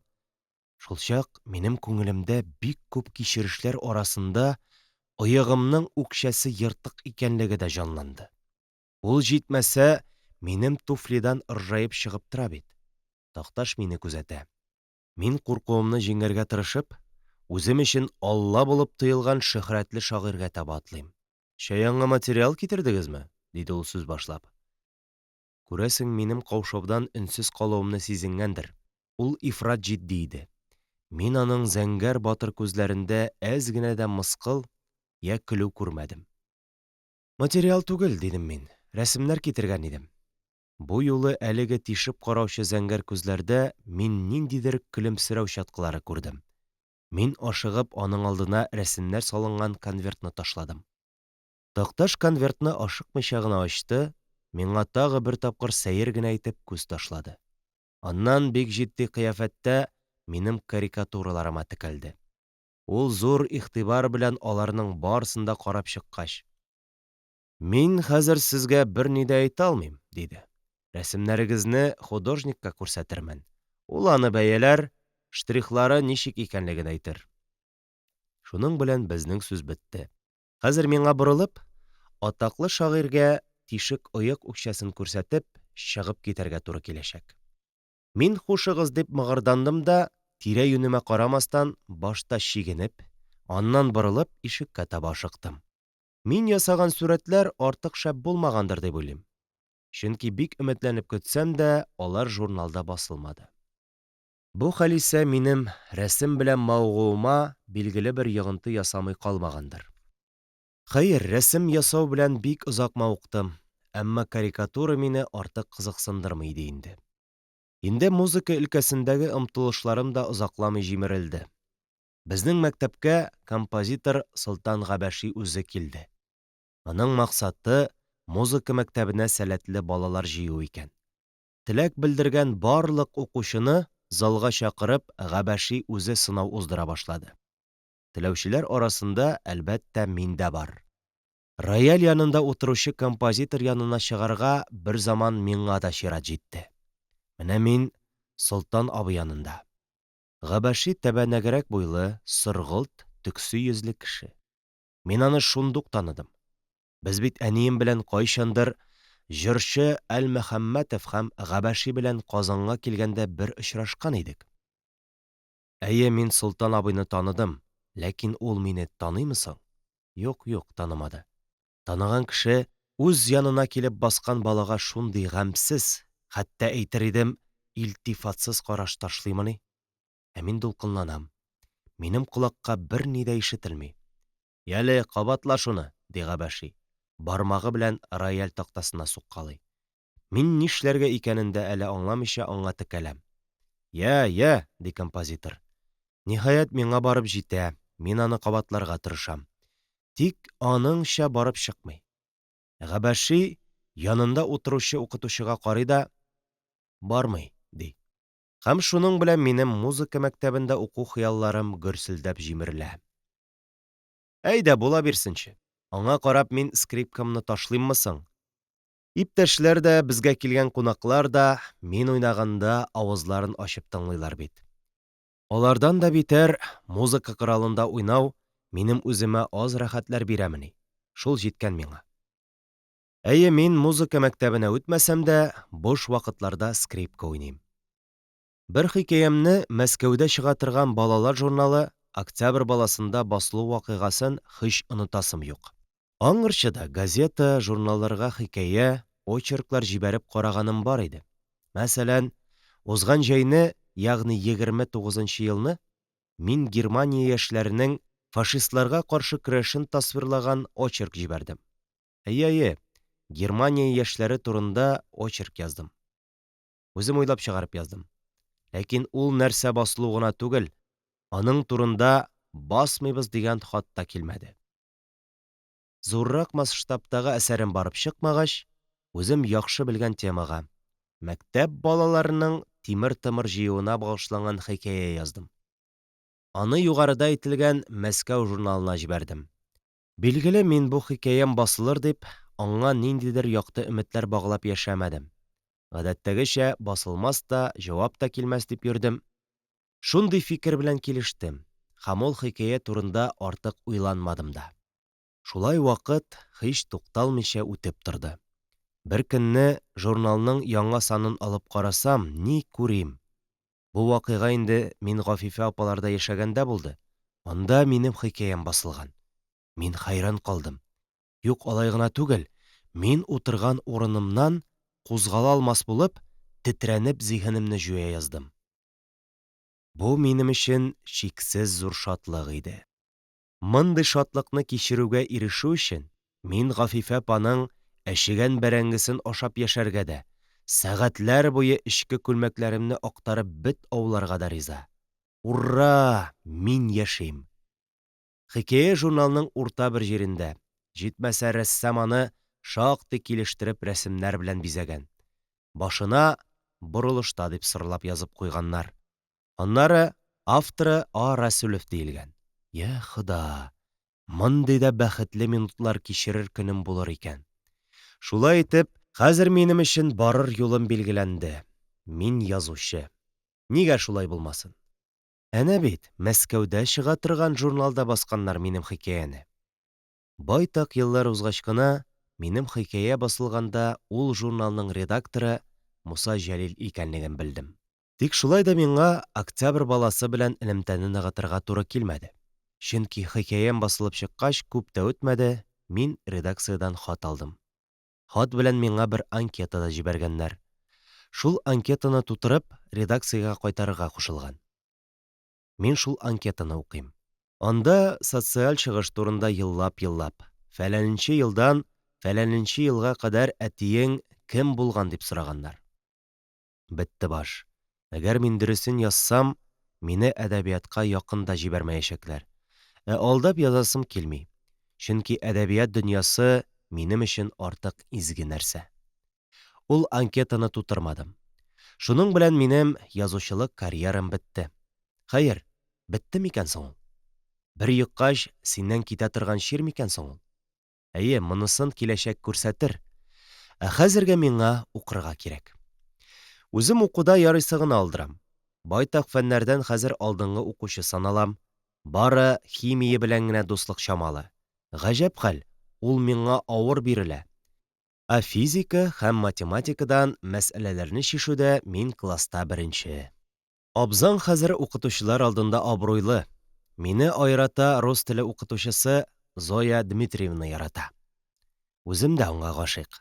Ап-пак нәфис йөзле, акыллы карый торган зур кыңгырт кара күзле, сузылып киткән каләм кашлы, зифа буйлы бу яшь укытучы белән без һәр вакыт күз карашларыбыз аша бер-беребезгә хәер-хаклык теләп яшибез. Укулар бригада усулы белән бара. Класс бригадаларга бүленгән. Һәр бригада бергәрәк утырып, укытучы биргән эшне башкара. Укыйбыз, исәплибез. Укытучының сорауларына җавапны бригададан бары бер кеше генә бирә. Шуның җавабына карап, укытучы барлык бригада әгъзаларына билге куя. Бу усул айрата җәмгыять дәресләрендә кулланыла. Җәмгыять дигәннән бу фәнне безгә Рувим Абрамович Левин укыта. Без бу яһүдне Зубрим Абрамович дип йөртәбез. Күп еллардан соң мин аны Казандагы Рус газетасында эшләвен, республика күләмендә танылган фельетончы булуын беләчәкмен. Укулар башланып бераз вакыт үтү белән безнең мәктәптә удар класслар оештырылды. Удар класс 2 еллык программаны 1 елда үтәргә тиеш. Димәк, бер кышта 6 һәм 7 класс программалары узылачак. Безнең 5 дусны да шул класска күчерделәр. Теге тәртип бозучы Веселовлар, Абрамовлар гади класста калдылар. Вакыйгаларның дәвамын язуга керешкәнче, мин әнием укыткан Шәле авылы турындагы хатирәләрне дә яңартмакчы булам. Әйткәнемчә, әнием һәр мөмкинлектән файдаланып, минем яныма кайтып китә. Бер генә көнгә, берничә генә сәгатькә булса да. Инде бер дә кайтып китү мөмкин булмаса, әнием миңа хат яза. Почта аша акча җибәрә. Ул авыл Казаннан 40 чакрымда гына торса да, мондый аманәтләр миңа тиз генә килеп җитми. Ә инде ул кулга кергән көн минем өчен бәйрәм була. Әниемнең хатын кабат-кабат укыйм. Акча килсә, үзебезнең яндагы печән базарына йөгерәм. Әле ул чорда анда тротуар буйлап ларёклар төзелгән иде. Вак сәүдәгәрләр бик зурдан кубып булмаса да сату иткәлиләр. Миңа кирәге тәм-том. Әниемнең Казанга кайтуы, һич югында хатлары, әйткәнемчә, минем өчен бер бәйрәм. Әммә бәйрәмнең дә кәттәрәге каникулда әнием янына, шәлегә барып кунак булган көннәремдә. Гадәттә, мондый нәрсә кышкы һәм язгы каникулда була. Әҗәен әни үзе Казанга кайта. Без аның белән я Арчада, баштарак шулай булды, яки Габдрахман абыйның Идел буендагы дачасында яшибез. Анда булу безнең өчен ял гына да түгел, чын мәгънәсендә бергә узган куанычлы көннәр. Әнием канаты астында миңа җан өрелә, мин рухи үсәм. Җитмәсә, биредә халкыбызның бөек елгасы Идел ага. Аның уртасыннан һәр минут күңелләргә татлы да, сәер дә тойгылар салып, күңелләрне хушландырып, ак пароходлар уза, сузан саллар ага. Баржылар сөйрәгән гайрәтле буксирлар озак-озак вакытлар күздән югалмыйча су агымнарын җиңәргә тырышалар. Биек яр башыннан әнием белән Идел өстен карап утырулары үзе бер ләззәтле тамаша. Кызыл байрактан ерак түгел, үзенең бакчалары белән дан казанган рус авылы Шыланга урнашкан. Без шуннан кура җиләге сатып алып кайтабыз. Ул авыл тоташ бакчалардан тора. Һәр хуҗаның игелекле җиләк-җимеш бакчасы бар. Барасың, бакчасына керәсең, күпме кирәк шул кадәр кура җиләге җыясың. Капкадан чыкканда хуҗадан тырысыңны үлчәтәсең, акчасын түлисең. Ә җиләк бик арзан. Безнең кебек байлык газабын кичермәгән кешеләр дә сыйланырлык. Без кура җиләге ашап кинәнәбез. Әммә әйткәнемчә, мин кышкы һәм язгы каникулларда Шәледә, әнием янында. Әти белән бергә Казанда яшәгәндә дә шулай иде. Үзем генә әнием янына китә идем, чөнки әтигә анда барырга ярамый. Ул әнинең рәсми ире түгел, алар аерылышканнар. Хәтерем ялгышмаса, мин Шәледә 4 тапкыр булдым. Күпер янында келәт кебек кенә бәләкәй кибет, шуның яныннан үргә күтәрелгәч, урам буйлап китәсең. Ә тирә-юньдә салам түбәле, сукыр тәрәзәле өйләр. Әни Сәйфулла абзыйларның чагыштырмача зур һәм иркен түр бүлмәсендә Настя исемле керәшен кызы, рус теле укытучысы белән бергә яши. Беренче тапкыр мине Шәлегә Сәйфулла абзый кара туры атында үзе алып кайтты. Башка вакытларда мин Московский урамындагы крестьян йортыннан юлаучы таба торган булдым. Юл, ни әйтсәң дә газаплы, кышкы суыкта юка киемнәрдән бик тиз туңдыра. Үрәчәле чана бик җайлы урын түгел сиңа. Бераз барасың да, төшеп ат артыннан йөгерәсең. Монда инде сине кашовка чаналарда юрганнарга төреп алып баручы юк. Ләкин шулай да Шәлегә барулары бик күңелле. Мин каникулымны әнием белән уздырачакмын. Үз авызыннан өзеп булса да, ул тәмле-тымлысын минем өчен күптән әзерли башлаган. Скрипкамда үзем белән Шәледә аның кирәге чыгачак. Без иртүк юлга чыккан кешеләр караңгы төшкәч кенә авылга барып керәчәкбез. Бу вакыт утлар алынган булачак. Авыл этләре безне һау-һаулап каршы алырлар. Анысы да үзенә күрә күңелле. Мин таныш өй яныннан узганда, ат туктаганчы ук чанадан сикереп төшеп, әнием янына йөгерәчәкмен. Әни һәм аның иптәш укытучысы Настя апа мине шатланып каршы алачаклар. Әнием туңып кызарган кулларымны ышкып-ышкып җылытырга тырышачак. Мин исә никадәр рәхәт булмасын, Настя ападан уңайсызланып тартыначакмын. Яшь, ябык организм суыктан җылы өйгә кергәч, тәмам туарыла, мәлҗерәя, әммә мин бик шат. Елмаерга тырышам. Әниемнең табынга куйган тәмле ризыкларыннан авыз итәм, тик үтереп йокы килә башлый. Әни моны ачык күрә. Ул миннән көлә дә, кызгана да. Тиз генә миңа йомшак итеп урын җәя. Мин беләм, ул әле бик озак дәфтәрләр карап утырачак. Аннан минем кара керләремне угачак. Иртән уянганда шактый суык булганын да мин беләм. Сәйфулла абзыйның олыгайган, бик аз сүзле җәмәгате түр якка кочак тутырып салам алып керәчәк. Өй эченә әчкелтем төтен исе җәелер, мич авызыннан йөзгә рәхәт җылылык бәрелер. Саламның чытырдап, гөрләп янганы ишетелер. Шәле халкы Казаннан ерак яшәмәсә дә үзенчәлеген нык саклаган. Хәтта мәктәп директоры Кәрим абзый да гади крәстияннан аерылгысыз, башында кырпусыз, керләнеп беткән бүрек, өстендә гади тукыма тышлы биле бөрелгән бишмәт, күпчелек вакыт аякларында чабата. Хатын-кыз Шәледә артык чуар киенә. Тәгаен моннан 100 ел элек урнашкан мода монда шул көенчә катып калган ахры. Хатыннар теш карасы ягып бизәнәләр. Мине сәерсендергәне тагы шул булды. Олы-олы апалар сүз арасында оятсыз гыйбарәләр кыстыруны бер дә гаепкә санамыйлар. Шәле кешесе аптыраса, «чө» дип куя. Мин ул сүзне аңламыйм. Китченең кыскартылган әйтелешедер дип уйлыйм. Сәйфулла абзыйның 2 кызы бар. Алар мине утырмаларга, аулак өйләргә алып баралар. Мин скрипка чалам, кызлар җыйнаулашып җырлыйлар. Озакламый биюләр дә башланып китә. Бала итәкле, күз явыңны алырлык чуар күлмәк кигән, ак алъяпкычлы, матур авыл кызларының җыйнак чабаталы җитез аякларын тыпырдатып, бөтерчектә җиңел биюләрен Татарстанга күчеп килгәч беренче тапкыр шунда күрдем. Бу инде лаптыр-лыптыр идән тактасын шакылдату түгел иде. Бу халык сәнгате, карлыгачтай очу иде. Ә авылда колхозлашу чоры кызганчак.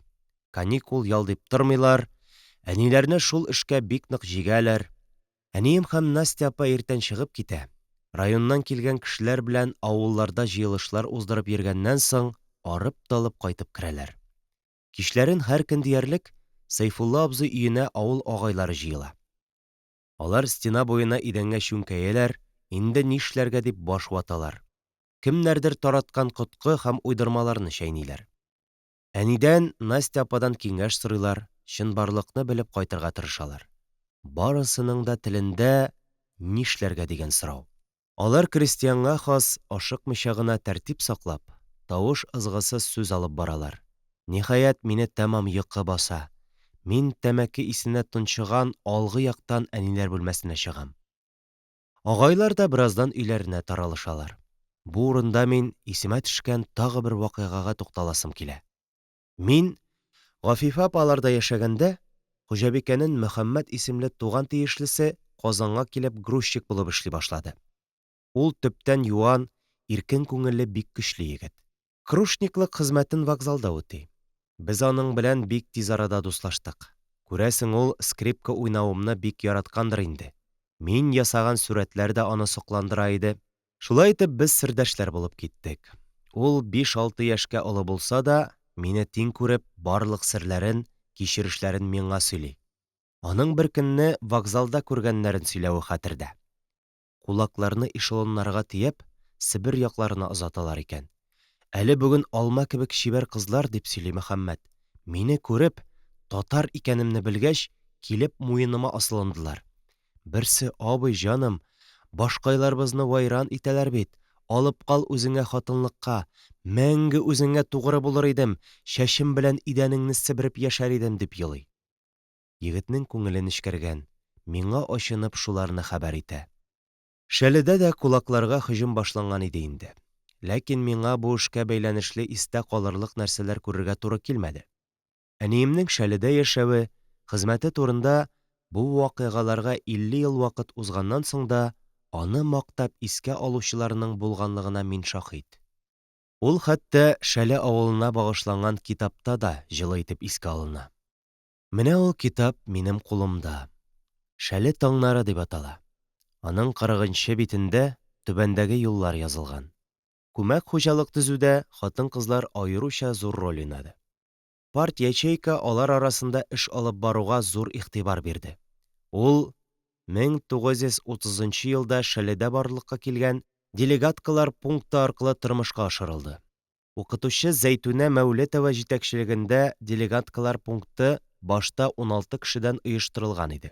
Менә алар Шәле авылында беренче хатын-кыз делегаткалар.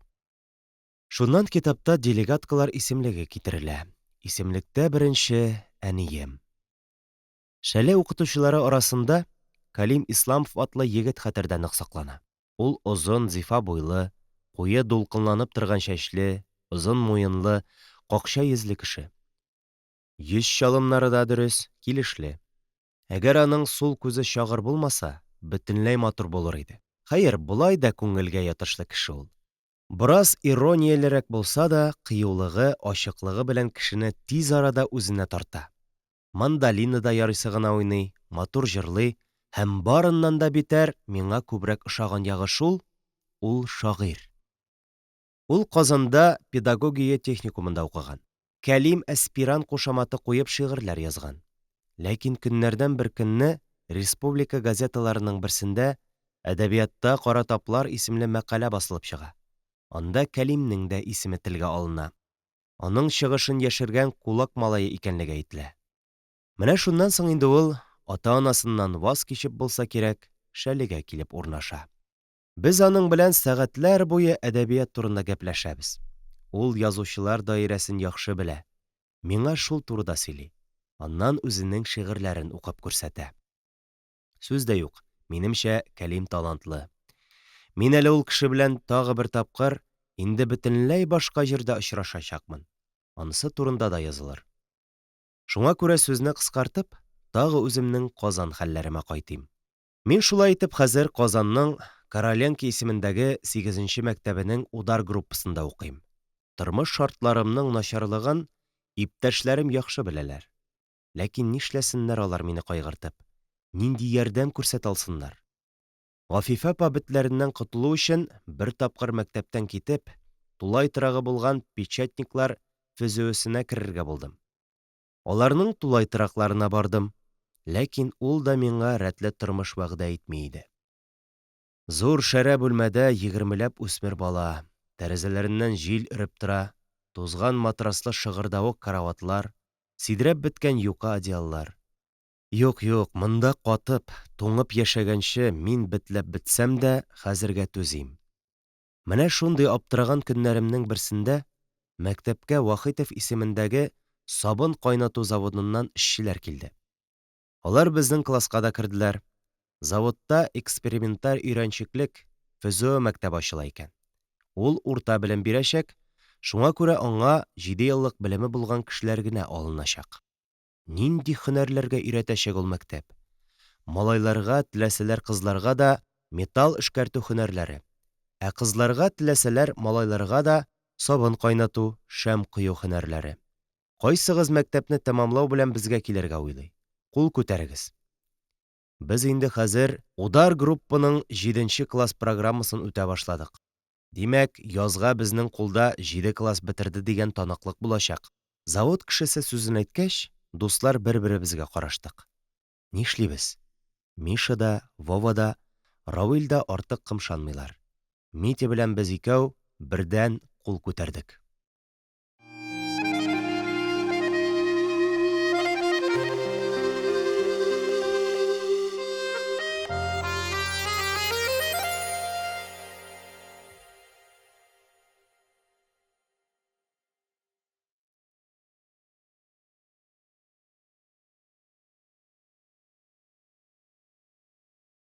Егерме икенче бүлек.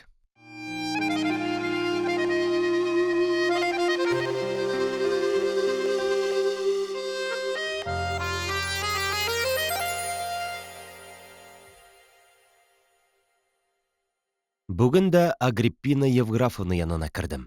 Аның «юк булмады, сезгә отказ» дигән сүзләрен ишетергә әзер идем, әммә бу юлы да бер нинди дә җавап ала алмадым.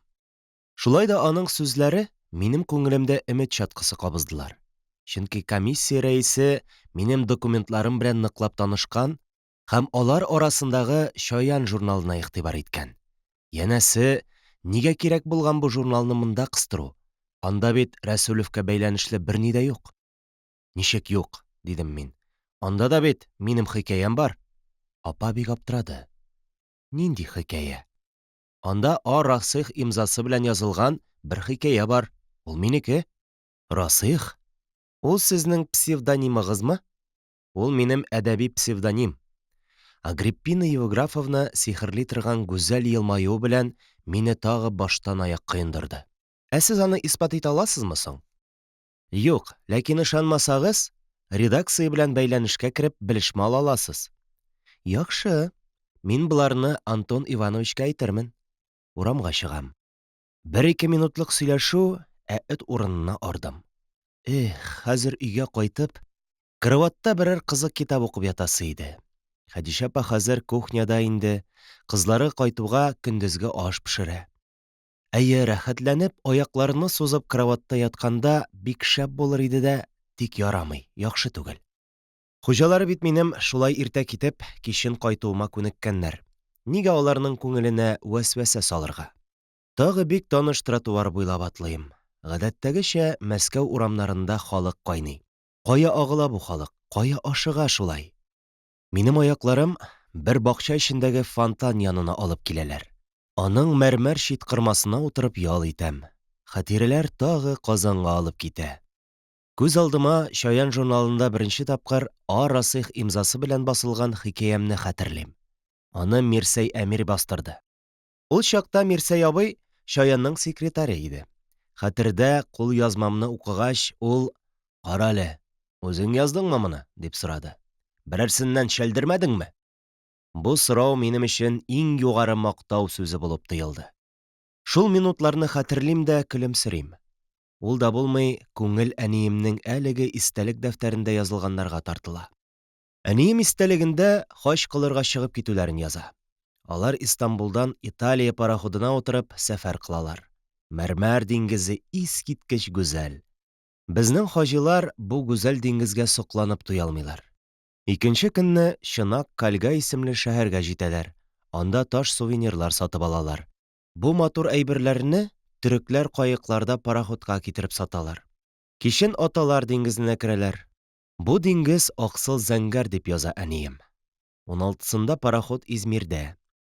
Икенче көнне инде ул Сакыз атавында. 18-ндә иртәнге 6-да данлыклы Сиам атавында. Көндез Рәдүстә, ә 19-ында Мекридә булалар. Әни бу шәһәрләрнең ифрат матурлыгын, култыклы тау итәгенә утырганлыгын яза. Диңгездә озак бару юлчыларны шактый ялыктыра. Шулай да тирә-яктагы үзлексез алмашынып торган искиткеч гүзәл манзара аларга ял бирә, күңелләрен хушландыра. 22 августта иртәнге сәгать 8-дә Искәндәрунда булдык, дип яза әнием. Монда килгәч, ничә көннән бирле ялкауланып беткән күңелне күтәрер өчен шәһәргә чыгып йөрергә булдык. Менә бер каекчы килә. Ифрат дәрәҗәдә киң озын чалбар кигән, фәс өстеннән яулык бәйләгән. Шул каекчы белән сатулашып, ниһаять 10 грушка килештек тә, Кадир безне берәм-берәм каекка алып төште. Каек кузгалды. Илаһи диңгез өстенең матурлыгын күрсәң, тып-тын. Әйтерсең, без күл өстеннән барабыз. Җитмәсә култыкның тирә-ягында биек таулар утыра, алар өстендә болытлар. Алар карачкыл яшел урманнарга тиеп шуышалар. Әниләр каектан төшкәч, извозчикка утырып шәһәр гизәргә китәләр. Юлда искиткеч йортлар очрый. Бу кем йорты дип сорауга җавап шул: француз мәктәпләре. Төрек мәктәпләре бармы соң дип сорауга бары «лә» дигән җавап кына алалар. Димәк, юк. Алар шәһәрне үтеп болынлыкка чыгалар, шунда табигать кочагында хозурланалар. 1 сәгать йөргәннән соң яңадан пароходка кайталар. 20-шендә Ласкиядән утырып киткәч, көндезге аш вакытында салонда җанҗал куба. Айрым өстәлдә утыручы христиан төрекләрне сүгә башлый. Икенче өстәлдәге төрек ишетеп, моңа шешә җибәрә. Шау-шу куба, салондагы халык аякка баса. Баксаң күрсәң, бу җанҗалның сәбәбе дә әллә ни түгел имеш.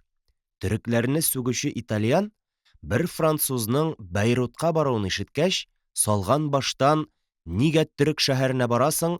Алар бит вахши» дип кычкыра икән. Шул сүз патриотик хисләрне җәберләргә җитә калган. 20-шендә әниләр Траблшамны, Триполи узып, 24-нде Бейрут шәһәренә якынлашалар. Бейрутта алар Кәсрел Җәбир кунакханәсенә төшәләр. Урамнарыннан үткәндә хәерче күплегенә хайран калалар. Әнием истәлегендә: «Бу шәһәрне хәерчеләр шәһәре дип уйларсың», дип яза. Монда һәммәсе дә гарәп. Истанбулдан өйрәнеп килгәнчә әниләр Майсухан дип кайнар су сорыйлар, чәй эчәләр. Аннан шәһәр карарга һәм өйдә үк кушылган китапларны сатып алу өчен китап кибетенә китәләр. Ләкин бу чит шәһәрдә ниндидер берәр урынны эзләп табу бик авыр. Мондагы гарәпләр төрекчә белмиләр. Истанбул акчасы биредә башка бәядә йөри. Хәтта сәгать тә вакытны башкача күрсәтә. Яки аля төркә, яки аля франс. Иртәгесен алар ул заманда татар интеллигенциясе арасында даны таралган Бейрут көллиясенә китәләр. Көллия дип төрекчә колледж атала. Көллиягә трамвайга утырып баралар. Трамвай бу уку йортының капка төбенә үк килеп туктый икән. Безнең сәяхәтчеләр башта Көллиянең музеенда булалар. Мумияләргә шаккаталар. Кыш җәнлек чучелыларын карыйлар, аннан гыйбадәтханәгә керәләр. Зур зал, бихисап күп утыргыч, һәр урындыкта бер инҗил.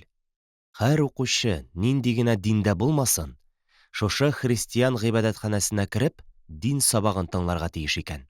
Чиркәүдән битәр бу урын театрга охшый, дип яза әнием. Бейрут көллиясендә әниләр Троицкилы Бакиров Закирны очраталар. Аның белән күрешеп, туган ил яңалыкларын сөйләшкәннән соң, уку йортының ятакханәсендә һәм гимнастика залында булалар. Бейрутка килгәч, әнием үзләре теләгән аш табалмый интегүләре турында яза. Ашханәдән нинди генә аш алмасыннар. Берсе дә без теләгәнчә түгел, тәмсез, хәтта рәхәтләнеп ашарлык күмәч тә юк, ди. Икмәкләре кабартма сыман, үзе тозсыз, бөтен ризык татлы, төче. Истанбулда ичмасам ашханәләрдә безнеңчә пешерелә торган ашлар була, биредә исә андый урын бөтенләй юк, дип яза. 26 августта безнең хаҗилар Шамга китү өчен станциягә төшеп вагонга урнашалар. Поезд кузгала. Бераздан ул Җәбел Әлбинан тауына менә башлый. Бу текә тауга менү өчен поезд зигзаглар ясарга мәҗбүр. Бер алга китә, бер артка чигенгәндәй була. Әниләр Шам юлының гаҗәп матур манзарасына сокланып, тәрәзәләрдән карап баралар. Поезд әледән-әле тоннельләргә кереп китә. Биек тау һәм кыя төпләрендә тезелешеп утырган зифа агачлар янында ук чылтырап аккан саф көмештәй сулы чишмәләр. Алар яныннан узганда тынчу вагон эче сәринләнеп китә.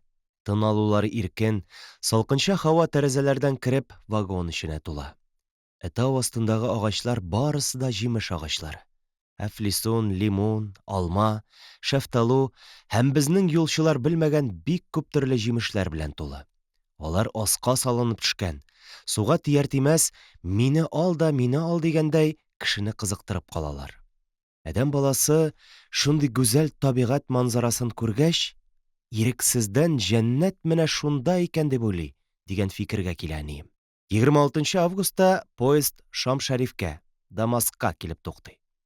Поезд туктау белән әниләр утырган вагон тәрәзәсе янына бер кеше йөгереп килә. «Әфәнделәр, сез казанлылар түгелме?» Бу кеше Бейруттан әтиләрнең килүе турында телеграмма алган җирле татар Талип әфәнде булып чыга. Ул гадәттә юлчыларны Коддус кунакханәсенә урнаштырып йөри икән. Ләкин якташларның затлы кешеләр икәнлеген күргәч, әйбәтрәк урын табарга була. Әнием үзенең истәлегендә Шам шәһәренең дә агачлыкка күмелеп утырганлыгын яза. Һәр ишек алдында җимеш бакчасы, ди. Безнең юлчылар күп кунакханәләрдә булып та урын тапмагач, ниһаять, Дәрел-Срур атлы кунакханәгә урнашалар. Моның иркен холларында агачлар үсеп утыра, фонтаннар су сиптерә, әммә түбәсе юк. Әниләр өске каттагы бер бүлмәне ышатып, шунда урнашалар. Инде көне буе арыган килеш, тәмле чәй эчәргә генә утырыйк дисәләр, тик тормас сабур өстәлне селкетеп җибәрә дә, чәйнек идәнгә төшеп, 12 кисәккә ярыла. Номер хадимнәреннән сорап алып, чәйне биредәге чәйнектән эчәргә мәҗбүр булалар. Ул арада йоклар вакытта җитә. Электр утларын сүндерү өчен әти асылынган чыбыкларны тарткалый. Тик көтелмәгән хәл килеп чыга. Чыбыклар бер-берсенә тиеп ычкыннар чәчри дә, бүлмәдә генә түгел, бөтен кунак өендә ут сүнә. Шундый маҗаралар белән җитәрлек әвәрә булганнан соң, ниһаять, безнең хаҗилар йокларга яталар. Иртәгесен сәяхәтчеләрне Талип әфәнде үзләренә алып китә. Аларның торган җире шәһәр читендәрәк, үрдә, Салихия дип аталган урында икән. Татар мөһаҗирләре яши торган җир. Алар кайчандыр бәхет эзләп шунда килеп урнашканнар. Өйләр, каралты-куралар, җимеш бакчалары торгызганнар. Талип әфәнденең исә ишек алдында 3 өе бар. Әнисе күңелле генә татар карчыгы, дип яза әнием. Байтак кына вакыт сөйләшеп чәй эчәләр. Ирләр бер бүлмәдә, хатыннар икенче бүлмәдә. Өйләре таштан, җинак, түрдә диван кебек нәрсә бар. Ташка утырмас өчен идәндә көрпә, мендәр кебек нәрсәләр. Барысы да шәрык өйләренә хас. Безнең мосафирлар Талип агайның өен күреп, җәмәгате белән танышып, чәй эчеп сыйлангач, яңадан номерга кайтып китәләр. Юлда трамвайга утыргач, җирле олы бер хатын әнием белән Гайша апага бәйләнә башлый. Янәсе, сезгә болай йөзләрегезне ачып йөрү гаеп түгелме? Моның өчен Хода үзегезне җәзалар. Шамда әниләр байтак җирдә булалар. Яхья пәйгамбәр каберен, Хозыр мәкамен, Җәмаик Нумиядә Мөхәммәд пәйгамбәрнең сакал шәрифен карыйлар. Шул мәчетнең Гайса пәйгамбәр иңәшәк манарасына менәләр.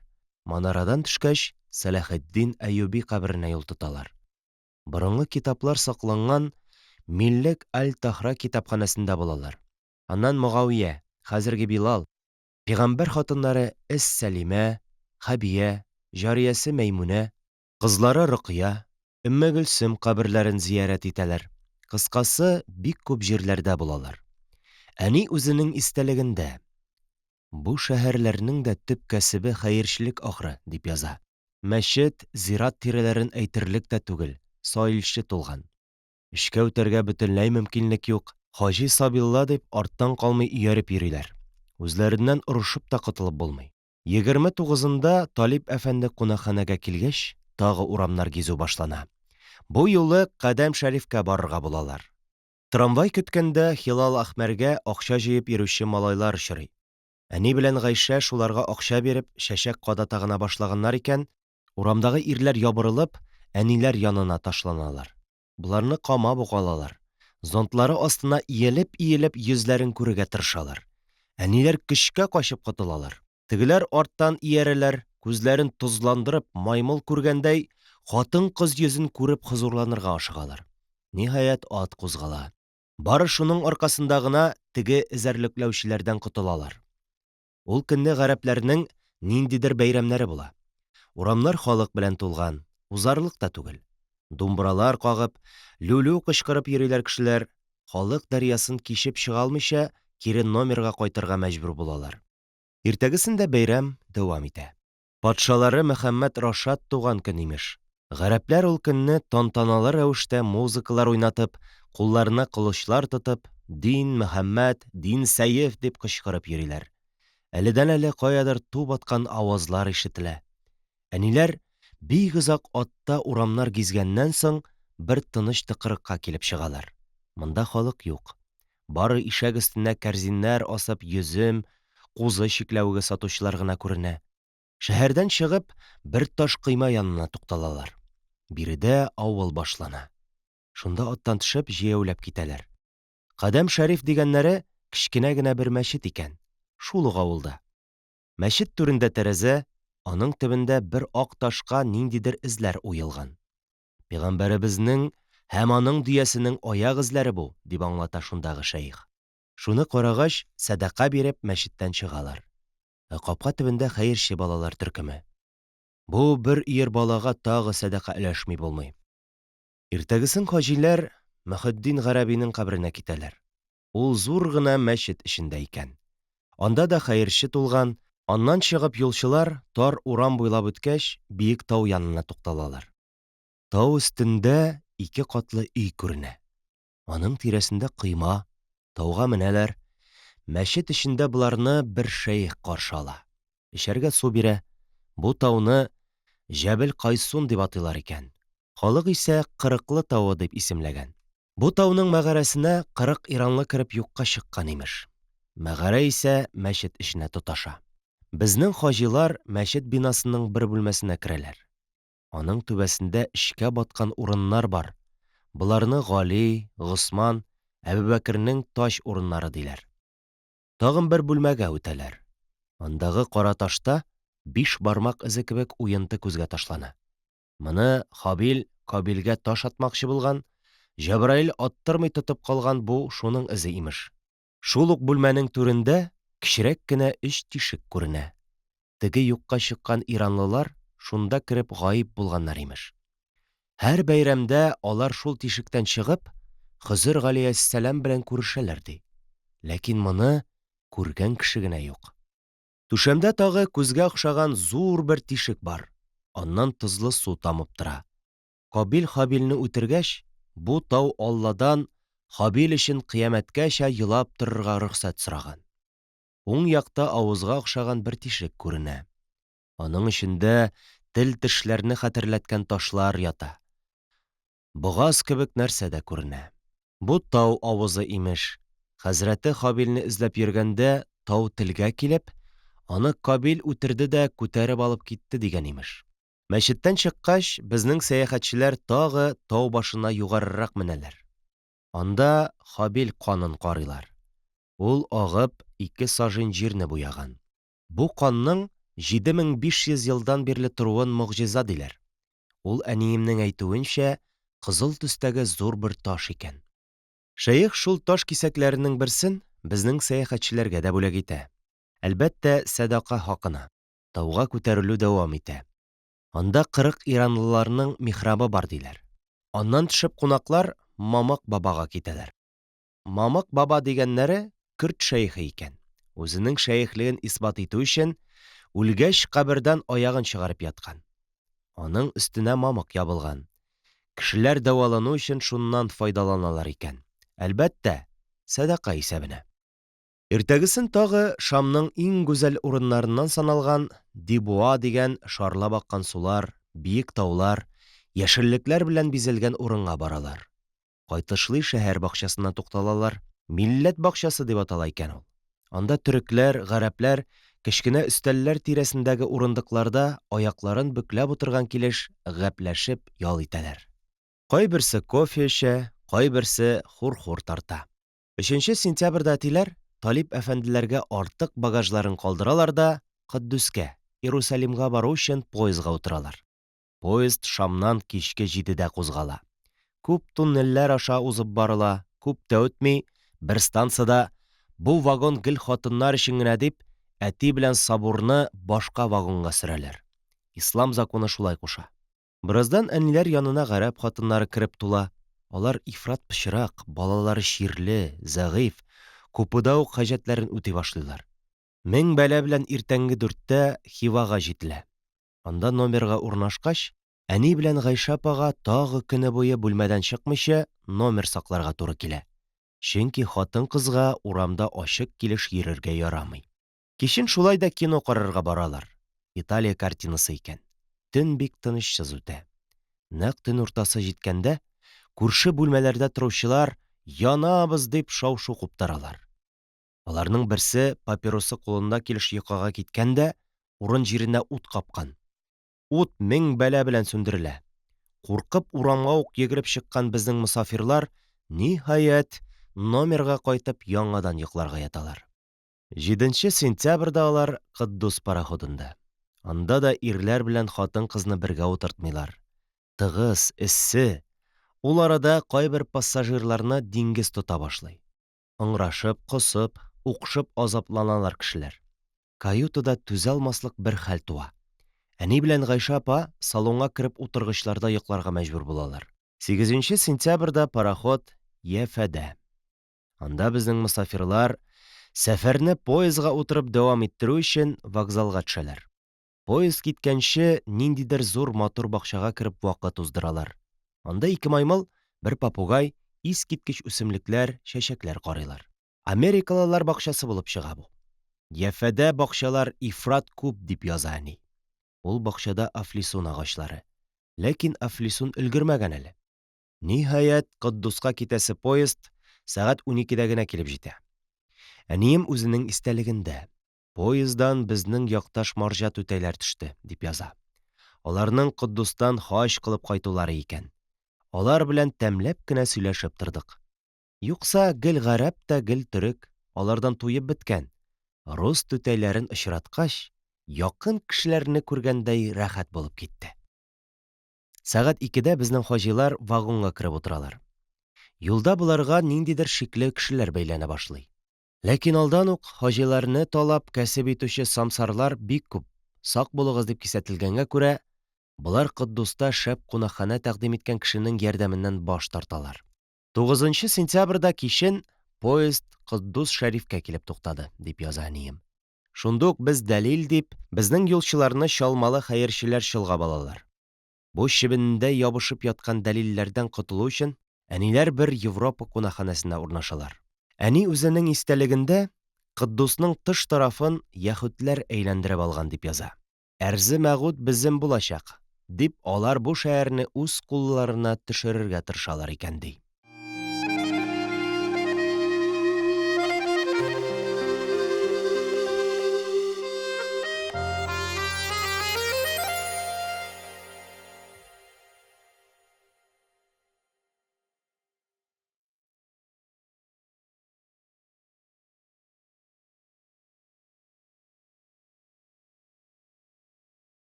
Егерме өченче бүлек.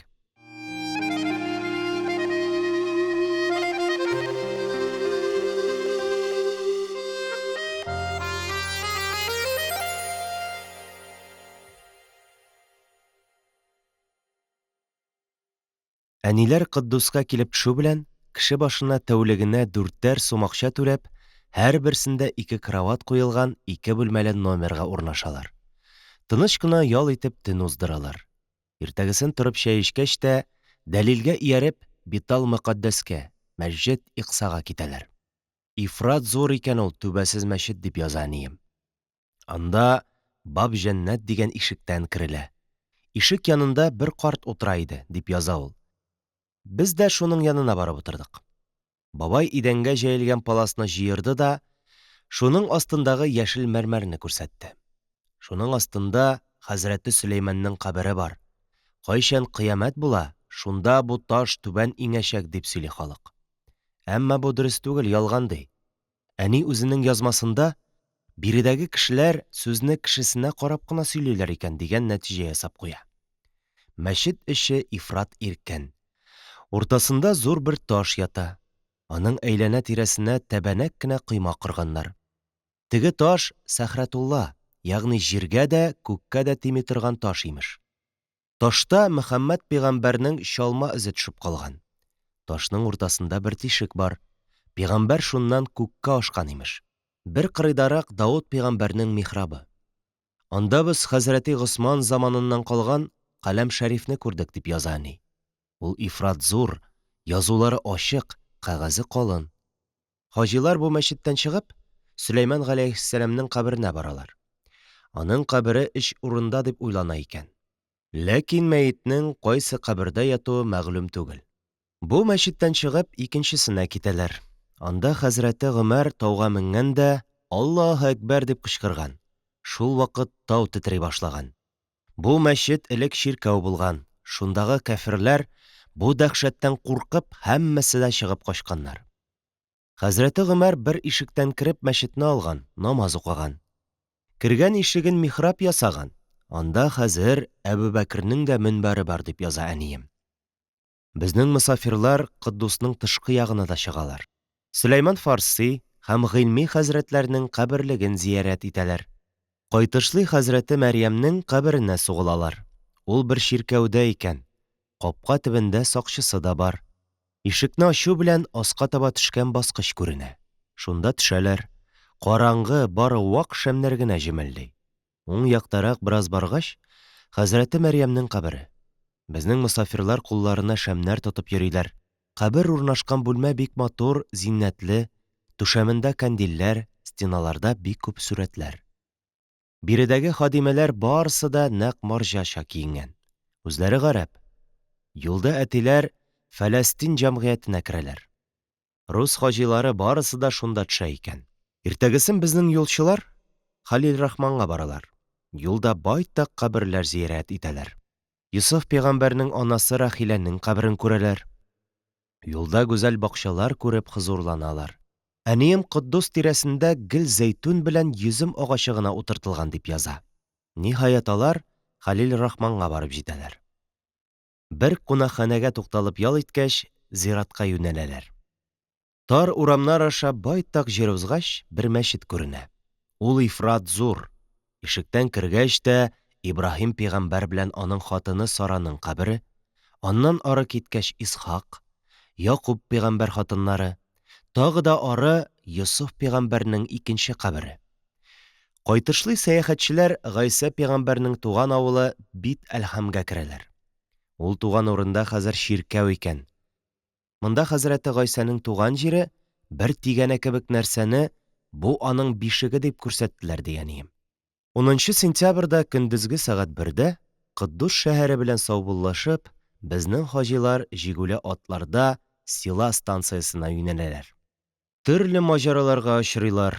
Юлларны кемнәрдер җимереп ташлаган. Соңгы вакытта юлбасарларның бу тирәдә азынуы турында сөйлиләр. Шулай күп мәшәкатьләрдән соң Силага җитеп, Җиддәгә китәләр.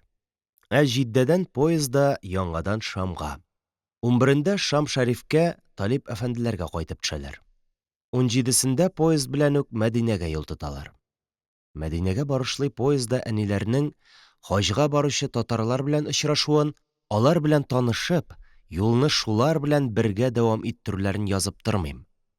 19 сентябрьдә ниһаять байтак юл газаплары кичергәннән соң, алар Мәдинә вокзалына килеп җитәләр. Әнием бу турыда үзенең истәлегендә түбәндәгеләрне яза. Сәгать 3-тә поезд Мәдинә вокзалына килеп туктады. Мәдинәнең йортлары йортка, урамнары урамга һич тә охшамый. Йорт дигәне таш өеме. Аны күккә җиткәнче таштан өйгәннәр дә өйгәннәр. Үзләре 5, 6, 7, 8 катлы. Тәрәзә урынына бер тишек. Аңа кафес дип аталган челтәрле такта капланган. Урамнар бик тар булу сәбәпле бөтенләй күренми дә, юк хөкемендә. Мәдинә тышында анда-монда сирәк кенә хөрмә бакчалары, яшеллекләр күзгә чалына. Без алдан ук телеграм биргән идек. Мәдинәдә яшәүче татар Исмәгыйль әфәнде улы белән станцияга безне каршы алырга төшкән икән. Әйберләрне карарга Исмәгыйль әфәнденең өендә торучы фатирчы Насыйп әфәндене калдырып, без качыр җиккән арбаларда Исмәгыйль әфәнделәргә киттек. Ифрат тар урамнардан узабыз. Манаха исемле бер мәйдан кичтек, аннан Баба мәчеттән үтеп бер капка янына тукталдык. Исмәгыйль әфәнденең улы Ибраһим безне тар караңгы ишек алдына алып керде. Өй ишеге янына җиткәч, ишек кагып, без килдек дип кычкырды. Югарыдан кемдер җеп тартып кына ишек ачты, без аскы каттагы кага дип аталган җәйге эсселәр өчен җайланган бүлмәләр аша узып, тар гына мәчет манарасы баскычыдай баскычтан күтәрелә башладык. Бераз менәсең дә бер тишек янына килеп чыгасың. Анысы һәр катның ишеге икән. Эчтә бүлмә. Исмәгыйль әфәнделәрнең өе 3 катлы. Безне иң югары катка алып менделәр. Баскыч башына каршыбызга ябык кына, чырайсыз, йөзенә кызыл иннек яккан, тар капот күлмәктән, башына өртү япкан бер хатын килеп чыкты. Кадырны күрү белән тиз генә борылып кереп тә китте. Бу Исмәгыйль әфәнденең хатыны Нәфисә ханым иде. Без аның артыннан зур, чиста, шәрык ысулынча җыештырылган бер залга кереп утырдык. Көн ифрат эссе. Кадырлар да бүлмәгә керде. Безне Гайша белән кичерәк кенә бер бүлмәгә алып керделәр. Анда Насыйбулла әфәнденең җәмәгате Шәмсебәдәр белән күрешеп, әзер табынга чәйгә утырдык. Бүлмә кечкенә, самавыр гөжләп кайнап утыра. Бик сусап кайнар чәй ичү аркасында без тәмам тиргә баттык. Гөнаһ шомлыгына каршы миңа бик авыр җилпәзә тоттырдылар тагы. Аны күтәрерлек түгел. Җилпи-җилпи тәмам хәлләрем бетте. Без кабартмалап шулай бик озак чәй эчтек. Кадирләр утырган зур бүлмәгә чыктык. Чәйләр эчелеп бераз хәл алгач, кечкенә генә таш мунчада юынып чыктык. Безгә йоклау өчен тирәсе тотылган өй түбәсен тәкъдим иттеләр. Мәдинәгә килеп керү белән бигрәк эссе, ничек йокларбыз инде дип борчылган идек. Кичләрен биредә киресенчә суык икән. Беренче төндә үк өсләребезгә калын юрган ябынырга мәҗбүр булдык. 20 сентябрьдә Дәлил Исмәгыйль әфәнде, Ибраһим, Нәфисә апа белән бергәләп тәһарәтләр алганнан соң Хәрәм шәрифкә зиярәт кылырга киттек. Хәрәм шәриф ифрат та зур, 5 манаралы. 4-се 4 почмакта, 5-нчесе баш манара уртада. Ул пәйгамбәрләребезнең кабере янында. Аны пәйгамбәрдән калган диләр. Хәрәм шәриф 4 ишекле. Без аның эченә Бабыл Ислам дип аталганыннан кереп, байтак баргач, рәшәткә белән әйләндереп алынган яшел атласка укалар тоткан, кашагалар эленгән пәйгамбәребезнең кабере янына җиттек. Кыймасында сары җизгә салаватлар язылган. Дәлил кычкырып зиярат кылды. Аның артыннан без дә әкрен генә зиярат кылып йөрдек. Әвәл пәйгамбәребезгә, соңра Әбүбәкер, Гомәр ризалыгына, аннан байтак баргач, хәзрәте Фатимага зиярат кылып йөрдек. Тагы Хәрәм шәрифнең башка тарафдарларында зиярат кылгач, Бәбрәхман капкасыннан чыгып киттек. Безнең хаҗилар иртәгесендә изге саналган байтак урыннарда зиярат кылып йөриләр. 22-сендә Пах-Мәзә дигән урынга атка утырып китәләр. Мәдинәдән байтак еракта хөрмә бакчалары бар икән. Шундагы мәчеткә кереп, хәзрәте Хәмзәнең каберен зиярат кылалар. Якында гына Әһәд тауы күренеп тора. Аның янында да мәчет бар. Сәяхәтчеләр шул мәчеткә кереп, Әһәд сугышында Мөхәммәд пәйгамбәрнең төшкән теш эзләрен карыйлар. Аның тешләре ташка төшеп, шунда эз калган имеш. Биредә дә кая карама анда хәерче икән дип яза әнием. Әти аларга садака өләшә-өләшә арып бетә. Кайткач әниләр үзләренең биредә яшәүче татарларга хатын-кызлар мәҗлесенә чакырылу икәнлекләрен беләләр. Әнием белән Гайша апа шунда китә. Әнием андагы татарлар турында. Һәммәсе дә калфак кигәннәр. Үз гадәтебезне саклап бер-берсенә ашка, чәйгә йөриләр икән. Гарәп һәм төрекләргә ул кадәр катышмыйлар, дип яза. 20-шендә хатын-кыз Хәрәм шәрифкә кандилләр юарга бара. Шундый үзенә күрә бер өмә ясала икән вакыт-вакыт. Гарәп хатыннары кара җарияләр җырлап, мисырлылар лүлү кычкырып юалар икән аны. Әнием, без дә бер ләгән янына килеп бераз юган булдык, дип яза. Әҗирле хатыннар шул сабынлы суны эчәләр, йөзләренә, күзләренә сөртәләр. Әниләр тагы сандал иләүгә дә катнашалар. Бусы Мөхәммәд пәйгамбәр кабере өстенә сибелгән исле, сары агач череге. Шуны һәр ел иләп яңарталар икән. Искесен агалар садакага өләшәләр. Ага дигәннәре Хәрәм шәриф хадимнәре. Алар гөнаһсыз кешеләрдән булырга тиеш. Шуңа күрә аларны бала чактан ук пештереп гөнаһсызландыралар. Сандалны кара җарияләр сикерә-сикерә, салават әйтеп җырлап илиләр. Эш беткәннән соң сандал иләүчеләрне ашаталар. Без дә ашка һәм шәриләр утырган сәфәрә тактасына, безнеңчә әйтсәк, аяклы куна тактасы янына аяклар бөкләп утырдык, дип яза. Әвәл карын шулпасы бирделәр. Крахмал салганда куе үзе тәмле генә. Шуны ашадык. Аннан соң тәлинкә белән зур гына ит кисәге бирелде. Һәркем шуны кулы белән чукып ашарга тотынды. Без дә булдыралганча тырышып ашадык. Соңыннан майда кыздырылган һәм шулпада пешкән итле пылау бирелде. Ул патноста иде. Аның янында зәгъфранда пешкән зәрдә һәм тозлы кыяр салаты куела. Без шуларны ашап кайтып киттек. Мусафирлар 28 сентябрьгә кадәр Мәдинәдә рәхәт кенә яшиләр. Биредә рәхәт тормышта 9 көннең узып киткәнен сизми дә калалар. 28-ндә кафилә, ягъни дөя кәрваны белән Мәккәгә сәфәр кылырга җыена башлыйлар. Сәгать 9-да шүрдүфләр әзер дип, ягъни утырып бара торган бишекләр булды дип хәбәр итәләр. Хаҗилар сәфәр намазларын укып, дуга кылып, Мәдинәдә тектергән, хас хаҗ өчен булган киемнәрен киеп, кәрван тупланган мәйданга юнәләләр. Өй хуҗалары озата бара. Әни, мәйдан дөяләр, бәдәвиләр, шүрдүфләр белән тулы иде, дип яза. Бәдәвиләр кычкырышалар. Кадирләр өсләренә озын ак күлмәк, башларына бәдәви шәле кигәннәр, билләрендә пута.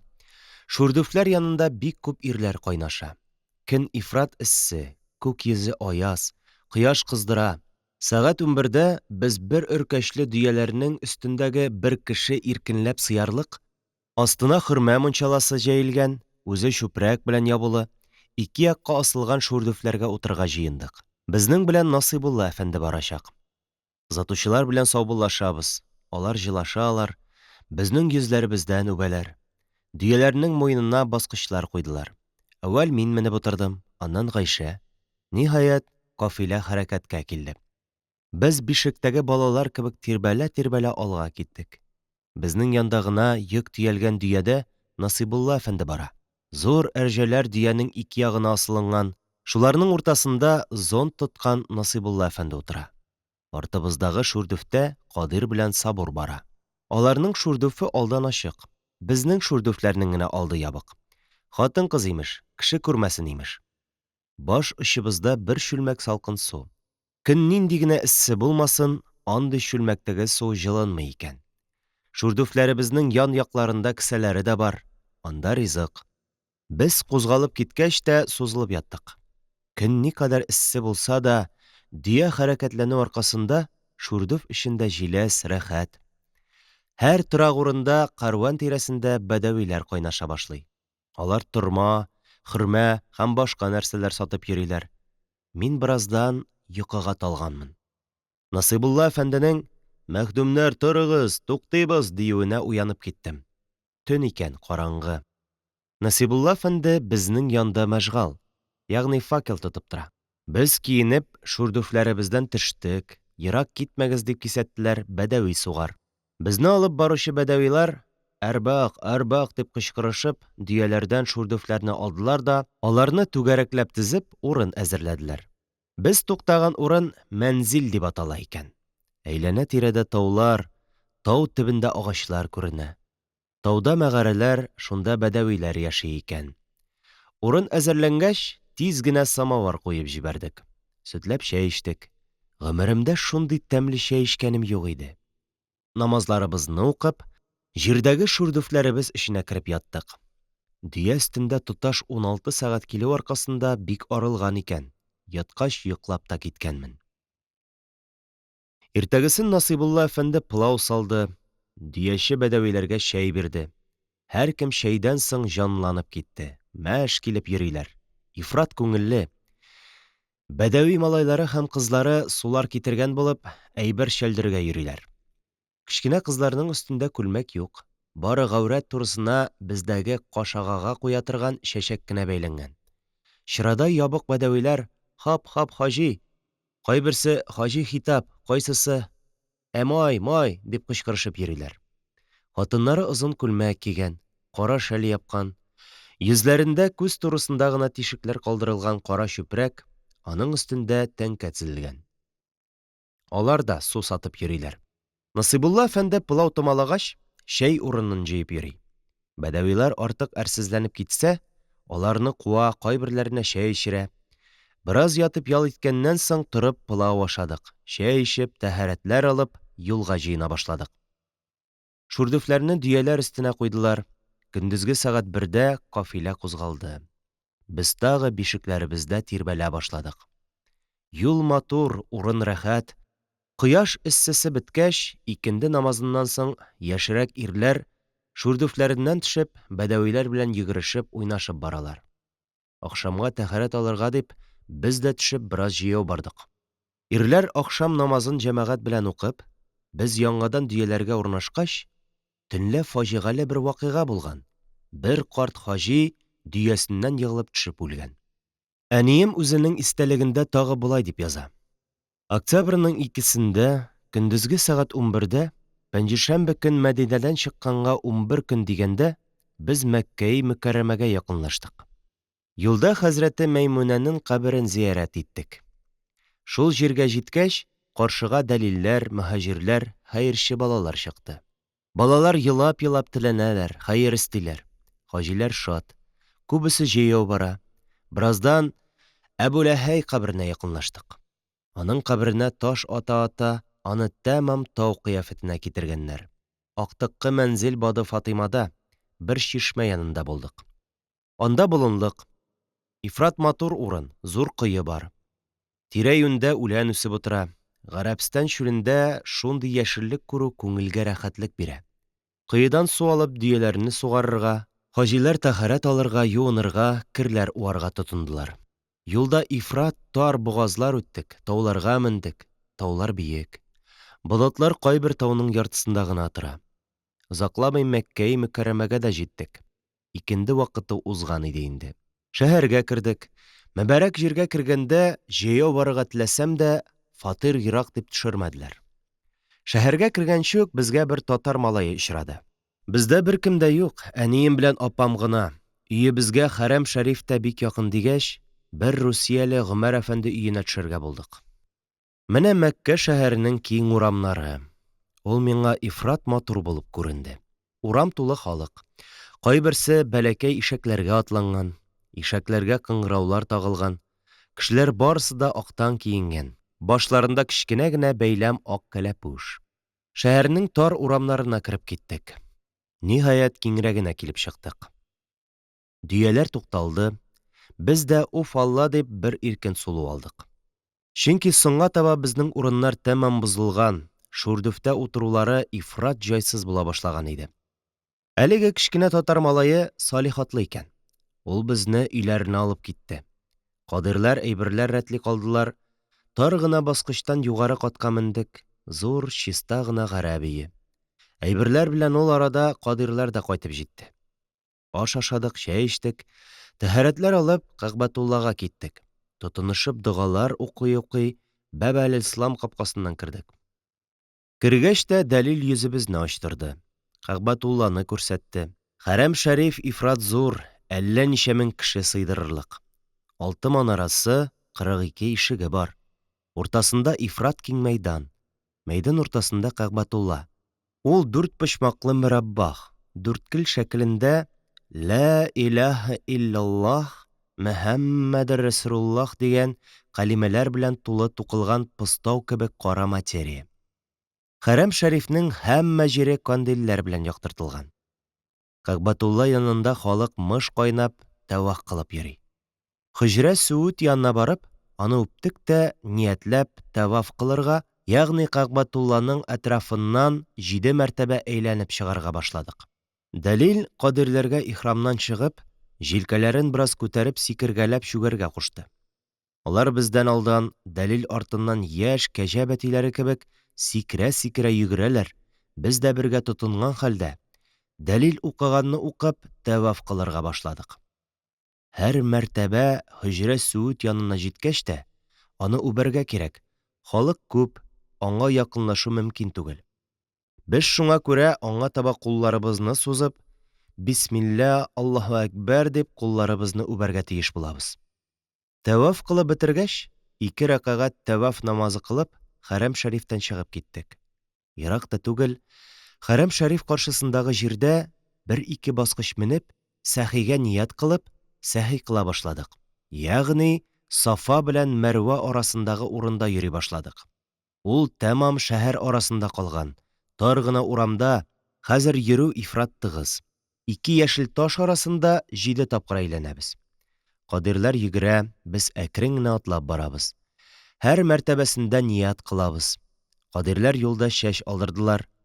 Без дә өйгә кайткач, чәч очларыбызны кисеп тара бүрдек. Ихрамда вакытта чәч тарарга, битне сабынлап юарга, ихрамны йөзгә тидергә ярамый. Шулай итеп, ул көнне хаҗыбыз тәмам булды.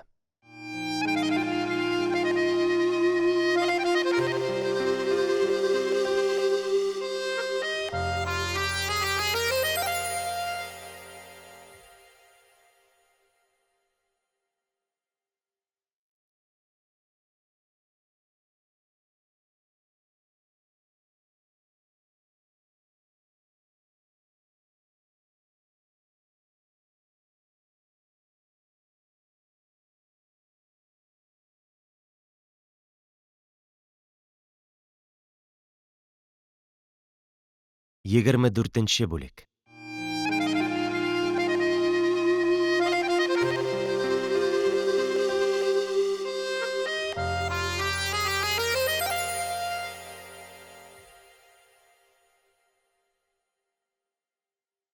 Сөйкемле секретарь апа һаман мине тынычландыра.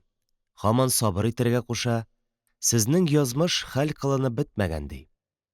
Мин бу комиссия өчен бер этек студент язмышын хәл итү шулкадәр авыр эш микәнни дип аптырыйм. Мин тагы көне буе Мәскәү урамнарында. Хәер, вакыт уздыру өчен мин хәзер Казан вокзалына да баргалыйм. Бәлки берәр казанлы танышны очратырмын дип, аның күккә ашкан биек, яңгыравык залларындагы халык ыгы-зыгысын ярып йөрим. Бер тапкыр маршрутымны үстерә төшеп, Каланча урамына да чыктым. Садово-Спасскаяда булдым. Инде тагы хәлдән тайгач, Басманнаядагы кафега кереп, бик аз гына акча тотып тамак туйдырдым. Юк, ни әйтсәң дә тамак туйгач, таныш сквердагы таныш эскәмиягә утырып ял итү шәп. Мин күңелдән үзем турындагы хикәятне баштан кичерәм. Менә без 5 дус озакламый 7 еллык мәктәпне тәмамлаячакбыз.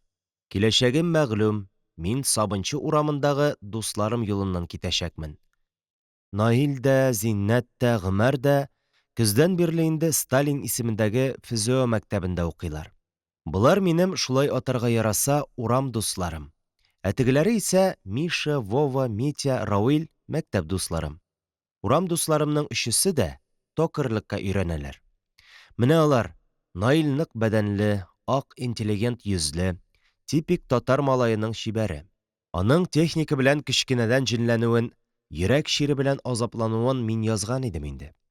Гомәр уртача буйлы, кара тутлы озынча йөзле, шадра, хәйләкәррәк һәм саранрак, артык хуҗалыклы, әммә үзе менә дигән гармунчы.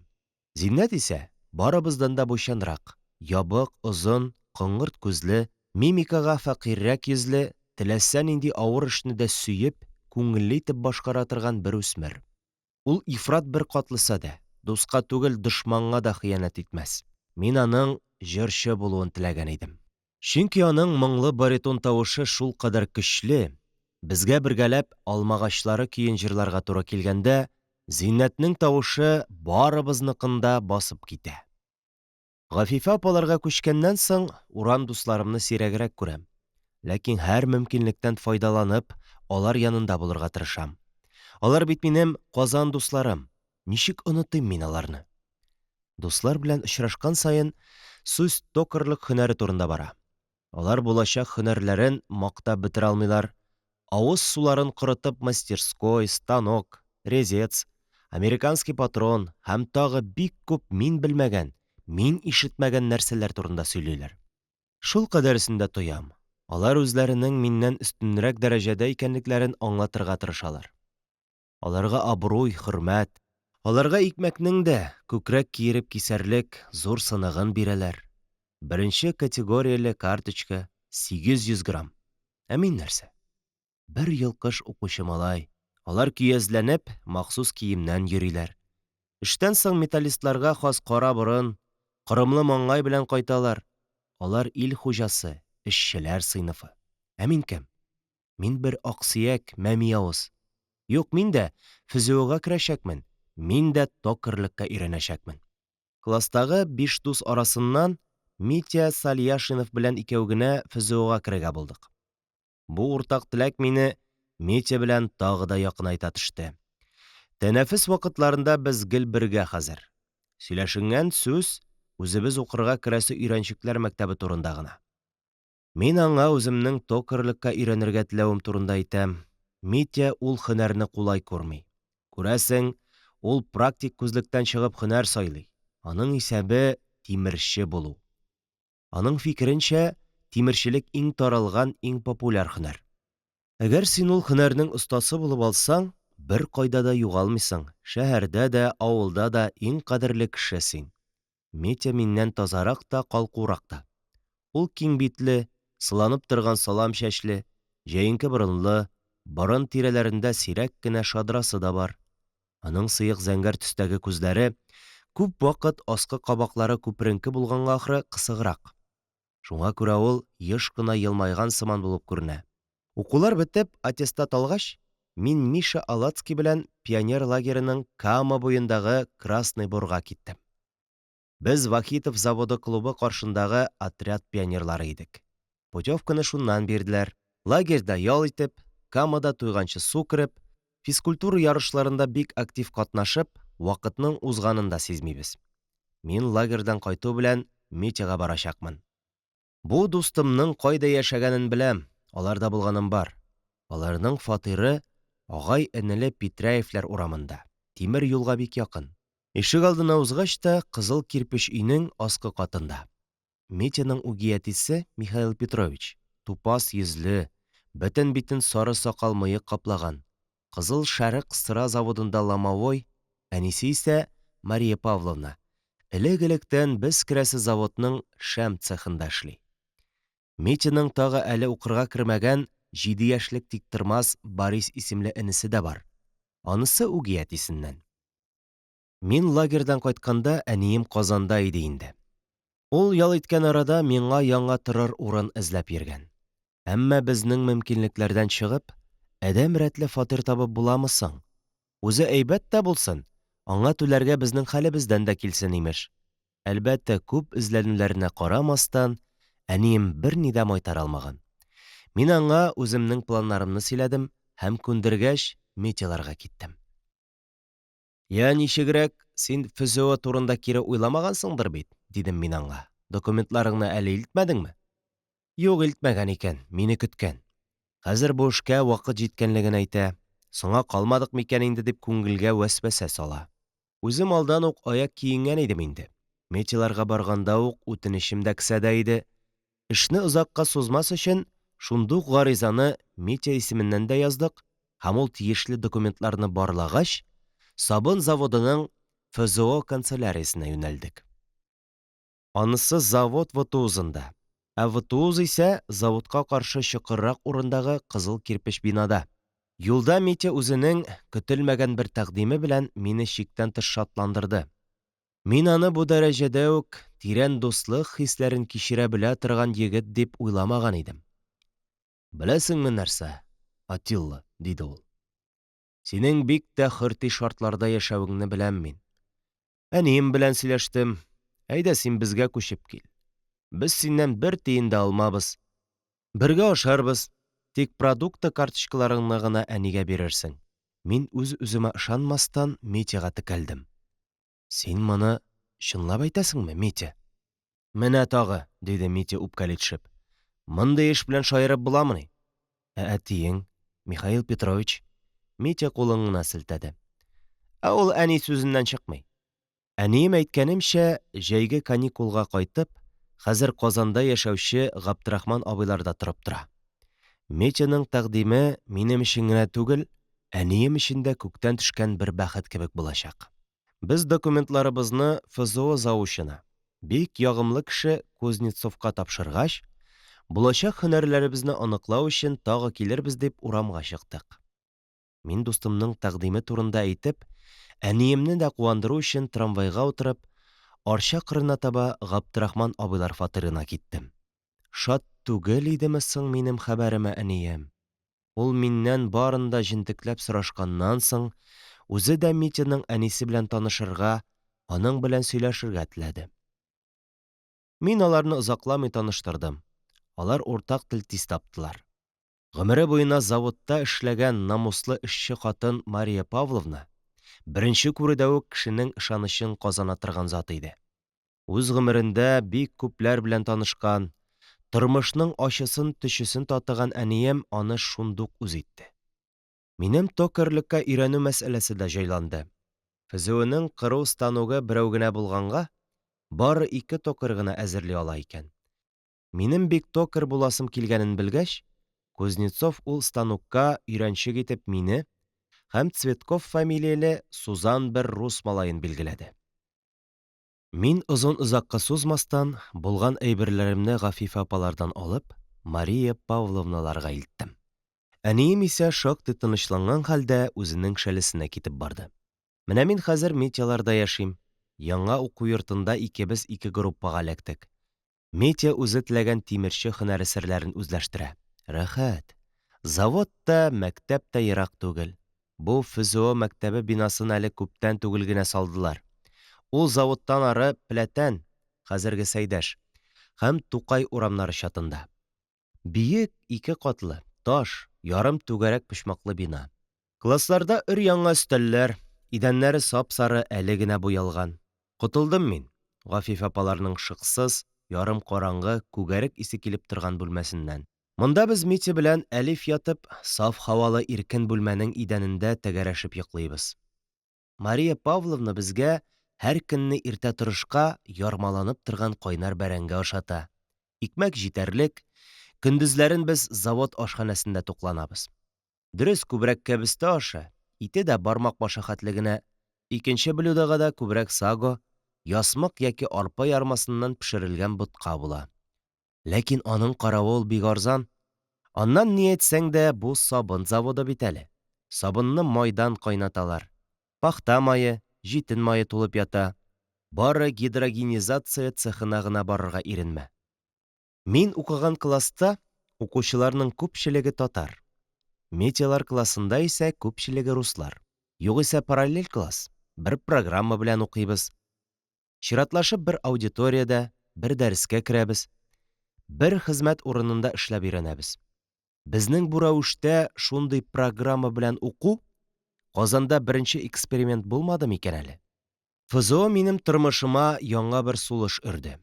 Мондагы мөхит, хезмәт һәм мөнәсәбәтләр минем өчен яңа. Беренче тапкыр кыру станогы янына килеп баскан мизгелемне мәңге онытасым юк.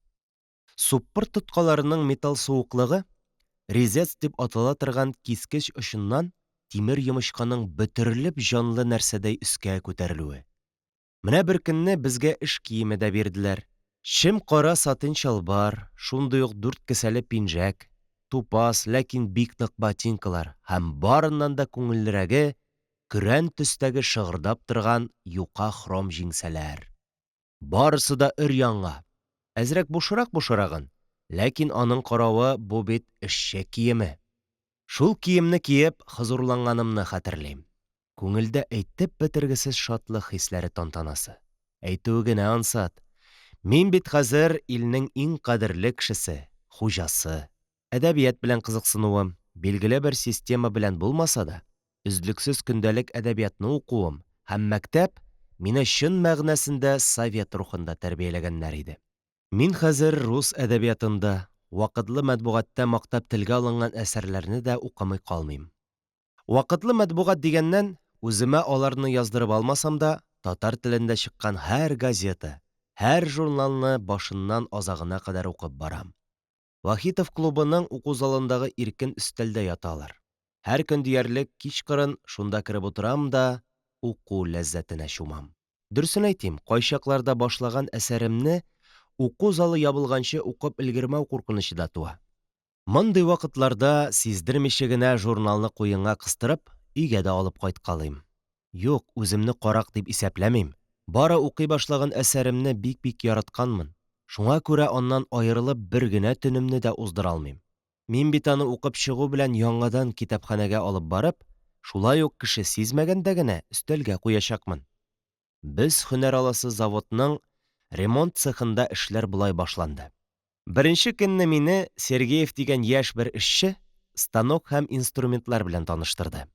Урам дусларымнан ишетеп белә идем инде.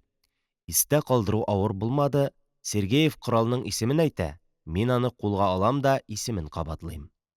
Станокны да шулай ук күрү белән генә канәгатьләнмим, сыйпап та карыйм.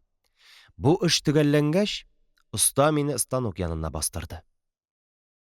Өстә асланып торган тимер чыбыкны тартты, кинәт станок патроны мине сискәндереп бик кызу әйләнә башлады. Сул яктагы сырлы тәгәрмәчләр гөрләп хәрәкәткә килде.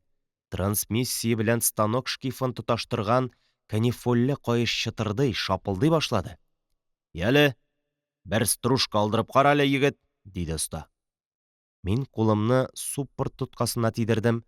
Сак кына бырдым һәм үткен корыч кискечнең патрондагы металлны ашап төтенле йомычка бетерә башлавын күрдем.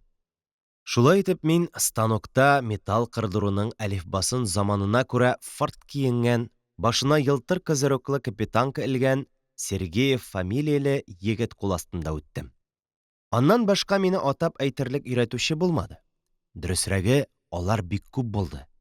Бер токырдан бер эшнең серен, икенчесеннән икенче эшнең серен карап торып, сорашып өйрәндем. Бик гади детальләрдән башлап, катлаулыракларына күчә-күчә осталык та арта барды. Безнең Пләтән чатындагы мәктәбебездә дә укулар бара бит әле. Хәтердә, металл технологиясын безгә Синев дигән бик тәҗрибәле абзый укытты. Ул металл эшкәртүнең бөтен төрен белә. Инженермы, техникмы ул Синев? Тышкы кыяфәте, торышы, теле белән ул мастеровой эшчегә тартым. Мәгәр белеме – инженер белеме.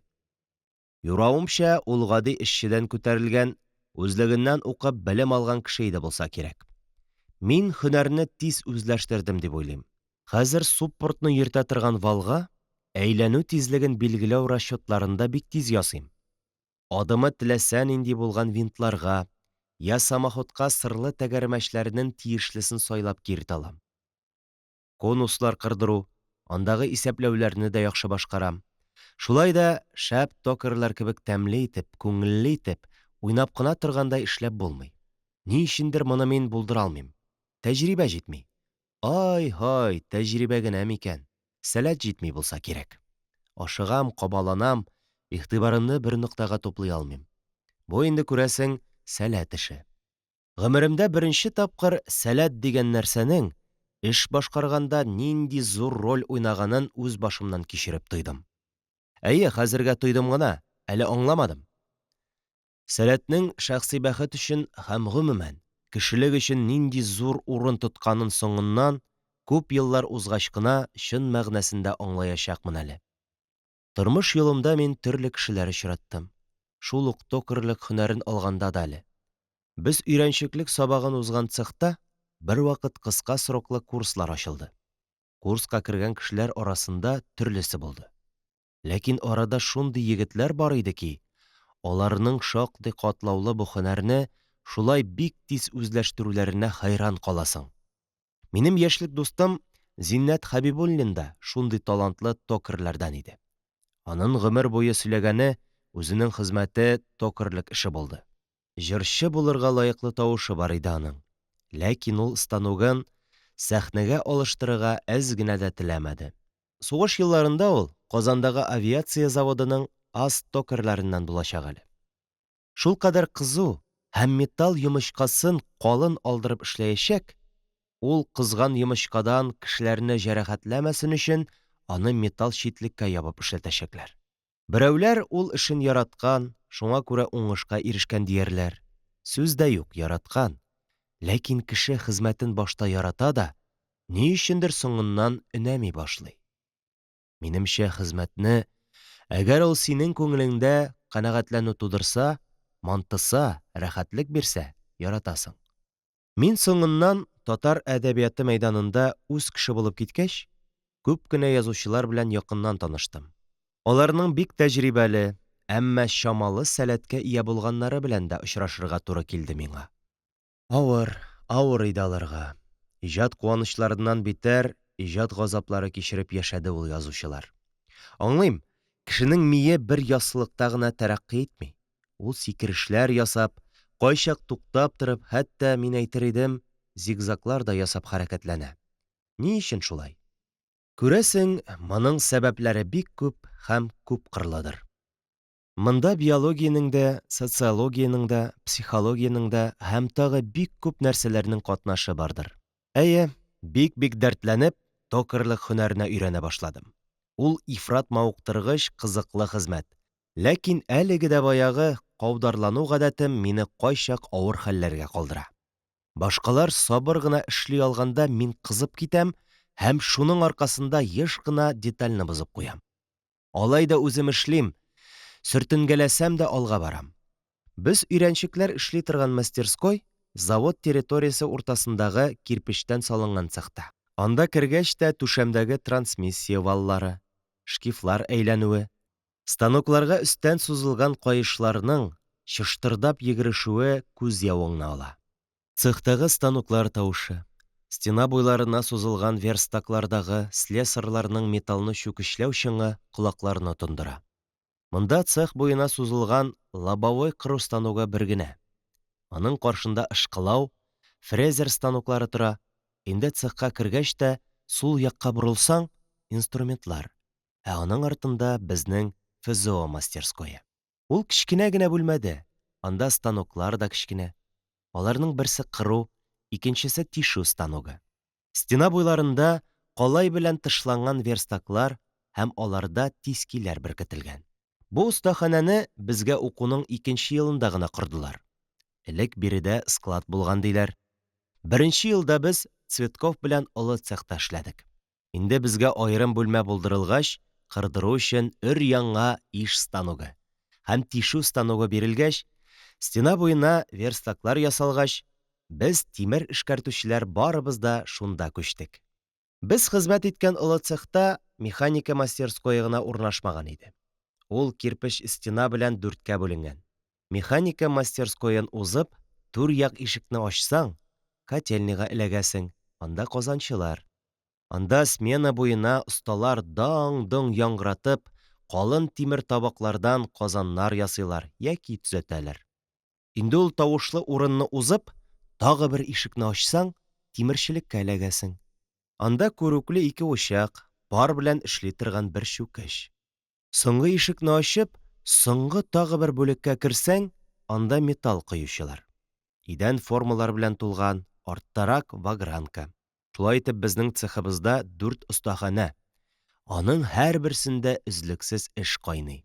Андагы осталарның эшен сәгатьләр буе карап йөрсәң дә туймыйсың. Тик аңа вакыт кына юк. Без 4 сәгать эшлибез, аннан ашык-пышык завод ашханәсендә ашыйбыз да укырга чабабыз. Цех бераздан минем өчен бик якын, туган йортымдай үз булып китәчәк әле. Миңа аның һәр почмагы таныш булачак. Аның тимерчелегендә үземнең корыч кискечләремне кыздырып сандалда тиешле рәвешкә китерәчәкмен. Кыю цехында хайран калып, багранкадан аккан металлның форма буйлап үзенә юл алганын күзәтәчәкмен. Инде өйрәнчеклек мәктәбен бетереп, үз башка эшли башлагач, тәмәке югында төнге сменаларда гадәттә бер смена гына эшли торган күрше цехларны айкап, тәмәке төпчеге җыячакмын. Әлегә укыйм, эшкә өйрәнәм. Начар түгел. Ләкин шулай да үземнән бик үк канәгать тә түгел. Чөнки минем белән бер станокта эшләүче Жорка Цветков ни әйтсәң дә миннән яхшырак эшли. Безнең хәзерге яңа инструктор Мифтах Сираҗетдинов миңа төрттереп гел минем алда шул Сузанны мактый. Юк шул, тырышлыкның да нәтиҗәләре чиксез түгел икән. Жора кадәр үк алдырып булмый. Яңа инструктор укуның 2нче елында килде. Сүз уңайыннан мин аңа тукталмый булдыра алмыйм. Ул кеше тәбәнәк кенә буйлы, кыяфәтсез зур башлы, андый кешене кабак башлы диләр. Зур калку борынлы, бик гади бер олы абзый. Аның сирәк мыегы авыз читләрендә салынып тора. Мифтах абый камыт аякларын шудырбырак, вак кына атлап йөрүчән. Хәтердә калганы тагы шул. Ул өзлексез хәрәкәттә, әле анда бара, әле монда килә, 1 минутта тик тормый. Тагы шул ягы кызык. Еш кына 2 куллап чалбарын күтәрә. Күрәсең, бу аның бала чактан ук калган гадәтедер. Бер кулын артка, икенчесен алга куеп, аның әледән-әле калкынып алуы минем әле дә күз алдымда җанлана. Аның шешенке кабаклы кара күзләре ничектер моңлы һәм кырыс карыйлар. Ләкин ул ифрат шәфкатьле һәм акыллы кеше. Без аны яратабыз. Әмма ни өчендер цехтагы карт эшчеләр түбәнсетәләр. Аның мәзәк кыяфәтеннән көләләр. Һәм аңа бер шамакайга карагандай карыйлар. Безгә ул кызганыч. Хәлбуки Мифтах абый күпне күргән кеше. Без аның 17нче елның октябрендә Петроградта кышкы сарайны штурмлауда катнашканлыгын беләбез. Октябрь бәйрәме тантаналарында аны клубта җыелыш алдына трибунага чыгаралар дип сөйлиләр. Әйе, революцион бәйрәмнәрдә аның урыны президиумда була иде. Монысын үземнең дә күргәнем бар. Механика цехының мастеры да истә калырлык кеше иде. Укуның 1нче елында мин аның белән артык кызыксынмадым. Ләкин һөнәремне үзләштерә төшеп, кул арасына керә башлагач, Дөресрәге, цехка чыккач, миңа аның белән еш кына эш иткәләргә туры килде. Ул төз гәүдәле, кыска гына калдырып китәргән, чалара башлаган сакал-мыеклы, какча йөзле, бик җитди кеше. 1905 елны аның Крестовников заводында эшчеләр хәрәкәте башында торучыларның берсе булуын бик күп еллардан соң гына китаплардан укып белдем. Аның фамилиясе Тюнегин иде. Шулай итеп, мин эшчеләр сыйныфының бер вәкиле булып киттем. Сабынчыдагы дусларым күптән тәмәке тарталар иде инде. Цехтагы шәриктәшләрем дә шәп көйрәтәләр, мин дә тәмәке тарта башларга булдым. Мондый эшнең әйбәт кенә бер сылтавы да бар бит әле. Янәсе, тартмасаң, ничек эш арасында станокны туктатып ял итәргә була? Ләкин бу күз буяу гына иде. Нигезендә аның сабынчыдагы дуслардан калышмау теләге ятты. Эшчеләрнең яше-карты хәтәр сүгенеп, оятсыз сүзләрне бик мул сиптереп сөйләшә. Нигә, мин алардан киммени? Анысын да тиз арада үзләштердем. Завод капкасы янында гына аяксыз бер татар инвалиды тәмәке сатып утыра. Ул эшкә килүчеләргә бик шаулап үзенең тәмәкесен мактый. «А ну, налетай! Табак Саранский, я сам Казанский! Налетай, покупай! Один раз курнешь, 33 раза...» Акча булганда шул зәһәр сасы тәмәкене чалбар кесәсенә бер стакан салдырып аласың да, көне буе бай сыман кыланып йөрисең. Акча якларың такыр чакта, абзый синең кесәңгә ярты стакан, хәтта чирек стакан да сала. Акчаңа карап. Кай чагында цехка ашыгыч заказлар килә. Андый вакытта безнең кебек фабзайчоныкларны да ярдәм итәр өчен цехтагы станоклар янына бастыралар. Гадәттә, андый вакытта икенче сменага каласың. Шунда без карт эшчеләр белән еш кына гәпләшәбез. Күрәсең, бу үзенә күрә бер йоладыр. Алар безнең белән күбрәк шаяртып сөйләшәләр. Эштән туктап тәмәке тарткан араларда безне әллә нинди уятсыз табышмаклар белән йөдәтәләр. Я булмаса, шундый ук язарга ярамый торган нәрсәләр турында сораулар биреп баш катыралар. Мондый чакта оялып кызарам. Минем өчен бу артык урынсыз, уят нәрсә. Ә безнең белән шаяртып сүз алып баручы кеше без яшьләрнең аптырап калуын аңгыралыгыбыздан, тәҗрибәсезлегебездән күреп, безне агартырга теләп, ир белән хатын арасында гына була торган интим хәлләрнең нечкәлекләрен аңлатырга керешә. Секс хәлләре белән бездәгедәй кызыксынучы халык башка илләрдә дә бар микән? Без шулай һәр яклап һөнәр һәм тәҗрибә туплыйбыз. Мине эшчеләр гаиләсендә яшәп, эшчеләр арасында эшләү күп нәрсәгә өйрәтте. Мин бу сыйныфның мал кылы булмавын һәм үзлексез дулап торган тормыш океанында барысы бер көймәдә, бер төрле ишкәк ишеп баручы кешеләр икәнен аңладым. Ниһаять, хезмәтнең кеше өчен иң көчле шатлык һәм куаныч чыганагы икәнлеген белдем. Завод мине хезмәт белән бүрек салып сөйләшергә өйрәтте. Ул: «Син зур эшкә тотынасың икән, егет, башта ныклап уйла. Ничек итсәң ул сыйфатлы да, тирән рух азыгы да, кешеләргә файдалы да булыр», диде. Миңа ул шундый сабаклар бирде. Әлбәттә, ул чорда ашау-эчү, кием-салым яклары әйтеп бетергесез хөрти иде. Бөтен нәрсә карточкага, я ордер белән бирелә. Анда да котырмаслык кына. Карточкага бары чи арыш ипие генә, анысы да еш кына кибеттә булмый тора. Ул эләксен дисәң, сәгатьләр буе чират торга тиеш буласың. Кайчагында сиңа төннән үк чират алып, уч төбенә номер суктырып, кибет ачылганын көтеп торга туры килә. Митя белән без нәрсә бар, шуны ашыйбыз да канәгатьләнәбез. Киемгә дә безнең ис китми, күлмәк һәм чалбар, аякта завод биргән ботинка, башта тузган бүрек, өстә юка пальто. Безгә шулай да рәхәт. Без идеаллар, зур өметләр белән яшибез. Эш беткәч, Вахитов клубына барабыз. Кино карыйбыз. Хәтердә бер тапкыр Спарри дигән гипнозчы үзебезне хайранга калдырды. Хәтта бер тапкыр үземне сәхнәгә чыгарып, әллә ниләр кыландырып бетерде. Тагын безнең клубта шактый мәшһүр шагыйрь Михаил Голотный чыгыш ясады. Һич онытылмый, бу буйчан, көлтә чәчле шагыйрь очына-очына үзенең шигырьләрен сөйләде. Ләкин тамашачылар аның шигырьләрен өнәмәде. Залда тавыш, үзара сөйләшү, көлешү һич туктамады. Ахырда горур шагыйрь моңа түзмәде, публиканы мокытлыкта, тәрбиесезлектә гаепләп, дулап сәхнәдән үк чыгып китте. Бер вакыт безнең клубта Лидия Сайфуллина да булды. Ул үзе генә түгел, атаклы Мәскәү язучысына безнең татар әдипләре дә ияргән иде. Хәтерем ялгышмаса, алар арасында Мирсәй Әмир, Ибраһим Гази, Төхвәт Имаметдинов, тагы кемнәрдер бар иде. Сайфуллина үзенең чыгышында Мирсәй Әмирнең «Аяк» дигән хикәясенә таш атып узды. Соңыннан чыгыш ясаган Мирсәй Әмир, ул вакытта яшь, чибәр кеше, хәтере калган хәлдә «Без Лидия апа хәтле үк шәп яза алмыйбыз шул», дип куйды. Ял көннәрендә мин Наилләргә барам. Наил, Зиннәт, Гомәр һәм мин дүртәүләшеп еш кына чаткы кинотеатрына китәбез. Аңа якын ларёкта сыра саталар. Акча булса, сырадан авыз итүдән дә баш тартмыйбыз. Аны эчү безнеңчә егетлек, мөстәкыйльлек билгесе. Ял икән, ялча булсын инде. Бер вакыт без Митя белән циркка бик еш йөри башладык. Анда җәлеп иткән нәрсә французча көрәш булды. Нинди генә көрәшләрнең аты безнең авызларда әвәләнмәде ул чак. Янцыган дисеңме, Жеребцов Вердин дисеңме? Бер вакыт Казанны аякка бастырган Хаҗи Мурат дигән көрәшче килде. Ул чыгыш ясаган көннәрдә татар агайны циркны шыгрым тутыра. Шул гастрольләрдә дип әйтимме, ярышларда димме, шул көннәрдә миңа рус баһадиры Иван Поддубныйның да көрәшкәнен күрергә туры килде. Кышкы айларның берсендә шул ук шәһәр циркында мюзик-холл гастрольләре башланды.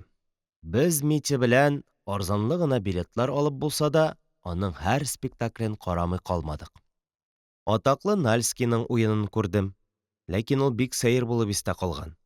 Нальский уен барышында опереттаның сюжетына һич бәйләнеше булмаган, әммә безнең көндәлек тормышка, хәтта сәясәткә кагылышлы репликалар әйтеп җибәрә иде. Бер репликасы әле дә истә.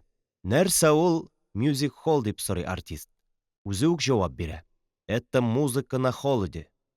Чыннан да циркта коточкыч суык иде. Нальский шуңа ишарә ясый. Кай вакытларда без өйдә репродуктор янында озаклап концерт тыңлыйбыз. Митяның татар музыкасын яратуына әле дә гаҗәпләнәм. Чөнки мин русларның татар музыкасын шул дәрәҗәдә яратып тыңлаганын элек тә, соңыннан да күргәнем булмады. Митя аерата Сәйдәшев музыкасына гашыйк. Андый тапшыру булса, ул радионы миннән битәррәк бирелеп тыңлый иде. Берәр ай чамасы без Митя белән Асат Милчыда булып йөрдек.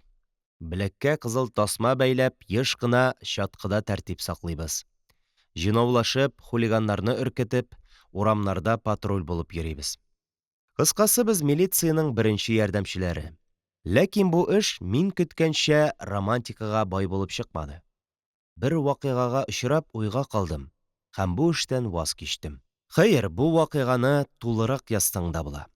Шулай көннәрдән бер көнне безгә Митя белән милиция бүлекчәсеннән бер вак каракны Черек күл артындагы милицияның шәһәр идарәсенә илтергә куштылар. Без, әлбәттә, мондый зур ышанычка шатланып, теге каракны олы яшьтәге татар абыен капчыктагы урлаган әйберләре белән озата киттек. Абзый салмак кына атлап бара. Өстендә иске брезент яңгырлык, башында колакчынлы йыртык бүрек, аркасында җиңел нәрсә салынган капчык. Тик бу агайның баштагы адымнары гына шундый тыныч, салмак һәм үзе күндәм күренгән икән. Аның белән күрәсе газапларыбыз әле алда икән. Мин биредә аның белән нинди газаплар чигүебезне тулы итеп язмыйм. Аның чат саен туктап, озаклап ял итүендә, инде без Кольцога җиткәч, кинәт җиргә ятып, «Каравыл, талыйлар!» дип халык җыюында. Шулай да без аны өстерәп дигәндәй көчкә тиешле урынга илтеп тапшырдык. Ләкин бу романтикалы эштән безне ваз кичәргә мәҗбүр иткән әйбер аның чыгымчылаулары булмады, ә аны урынга тапшырганнан соң булды. Әле дә күз алдымда. Иркен бүлмәдә барьер, барьерның эчке ягында 2 милиционер. Митя бүлекчәдән бирелгән кагазьләрне шуларның берсенә тапшыра. Каракны барьерның теге ягына кертәләр һәм нишлиләр? Милиционерлар теге абзыйны кыйнарга керешәләр. Алар икесе ике якта. Әле берсе суга, әле икенчесе. Карак, әле бер милиционерга таба авып китә, әле икенчесенә. Үз күзләремә ышанмастан, бу тетрәткеч тамашаны күзәтәм. Гуманизм рухында тәрбияләнгән, бездә ору, сугу кебек җәзаларның булуы мөмкин түгел дигән кагыйдәне үзләштергән кешегә бу җитә калды. Мин андый эштә милиция әһелләренә ярдәмче була алмаячагыма шундук ышандым. Без өйгә кайтканда ничектер Митя белән бер-беребезгә карарга да уңайсызланып, тавышсыз-тынсыз гына атладык. Шул көннән башлап Асатмилга йөрмәс булдык. Мине өйдәге экзекуцияларда чиркандыра башлады инде. Атнасына бер көн, шимбә көн булса кирәк, Митяның тиктормас энесе Борис җәзаланырга тиеш икән. Бу гадәттә өйдәгеләр йокларга яткач була. Митяның үги әтисе Борьканы табуреткага корсагы белән яткыра да, чалбарын төшереп атна буе малай ясаган гөнаһларны саный. Ясаган тәртипсезлекләренең дәрәҗәсенә карап, каеш белән суктыра. Бу эш алгы бүлмәдә бара. Без зал идәнендә тын гына ятабыз. Боря җан ачысы белән үкерә, артык алай итмим дип ант итә. Аның саен Михаил агай, менә монысы фәлән өчен, менә монысы төгән өчен дип сөйләнә-сөйләнә улын каешлый. Гаҗәп, минем өчен искиткеч, мин аңламый торган нәрсә иде бу. Белүемчә, безнең халыкта баланы шулай җәзалау юк. Һәрхәлдә минем моны күргәнем дә, ишеткәнем дә булмады. Мин моңарчы бу поркаларны Горький әсәрләреннән генә укып белә идем. Соңыннан еллар узгач, мин байтак рус дусларымнан ишетеп, рус халкының айрата крестьяннарда моның гадәти йолага кергән бер нәрсә икәнлеген белдем. Менә без Митя белән ике дус тату һәм бер-беребезнең сүзеннән чыкмый яшибез. Ә укуга килгәндә ул да ярыйсы бара. Әйткәнемчә, безнең группада ул заманда классны группа дип атыйлар иде. Күпчелеге татар малайлары, татар кызлары. Башта малайлар турында. Без җидәү: Мөхәррәмов, Шибаев, Енгалычев, Салихов, Дербышев, Хайруллин һәм мин. Егетләр арасында минем өчен иң якыны Рәсүлзәдә Салихов дисәм ялгышмамдыр. Бу төз гәүдәле, киң күкрәкле, браз бетчәле битле, калын тавышлы, аз сүзле егет. Мин соңрак аның әтисе Сәмигулла абзый, заманында бик күренекле җәмәгать эшлеклесе, думаларга сайлануда вәкил булып актив катнашкан, немец телендә нутыклар сөйләп, читтән килгән кунакларны каршы алырга сәләтле кеше икәнлеген, учредилка агъзасы булганлыгын белдем. Рәсүлзәдәләрдә булганым да бар. Аның берничә абыйсы, бер апасы бар. Әнисе Зөһрә апа, үзенең олы яшьтә булуына карамастан, әле дә ифрат чибәр, горур, заманында шулай ук алдынгы хатын-кызлардан булып, җәмәгать эшләренә катнашып йөргән. Рәсүлзәдәнең әтисен хәтерләмим. Күрмәдемме, әллә күреп тә онытканмынмы? Рәсүлзәдә бик оста рәсемче иде. Казандагы Гаспринский исемендәге заманында яхшы, алдынгы мәктәпләрдән саналган 7 еллыкны бетергән. Ләкин нинди сәбәпләр аркасында ФЗОга килеп эләккән, анысын белмим. Үземчә юрап кына әйтәләм. Ул елларда аның әтисен совет органнары эзәрлекли башлаган иде булса кирәк. Чөнки ул, белүемчә, 30нчы елның урталарында кулга алынды. Шуңа күрә минемчә, әнисе, улыбыз эшче сыйныфын калкан итеп, мондый хәлләрдән исән-сау котылыр дип уйлагандыр. Үзенең миңа якынлыгы белән хәтердән нык сакланган егет тагы Мөхәррәмов. Хәтерем ялгышмаса, ул әнисе һәм бер кыз туганы белән генә яши иде. Ул җәен дә, кышын да сынык кызырыклы аксыл чуар иске кепка киеп йөри. Өстендәге төсе уңып беткән ситсы тышлы бишмәте дә, ямаулы күлмәкләре дә аның бик авыр тормышта яшәүе турында сөйлиләр.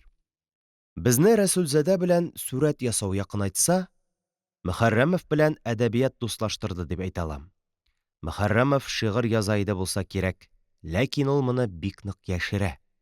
Ул да аз сүзле, матур итеп, җиңелчә, ирен почмаклары белән генә елмаеп, үзенең яшькелт, озын керфекле күзләрен миңа текәгән хәлдә яныма килеп шыпырт кына сүзгә керешә. Мин шундук станогымны туктатам, аның тапкыр сүзләрен, хыялланып әкәмәт вакыйгалар сөйләвен, яки мәгълүм шагыйрьләрнең әсәрләреннән уңышлы, истә калырлык строфаларын искә төшерүен тыңлыйм. Әгәр эш артык ашыгыч булмаса, я станок самоходта эшләсә, без бик озак шулай юкны-барны сөйләшеп юанабыз. Кайчакта хыялга бирелеп әллә кемнәр булып кыланабыз. Аннан тыела алмыйча көлә башлыйбыз. Мөхәррәмов миңа караганда тапкыррак, аның теге без уйнап күрсәтергә тиешле кеше булып кыланулары да әсәрлерәк килеп чыга. Без шулай байтак вакыт күңел ачканнан соң стенадагы сәгатькә күз салабыз. Мөхәррәмов миңа дустәнә күз кыса да үзенең тиские янына китеп бара. Алгарак китеп әйтим, көннәрдән бер көнне мин Мөхәррәмовны үзем яшәгән фатирга алып кайттым. Әле күптән түгел генә Вахитов клубында гипнозчы булып китте. Безнең шул гипноз остасы тәэсирендә йөргән чак. Өйдә кеше булмавыннан файдаланып, без дә Мөхәррәмов белән гипноз сеанслары уздырырга булдык. Чиратлашып, бер-беребезне йоклатабыз янәсе. Моның өчен бәбәкне бәбәккә терәп дигәндәй сүз башлыйбыз, йокларга тиешле кешегә йокының бик кирәк нәрсә икәнлеген, аның хәзер ифрат йокысы килгәнлеген аңлатабыз, аны үгетлибез, әгъвәлибез, хәтта куркытабыз. Мондый чакта белүебезчә бик җитди булырга кирәк. Туктап тору бер дә ярамый. Мөхәррәмов бу эштә дә миңа караганда сәләтлерәк. Ул әллә нинди кирәкле сүзләр таба. Күзләрең синең йомла, егет, керфекләрең кургашын кебек авырайды, сине йокы баса, һәм башкалар ди. Без шулай чиратлашып, гипноз сеанслары уздырабыз. Мөхәррәмов үзенең җитдилеген бер дә югалтмый. Яшькелт күзләре белән күзеңә керердәй булып сөйли дә сөйли. Мин исә аны бераз үгетләгәннән соң тукталып калам. Ул да булмый пырхылдап көлеп җибәрәм. Һәм бөтен сеанс шәлпәрәмә килә. Мөхәррәмов татар әдәбиятын әйбәт күзәтә. Ул яңа басылган әсәрләрдән генә түгел, атаклы язучыларның шәхси тормышыннан да хәбәрдар. Ул татар язучылары турында мин белмәгән әллә нинди яңа мәгълүматлар бирде. Мөхәррәмовны без элек укыган мәктәбеннән тагылып килгән кушаматы буенча Махра дип йөртә идек. Аның белән 33нчы елның язында укулар төгәлләнгәч аерылыштык. Ул башка цехка күчте булса кирәк. Шуннан соң мин бу романтик, хыялга бай, мәзәкчел, йомшак табигатьле егет белән бер тапкыр да очрашмадым. Аның язмышын белмим. Үзем якын күргән 3нче егет Шибаев Әнвәр атлы. Ул барыбыздан да матуррак, барыбыздан да әйбәтрәк киенә. Башында аның ул заманның модный капитанкасы булыр. Өстендә, мәсәлән, мин гомеремдә моңарчы киюне хыялланмаган соры каракүл якалы пальто. Әнвәрнең йөзе аппак, тулы, зәңгәр күзләрендә һәрвакыт наянлык чаткылары көйри. Авыз-борын бик тә килешле. Әнвәр гел көр күңелле, һаман шаян сүз, кызык вакыйга булыр аның телендә. Тик гаҗәп бер үзенчәлеге бар. Ул да булса, һәрбер хикәясе аның хатын-кыз мәсьәләсе, секс хәлләре белән төгәлләнә. Ул сүзен төгәлләгәндә кулларын чәбәкләп, «Эх, мелтәтәй!» дип куя. Үзе сөйләгәннәрдән үзе кәефләнеп кулларын уа. Ул безнең белән укучы бер рус кызына, үзе кебек тулы, ак йөзле блондинкага гашыйк. Шуның белән җенләнә, шуның белән булачак татлы минутларны күз алдына китереп дәртләнә. Ә кыз исә моны алай артык якын җибәрми иде. Күп еллардан соң сугышлар бетеп, мин армиядан кайткач, ул Әнвәрнең һаман Казанда яшәвен, шофер булып эшләвен ишетәчәкмен әле. Ләкин ни өчендер ул миңа күренмәячәк. Юкса минем турыда аның белгәнлеген миңа тапшыручылар булмады түгел. Тагын безнең белән нык аралашкан Сәлим Дирбишев бар. Бу егет исә кайчандыр әниемне әтигә димләүчеләрнең иң хәтәре. Шакир абыйларның малай чагындагы бае Гали Дирбишевның оныгы. Ул бакыр чәчле, җирән, йөзен эре сары сипкел көрпәсе баскан. Зур яшькелт соры күзле егет. Мишәр акценты белән сөйләшә. Ул күзләрен тасрайтып, үзенең ачы-нечкә тавышы белән һәрвакыт сүзгә тыгыла. Үзенең һәр мәсьәләдә белдеклелеген сиздерергә ашыга. Безнең арада артык абруй казанмаса да, без аны тибәрмибез. Әллә аның ифрат бер катлы булуы, әллә дуслыкка бер дә хыянәт итмәве бездә аңа карата олының кешегә булган мәрхәмәтлелеге кебек нәрсә уята шикелле. Алар Московский урамының вокзалга якын ягында, бер пычрак ишек алдындагы фатирда яшиләр. Сәлим әти-әнисенең бердән-бер улы. Аның әтисе Газиз абзый бухгалтер. Ләкин ул чирле. Елына бер-ике тапкыр шифаханәдә ятып чыга. Әнисе исә Мөнир апа, гаилә терәге, иртәдән кара кичкә кадәр эштә. Ниндидер фабрикада эшли иде булса кирәк. Мин аларның гаиләсен яхшы беләм, чөнки Газиз абый интеллигент кыяфәттәге, һич әтисе Гали абзыйга охшамаган, җыйнак кына гәүдәле брюнет. Сәламәт чакларында хәл белешергә безгә килеп чыккалый. Сәлимнәрдә аулагы ясап, Зиннәт, Наил Гомәрләр белән гармуннар уйнап, кәефләнеп, җырлап утырганнар истә. Әйе, хәзер минем балалык дустым, күптән Троицкидан Казанга укырга килгән Морат Габетдинов та безнең арада. Сәлим ФЗОны тәмамлап, берәр ел чамасы слесарь булып заводта эшләгәннән соң, Казан институтларының берсенә кереп укый башлады. Ләкин аның язмышы артык фаҗигале булып бетте. Инде югары уку йортын бетерәм дигәндә генә ул әтисе һәм әбисе җәфа чиккән авыруга юлга. Күрәсең, шизофрения чире мирас булып моңа да өлеш чыгаргандыр. Көннәрдән бер көнне моңарчы сау-сәламәт күренгән Сәлим әтисе шифаханәдә чакны төн уртасында уяна да тыныч кына йоклап яткан әнисенең корсагын пычак белән ярып җибәрә. Сәлимнәр белән бер үк коридорда яшәүче күршеләре иртәгесен боларның шул хәтле озак йоклауларына аптырап, милицияга мөрәҗәгать итәргә мәҗбүр була. Милиционер килгәч, бикне ватып бүлмәгә керәләр. Ни күрәләр?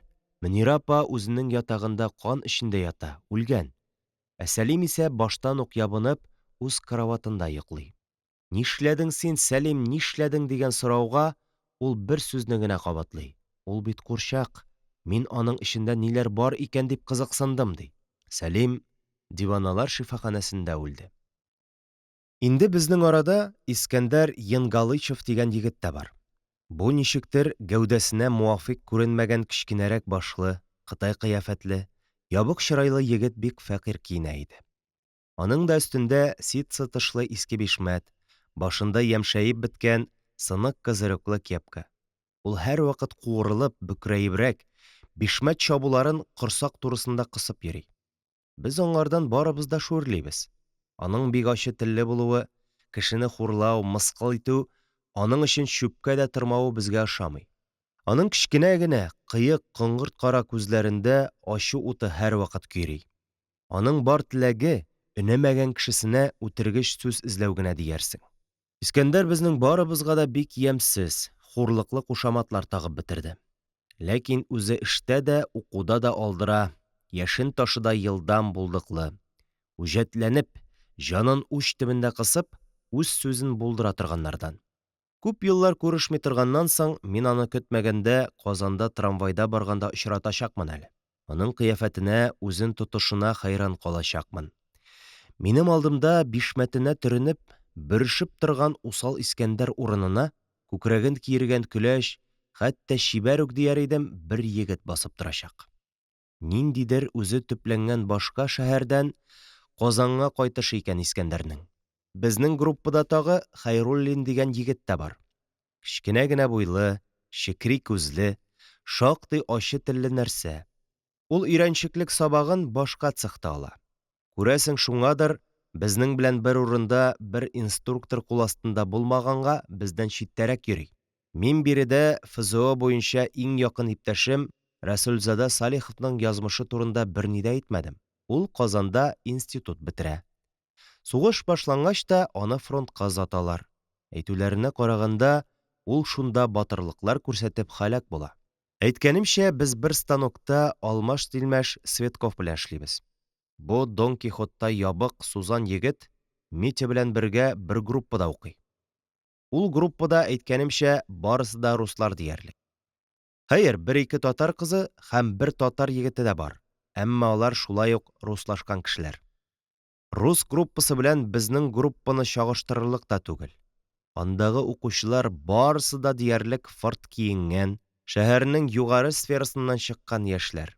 Үзләре матур, ыспай, егетләре дә, кызлары да карап туйгысыз.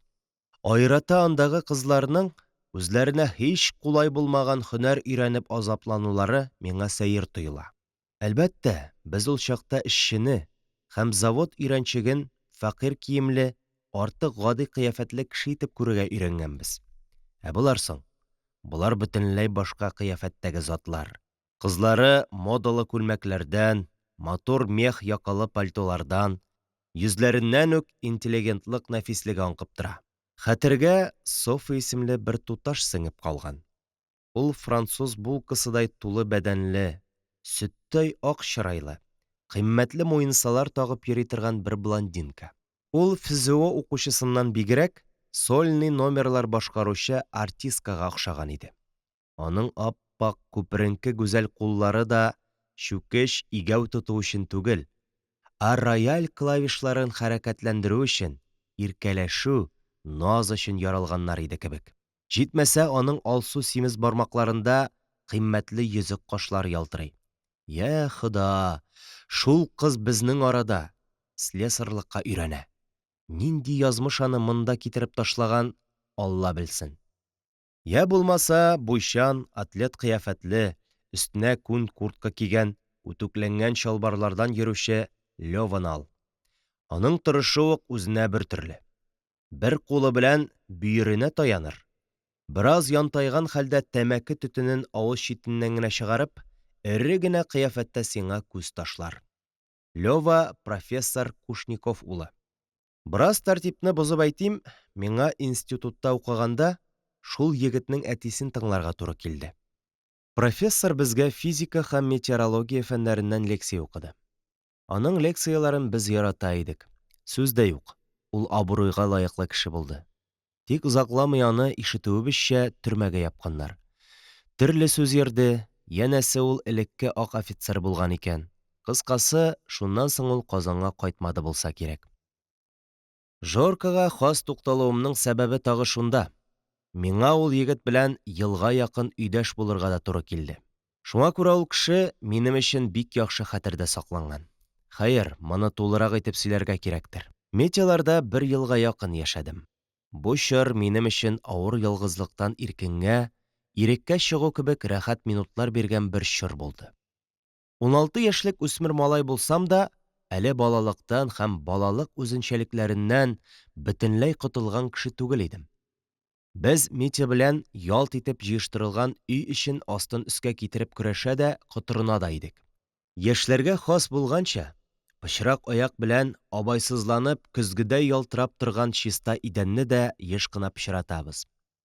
Мәгәр хуҗаларның моңа карата берәр авыз сүз әйткәннәре, караңгы чырай күрсәткәннәре булсачы, алай гына да түгел. Гомумән, татар халкына карата әз генә дә кимсетү сүзе ишетмәдем мин бу өйдә. Милли мәсьәләгә килгәндә, Митяның үги әтисе генә биредә аерата активлык күрсәтә иде. Исереп кайткан чакларында аның бар сүккәне яһүдләр булды. Тормышның авырлыгын ул бары шулардан күрә. Михаил Петровичның фикеренчә, еврейлардан да хәйләкәр һәм рәхимсез, тәкәббер халык юк бу дөньяда. Ә татарга килгәндә, ләм-мим. Что татарин, что русский одно и то же. Мин укуның беренче елын тамамлагач, әни Шәледә 4 кыш эшләгәннән соң Казанга кайтып, Яңа Бистәдәге татар мәктәбенә урнашты. Без фатир эзләп тагы көн-төн чаба башладык. Ниһаять ул табылды. Хәер, аның табылуында минем Жоркага фатир хәсрәтен чишүем сәбәп булды ахры. Хәзер аны хәтерләмим. Ул фатир дигән нәрсә аерым ишекле, капиталь стеналы түгел. Хәтта аның тәрәзәсе дә юк. Бер катлы агач идәге Жоркалар фатирның алгы ягын такта белән икегә бүлгәннәрдә, тагы бер караңгы бүлмә ясаганнар. Әлбәттә, ул заманында йокы өчен эшләнгәндер. Ә хәзер хуҗалардан арткан. Чөнки Жорка олы апасы Лидия Васильевна белән генә яши. Алар өчен иркен зал һәм әлеге икегә бүленгән прихожийның тәрәзәле ягы җиткән. Кыскасы, без әнием белән шул йокы бүлмәсенә урнаштык. Без ул бүлмәдә йоклыйбыз, ә тәрәзәле алгы яктагы өстәлдә ашыйбыз, эчәбез. әйтеп бетергесез шатбыз. Әнием белән 5 елга якын аерым яшәү үзәк бәгырьләремә үтте. Мин хәзер бәхетнең иң югары тәхете — Рауанында. Көн күреш шартларым да үзгәрде. Өс-баш бөтен. Әнием һәр вакыт киемнәремне тикшереп, кирәксә ямап тора. Ни туры килде, шуны киеп чыгарга юл куймый. Матур, чистайыр улым дип кенә тора. Хәзер вакытында ашыйм, вакытында эчәм. Әнием әз генә продуктыдан да ризыкны тәмле, ләззәтле итеп пешерә. Мин тазарып, ныгып киттем. Хәтта әнием миңа «Син егет кеше инде хәзер» дип бер көрән төстәге йон костюм да юнәтте. Бары шунысы аяныч, ул костюмны туздырганчы кия алмадым. Лидия Васильевнаның бер ерак кардәше, бер исерекбаш аны урлап китте. Костюмны ул урлаганын шуннан белдек.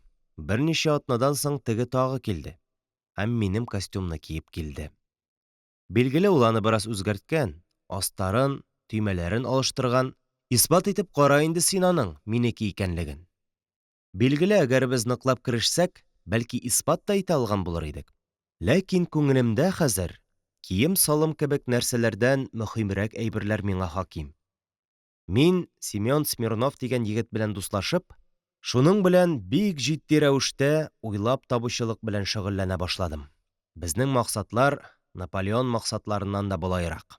Без съемка белән бөтен сабын кайнату производствосын яңа, камил технологиягә күчерергә җыенабыз. Яңа дус белән смена беткәч тә модель ясаучылар остаханәсендә очрашабыз. Ул безнең цехның артында гына, аерым бер кечкенә кирпеч бинада. Анда Семен һәм аның әтисе модельщик булып эшлиләр. Эш аларда бер генә сменалы. Без шунда иҗат итәбез.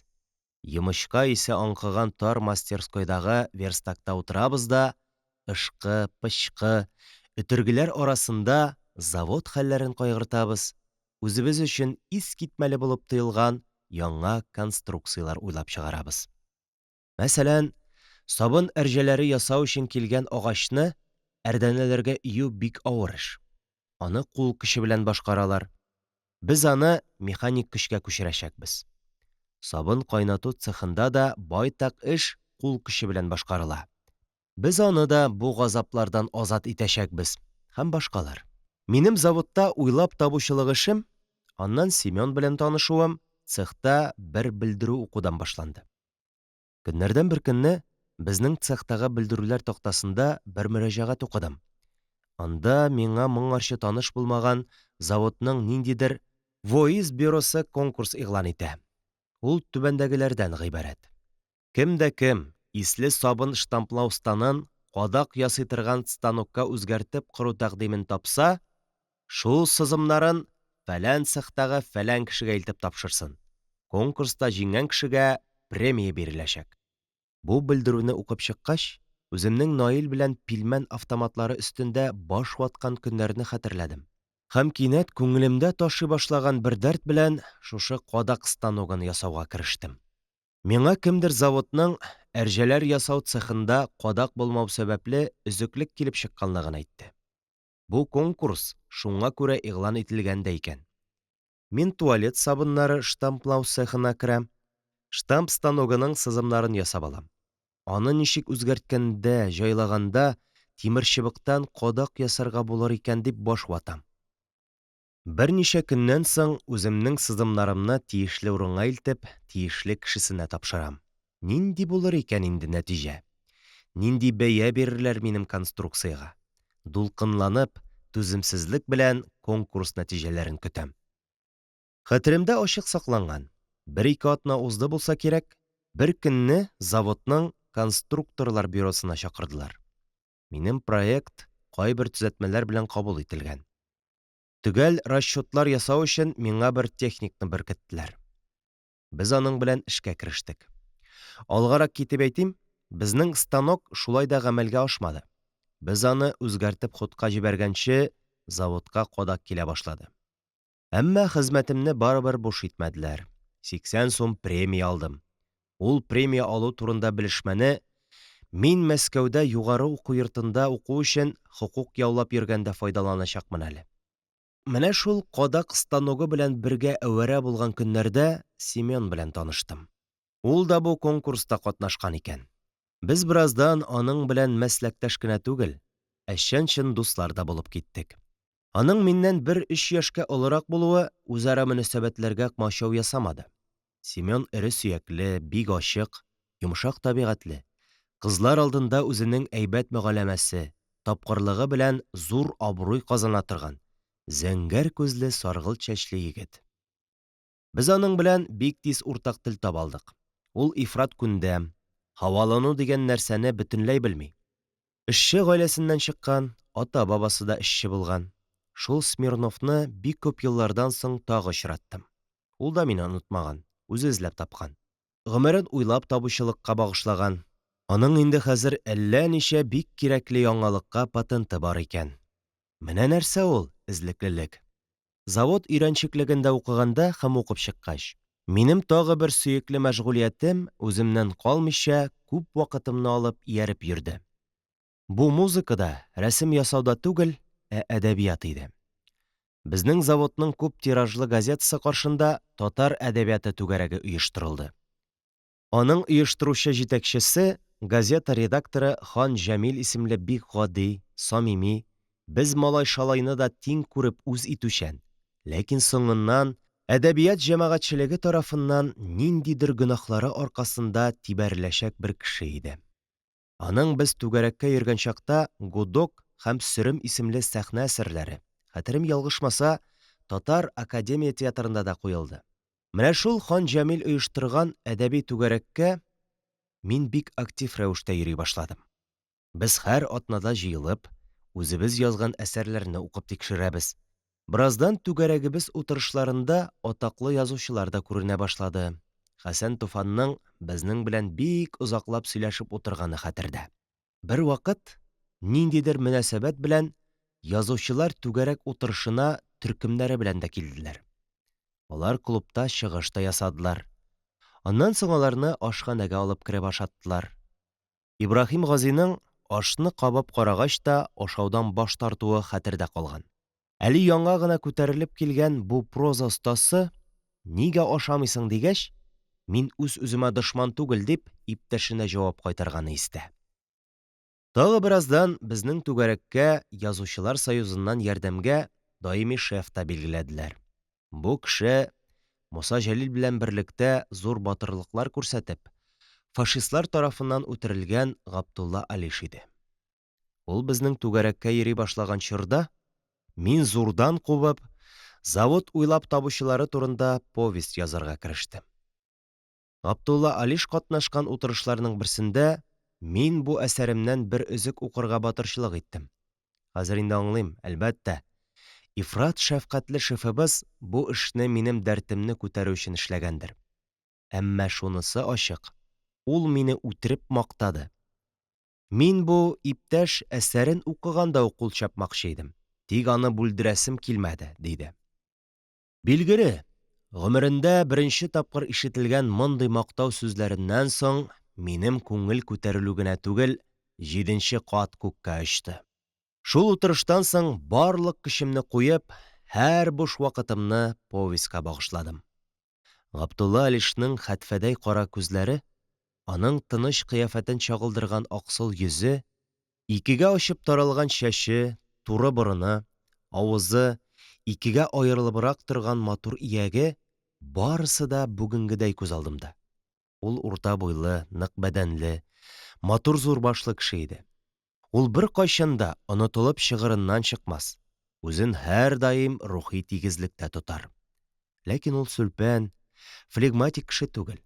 Үзенә мөрәҗәгать иткән яшьләргә кара озын керфекле күзләре белән генә елмаеп тыңлаганнан соң тулы һәм аңлаешлы итеп җавап кайтарыр. Аның күкрәктән чыккан, үзенчәлекле яңгырауык тавышын әле дә хәтерлим. Утырыш булган сайын Габдулла Алиш белән минем озаклап гәпләшә алуыма, шәһәрнең икенче очында яшәвем сәбәп булды. Без әнием белән Жоркаларда 1 елга якын яшәгәннән соң аерым фатирга күчү бәхетенә ирештек. Ул әллә ни комфортлы фатир түгел иде. Бары чарлактагы бер бүлмә генә. Ләкин без моңга да чиксез шат. Үзебезне җәннәткә эләккән кешеләрдәй сиздек. Безнең ултырак хәзер Арча кырында, Чехов урамында. Ул заманнарда трамвайлар аерата начар йөрүчән иде. Я рельстан чыгып хәрәкәт туктала, я булмаса ток булмый интектерә. Шундый вакытларда без Габдулла абый белән кольцога таба җәяүләп кенә китәбез. Ашыкмыйча гына, күңелле сөйләшеп, күбрәк әдәбиятка караган мәсьәләләрне шишәбез. Габдулла Алишның мондый әңгәмәләрдә үзен өстен куеп, остаз сыйфатында мине өйрәтергә керешкәнен хәтерләмим. Ул гади, дусларча, мине үзе белән тиң күреп сөйләшә иде. Хәлбуки, бу вакытта инде аның хикәяләре еш басыла. Ул Казгрэс төзелешен өлге итеп, Якты күл буенда исемле зур повестьта чыгарган иде.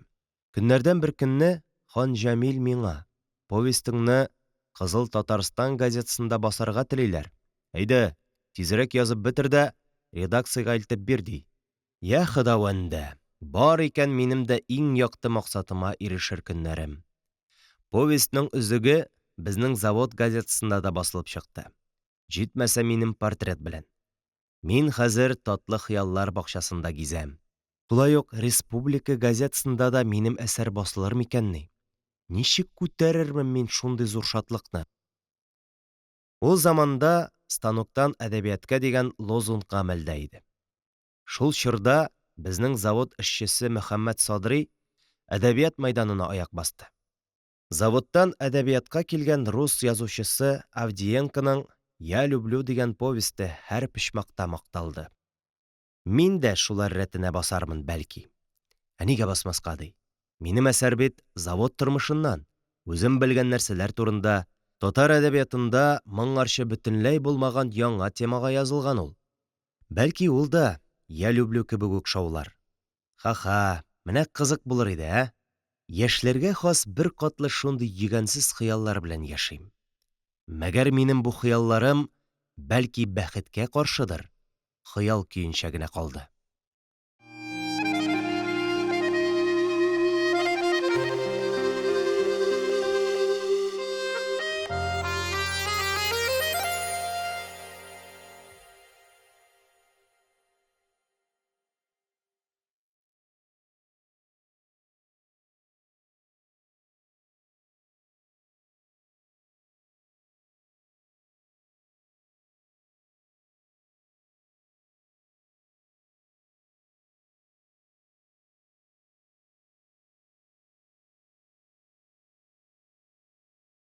Егерме бишенче бүлек.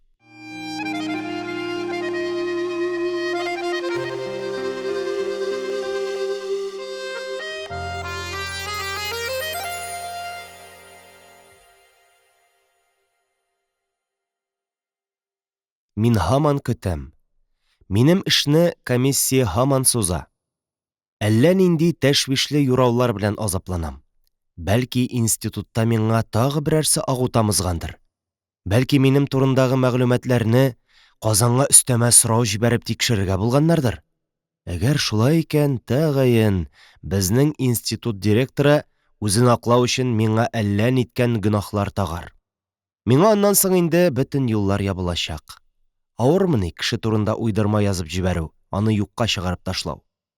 Мин шундый куркыныч уйлар белән вакыт уздырам. Бүген Агриппина Евграфовна тагы минем язучылыгым белән кызыксынды. Янәсе, ни өчен шундый сәер псевдоним уйлап чыгардыгыз? Әллә ул да миннән шикләнә инде? Мине аның бу кызыксынуы псевдоним турында соравы уйландыра. Мин ирексездән әти-әниләрнең узган юлын, аларның миңа сөйләгәннәрен, бу турда язган истәлекләрен хәтерлим. Әйе, алар хаҗ сәфәренә барып, лаеш суын аз чимермәгәннәр.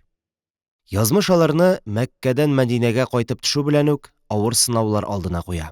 Дөрес, Мәккәдә алар вакытны начар уздырмыйлар, әйтерлек авырлыклар күрмиләр. Максатларына ирешәләр, изге саналган урыннарны тәваф кылалар. Ислам дөньясы өчен бик мәгълүм Гарафат тауына менәләр. Андагы күз күреме кадәр җиргә җәелгән ачык мәйданны тутырган хаҗиларның тәкбир, ләббәйк әйтеп, Алланы зурлауларына катнашалар. Гарафа көнендә үзенең яраннары һәм сакчылары белән һавага туплардан аттыра-аттыра Бәдәвиләр солтанының тау итәгенә килүен тамаша кылалар.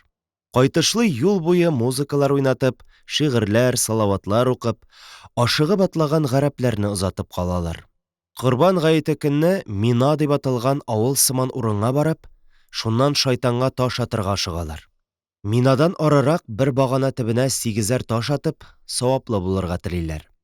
5 сарык, 3 кәҗә суеп, итен андагы бетмәс-төкәнмәс саилчеләргә, дин әһелләренә өләшәләр.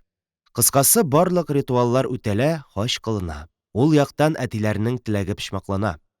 Әмма Россиядән өйдән соңгы вакытларда хәбәр булмавы борчый башлый. Чыннан да, бу ни бу? Бернинди дә хәбәр юк. Даими рәвештә җибәрелеп торырга тиешле акча да юк.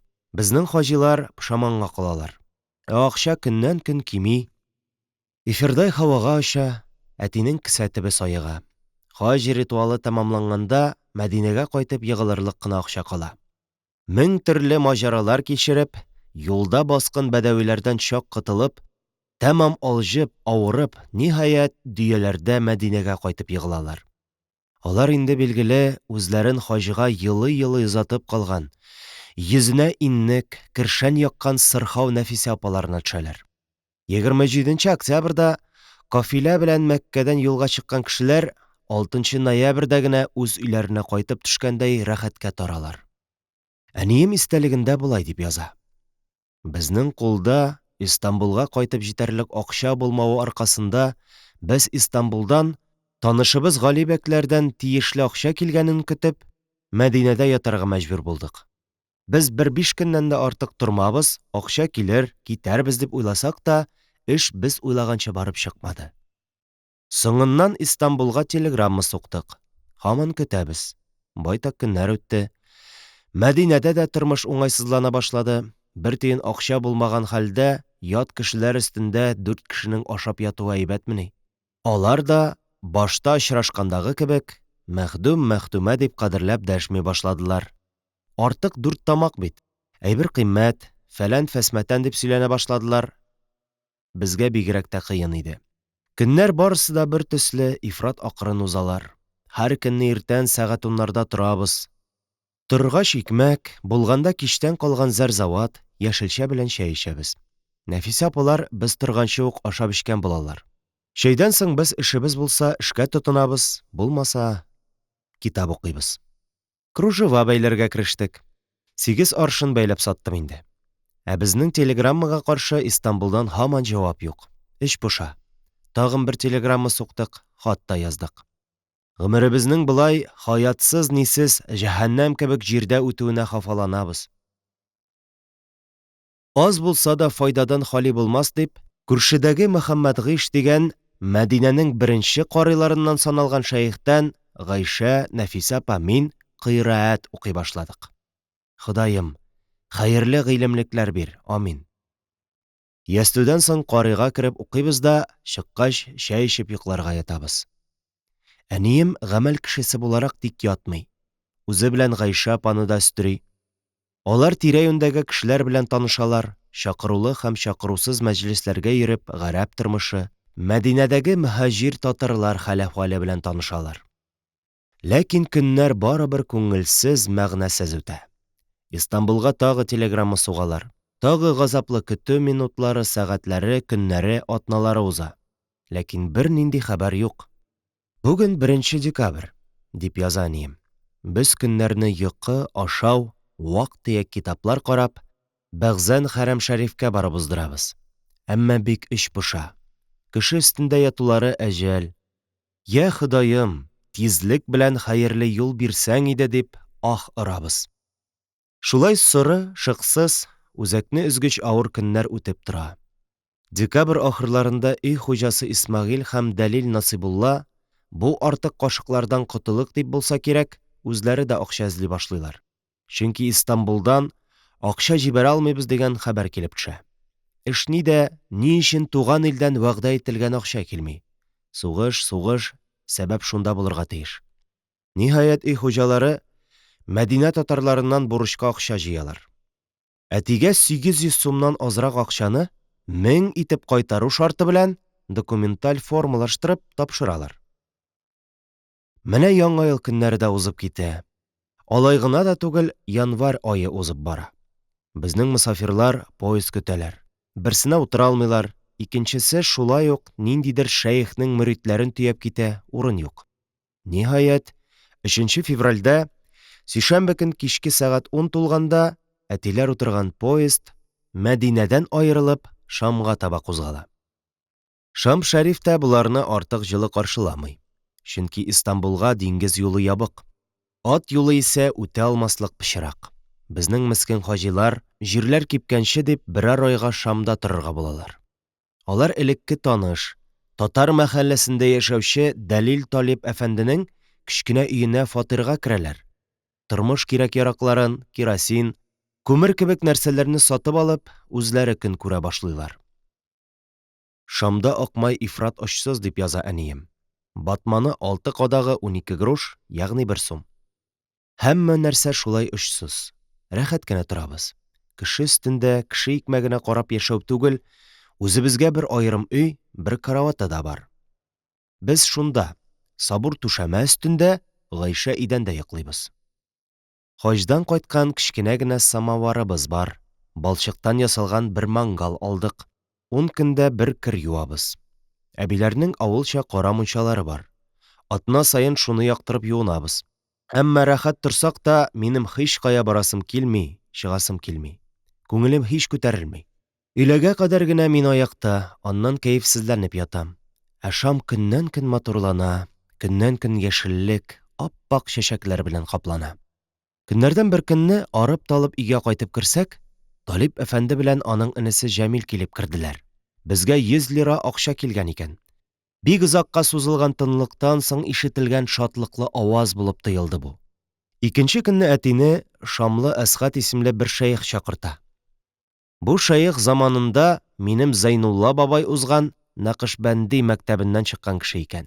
Шуңа күрә әтиләргә айрата хөрмәт күрсәтергә теләгәндер. Шәех Италия консулы ярдәмендә әтиләрне Истанбулга җибәрергә булган. Хикмәт шунда, сугыш башлану аркасында Шамдагы Россия консуллыгы бетерелгән, арадашлык вазифасы Италиягә күчкән. Тагы көтү газаплары башлана. Ни булып бетәр бу? Россиягә таба юл ачылырмы, юкмы? Ниһаять, безнең хаҗилар Бейрутта. Алар инде хәзер полициядән куркып, бөтенләй урамга чыкмыйча номерда гына яталар. Хәзерге Бейрутта элекке Бейрут түгел. Монда тынлык, урак өстендәге авылны хәтерләтә. 6 көн яшеренеп ятканнан соң, Италия консулының ярдәме белән әтиләргә Трабль-Шамга, Триполитаниягә китәргә мөмкинлек туа. Менә 3нче класста пароходның алгы ягында йөк әрҗәләре, тавык көтәкләре арасында Триполитаниягә да җитәләр. Аннан ары Искәндәрун, Мирсин, Инталия, Макри.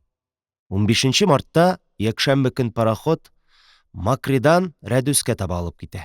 Диңгез котыра. Фуртана, шторм. Пассажирлар, шул җөмләдән әниләр укшыйлар, кысалар, аларны рәхимсез рәвештә диңгез тота. Пароходта поварлар вино өләшә башлыйлар. Ләкин әнием аны да эчә алмый. Вино киресенчә аны отыры укшыта гына төшә. Рәдүс атавы Италия җире. Безнең хаҗилар Рәдүстән китеп, Станку, Сиам, Үрлә атауларын артта калдырып, Дәдәгачка җитәләр. Билетлары Салоникка кадәр алынган булса да, алар шушы шәһәрдә төшеп калырга уйлыйлар. Ләкин диңгез һаман рәхимсез котырына. Ярда шактый еракта тукталган пароходтан ярга каекта чыгарга кирәк. Әммә каекчылар бик аз. Беркемнең дә тәвәккәлләп диңгезгә керәсе килми. Риза булганы котышкыч күп акча сорый. Безнең мусафирлар Салоникка кадәр барырга булалар. Менә ул Салоник шәһәре. 11 көн иң җайсыз шартларда барганнан соң, 21 мартта шимбә көн әниләр Салоникта коры җиргә чыгалар. Билетлар, документлар тикшерү, актарма, ягъни тентү. Салоник зур, матур грек шәһәре дип яза әнием. Безнең юлчылар бу шәһәргә нәкъ бәйрәм каршылау вакытында килеп төшәләр. 22-сендә Пасха бәйрәме икән.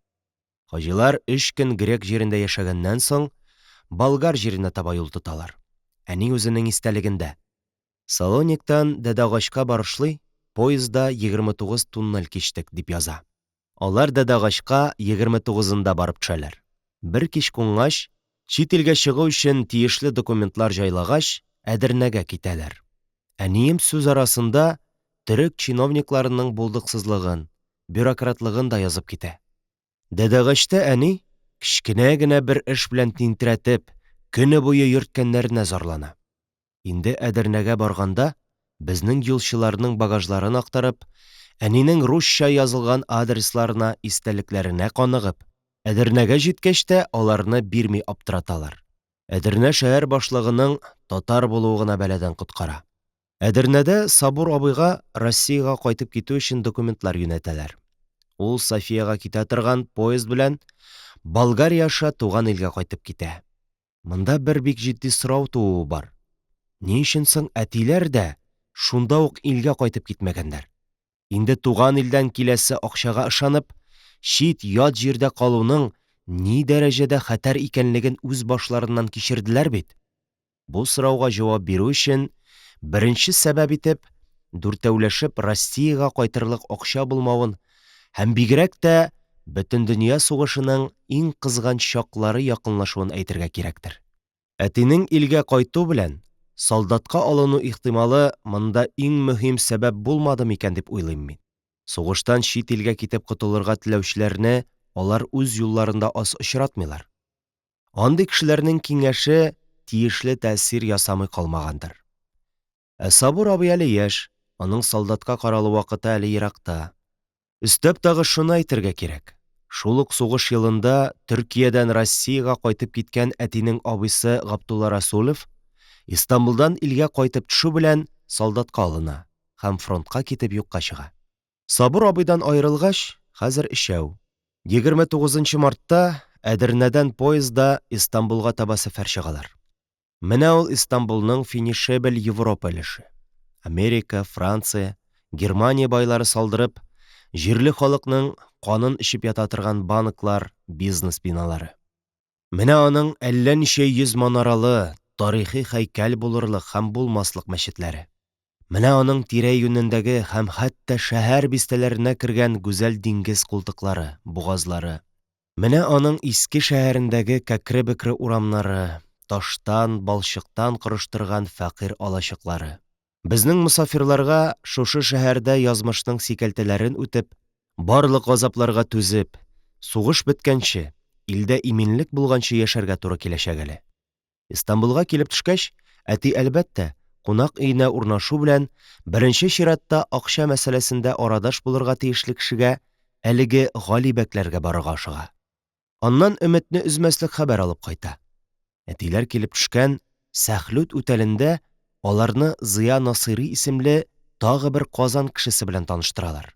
Аның әйтүе буенча, алда искә алынган әтинең абыйсы Габдулла Расулов хәзер Истанбулда икән.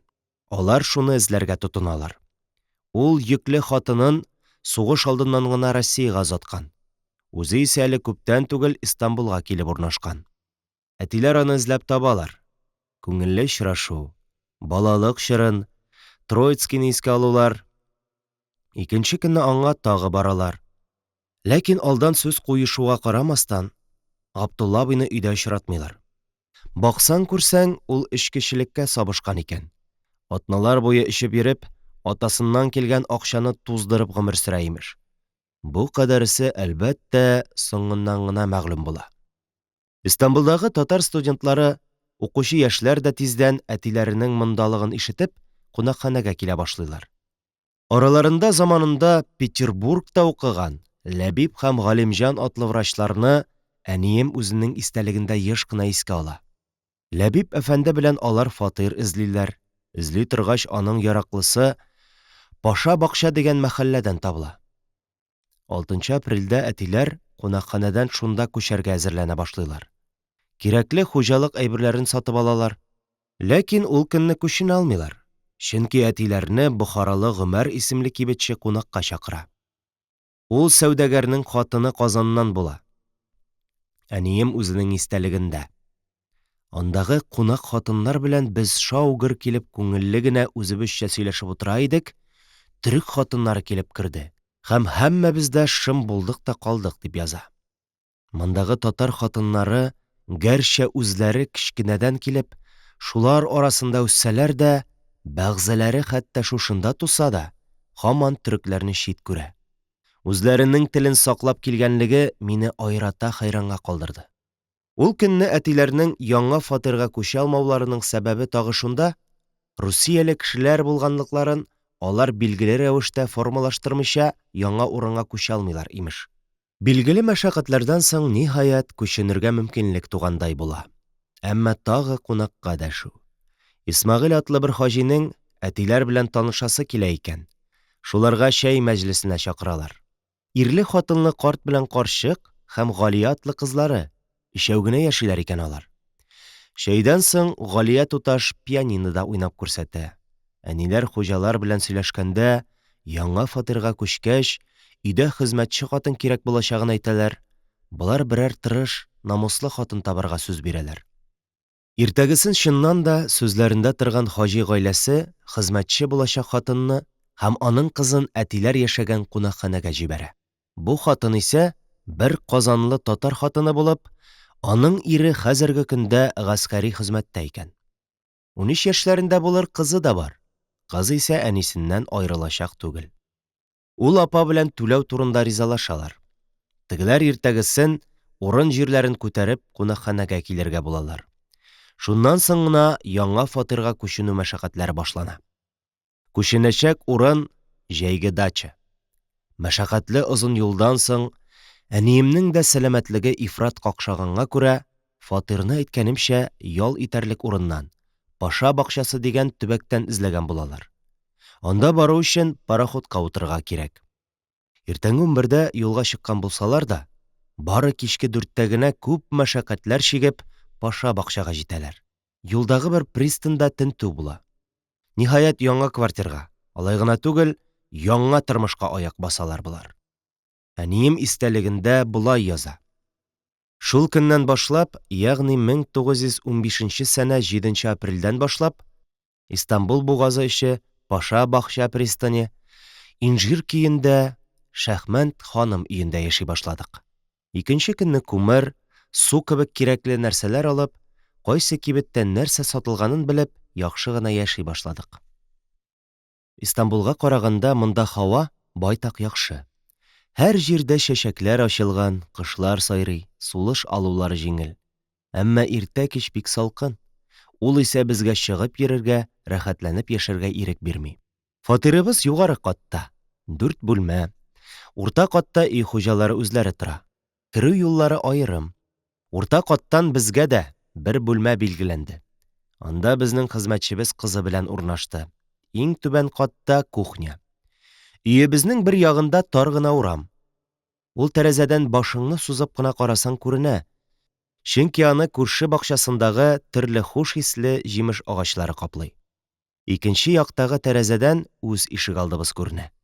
Ул якта Гайша бүлмәсе һәм безнең йокы бүлмәбез. Бакча зур, агачлар күп. Бакча артында диңгез күренеп тора. Пароходларның килгәне, киткәне һәммәсе күренә. Кичләрен бигрәк тә матур. Электр утлары белән тулган пароходларның шәүләләре суга төшеп, бриллиант кебек ялтырый. Ай яктысында гаҗәеп матур. Безнең бакча артында гына Габдрахман пашалар өе. Татарлар. Анда Фәрида ханымнар пианино уйныйлар, скрипка çalалар. Өстәвенә мондый гүзәллекне 1000 кабат арттырып, кичтән иртә беләнгә кадәр безнең буйык күңелләрне күтәрү өчен генә дип әйтерлек сандугачлар сайрый. Без йокы вакытын 3 сәгатькә кичектерергә мәҗбүр. Инде җитте ятыйм дисәң, ул арада Кадирның "Зәйтүнә, тыңлале, тәрәзә янына тизрәк кил, әнә тәфтиләү киен уйныйлар" диюенә әдәм чыдап ята алмый.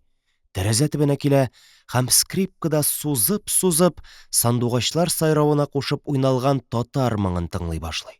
Көннәр, һавалар көннән-көн яхшыра бара, җылына. Чәчәкләр, яфраклар көннән-көн күбрәк ачыла. Матурлык һәм тирә-юньдәге гүзәл аһәң үзеңне дә музыка уйнарга кыстый башлый. Электән үк безнең мандолинада уйнарга теләк бар иде. Без Гайша белән Ләбиб һәм Шәриф әфәнделәр ярдәмендә мандолиналар сатып алдык. Казанлы Дарелфөнүн студенты, мандолинада шәп уйнаучы Гариф әфәнде белән таныштык һәм аңардан мандолина чиертергә өйрәнә башладык. Истанбулга да баргалыйбыз. Мин күбрәк докторга күренер өчен барам. Хаҗдан кайтканда мин бөтенләй хәлсез, зәгыйф идем. Монда урнашкач, саф һавада бераз тынычландым, йөземә төс керде. Һәр көнне һавага чыгып йөрибез. Тирә-юньдәге тау, урманнарны йөреп чыктык инде. Ике ягыбыздагы Бәккүз, Чыбыклы пристаннарына барып кайттык. Бер көнне төрекләрнең ватан бәйрәме, Солтан Рашадның тәхеткә утырган көне булды. Без Истанбулга шуны карарга киттек. Пароходтан төшүгә Бәк углы янына чыктык. Һәммә җирне электр һәм патша рәсемнәре белән зиннәтләгәннәр. Урамда халыкның исәбе-хисабы юк. Хәрбия назаратында утлардан ай белән йолдыз бизәкләре ясалган. Халык дәрьясы чиксез, гаскәриләр музыка уйный. Полислар халыкны икегә аерып, артка чигел дип кычкырып йөриләр. Шул вакыт капкадан бер автомобиль хәрби назаратына кереп китте. Әти Истанбул шәһәре белән әнием һәм Гайша апаны таныштырып йөри. Безнең әсирләр, хәзер инде алар әсир хәлендәге кеше исәпләнәләр. Россияле мөселманнар җирле татарлар белән аралаша башлыйлар.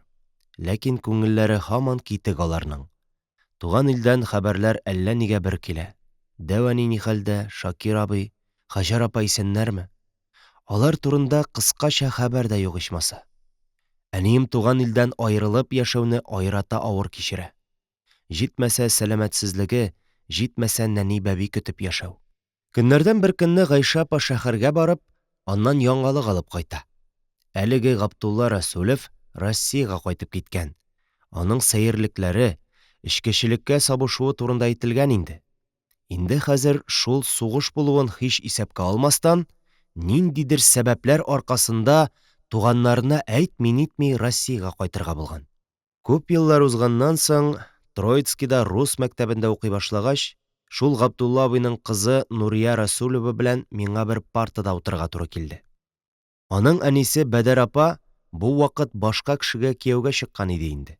Бәдәр апа үлгәч, 70нче елның азакларында Ташкентта мин әле үземнең туганым Нурия белән очрашачакмын. Ул ире сугышта үлгәннән бирле машинистка булып эшли. Улы белән килене дә вафат булганнар. Нурия исә руслашкан оныгы белән генә калган. Ярый, яңадан Истанбул хәлләренә, әниләрнең чит-ят җирләрдә хәрби әсирләр хөкемендә яшәгән җирләренә кайтыйк. Әнием Бубый мәктәбендә үк Истанбулда укуын дәвам иттерү турында хыялланган кеше. Ул заманнарда татар интеллигенциясенең барысы булмаса, күпчелеге Истанбулның яки Мисырның күллияләрендә укып белем алып кайту турында хыялланган. Әлбәттә, араларында алдынгылары, Европа культурасына ашкынучылары да була, ләкин алары сирәк. Шуларның берсе дип мин мәгълүм революционер Шәриф Манатовны күрсәтә алам. Безнең гаилә альбомында аның студент формасы киеп төшкән бер фоторәсеме саклана. Ул рәсемне Шәриф әтиләргә Расулов җәнәпләренә яткар дип язып Истанбулда бүләк иткән. Ләкин ул минемчә Истанбулда озак булмаган, Швейцарияга юл тоткан. Биографларының язуына караганда, ул шунда Ленин белән очрашкан булса кирәк.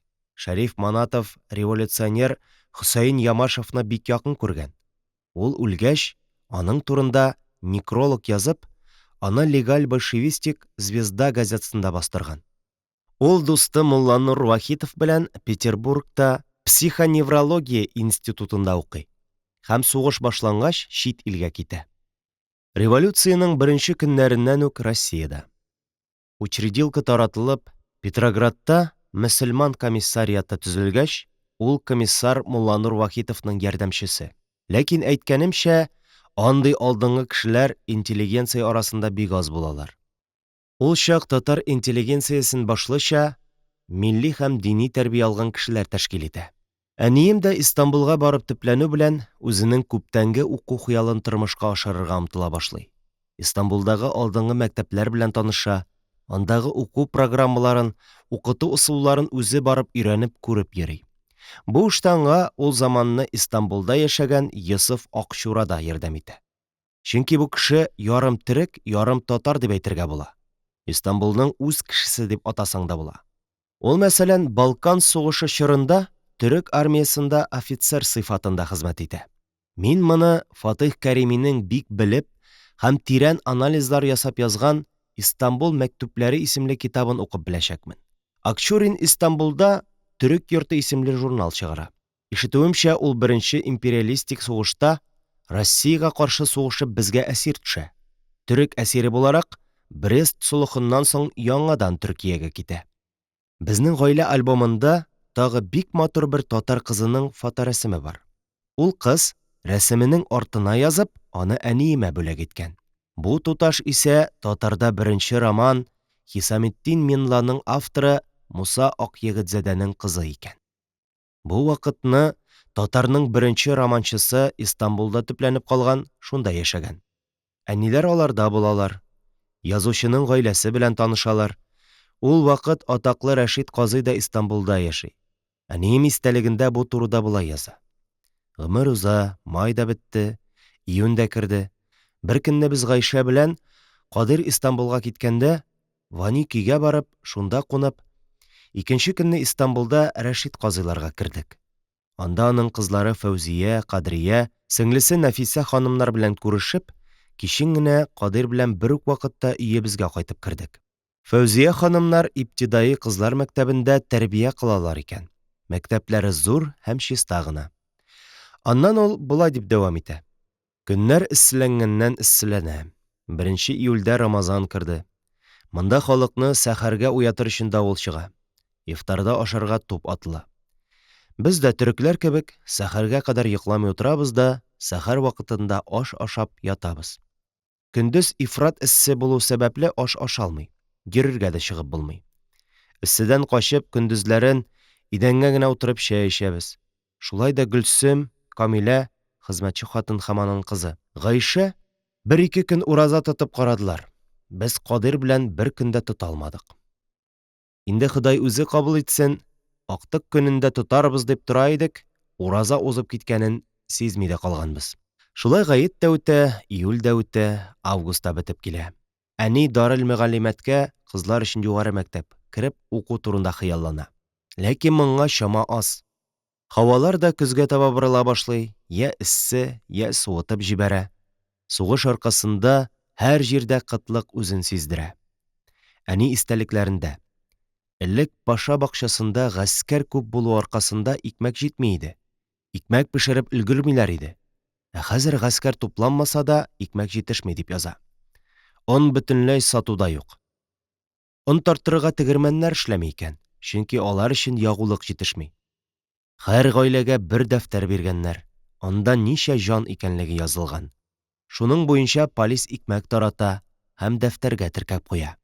Бу арада шикәр дә юк. Аны да хөкүмәт үз кулына алып, кеше башына 70 дәрһәм гына бирәчәк. Чишмәләрдә сулар кырый. Әрмәниләрне Истанбулдан һәм Бугаз эченнән куалар. Һәр көнне аларны озаталар. Ә көз рәхимсез рәвештә якынлаша. Инде салкыннар башланганчы, дөньяга киләсе Россия гражданины турында да кайгырта башларга вакыт. Кышны әниләр дачада каршылап булмас, шәһәргә, җылы фатирга күчәргә кирәк дигән фикергә киләләр.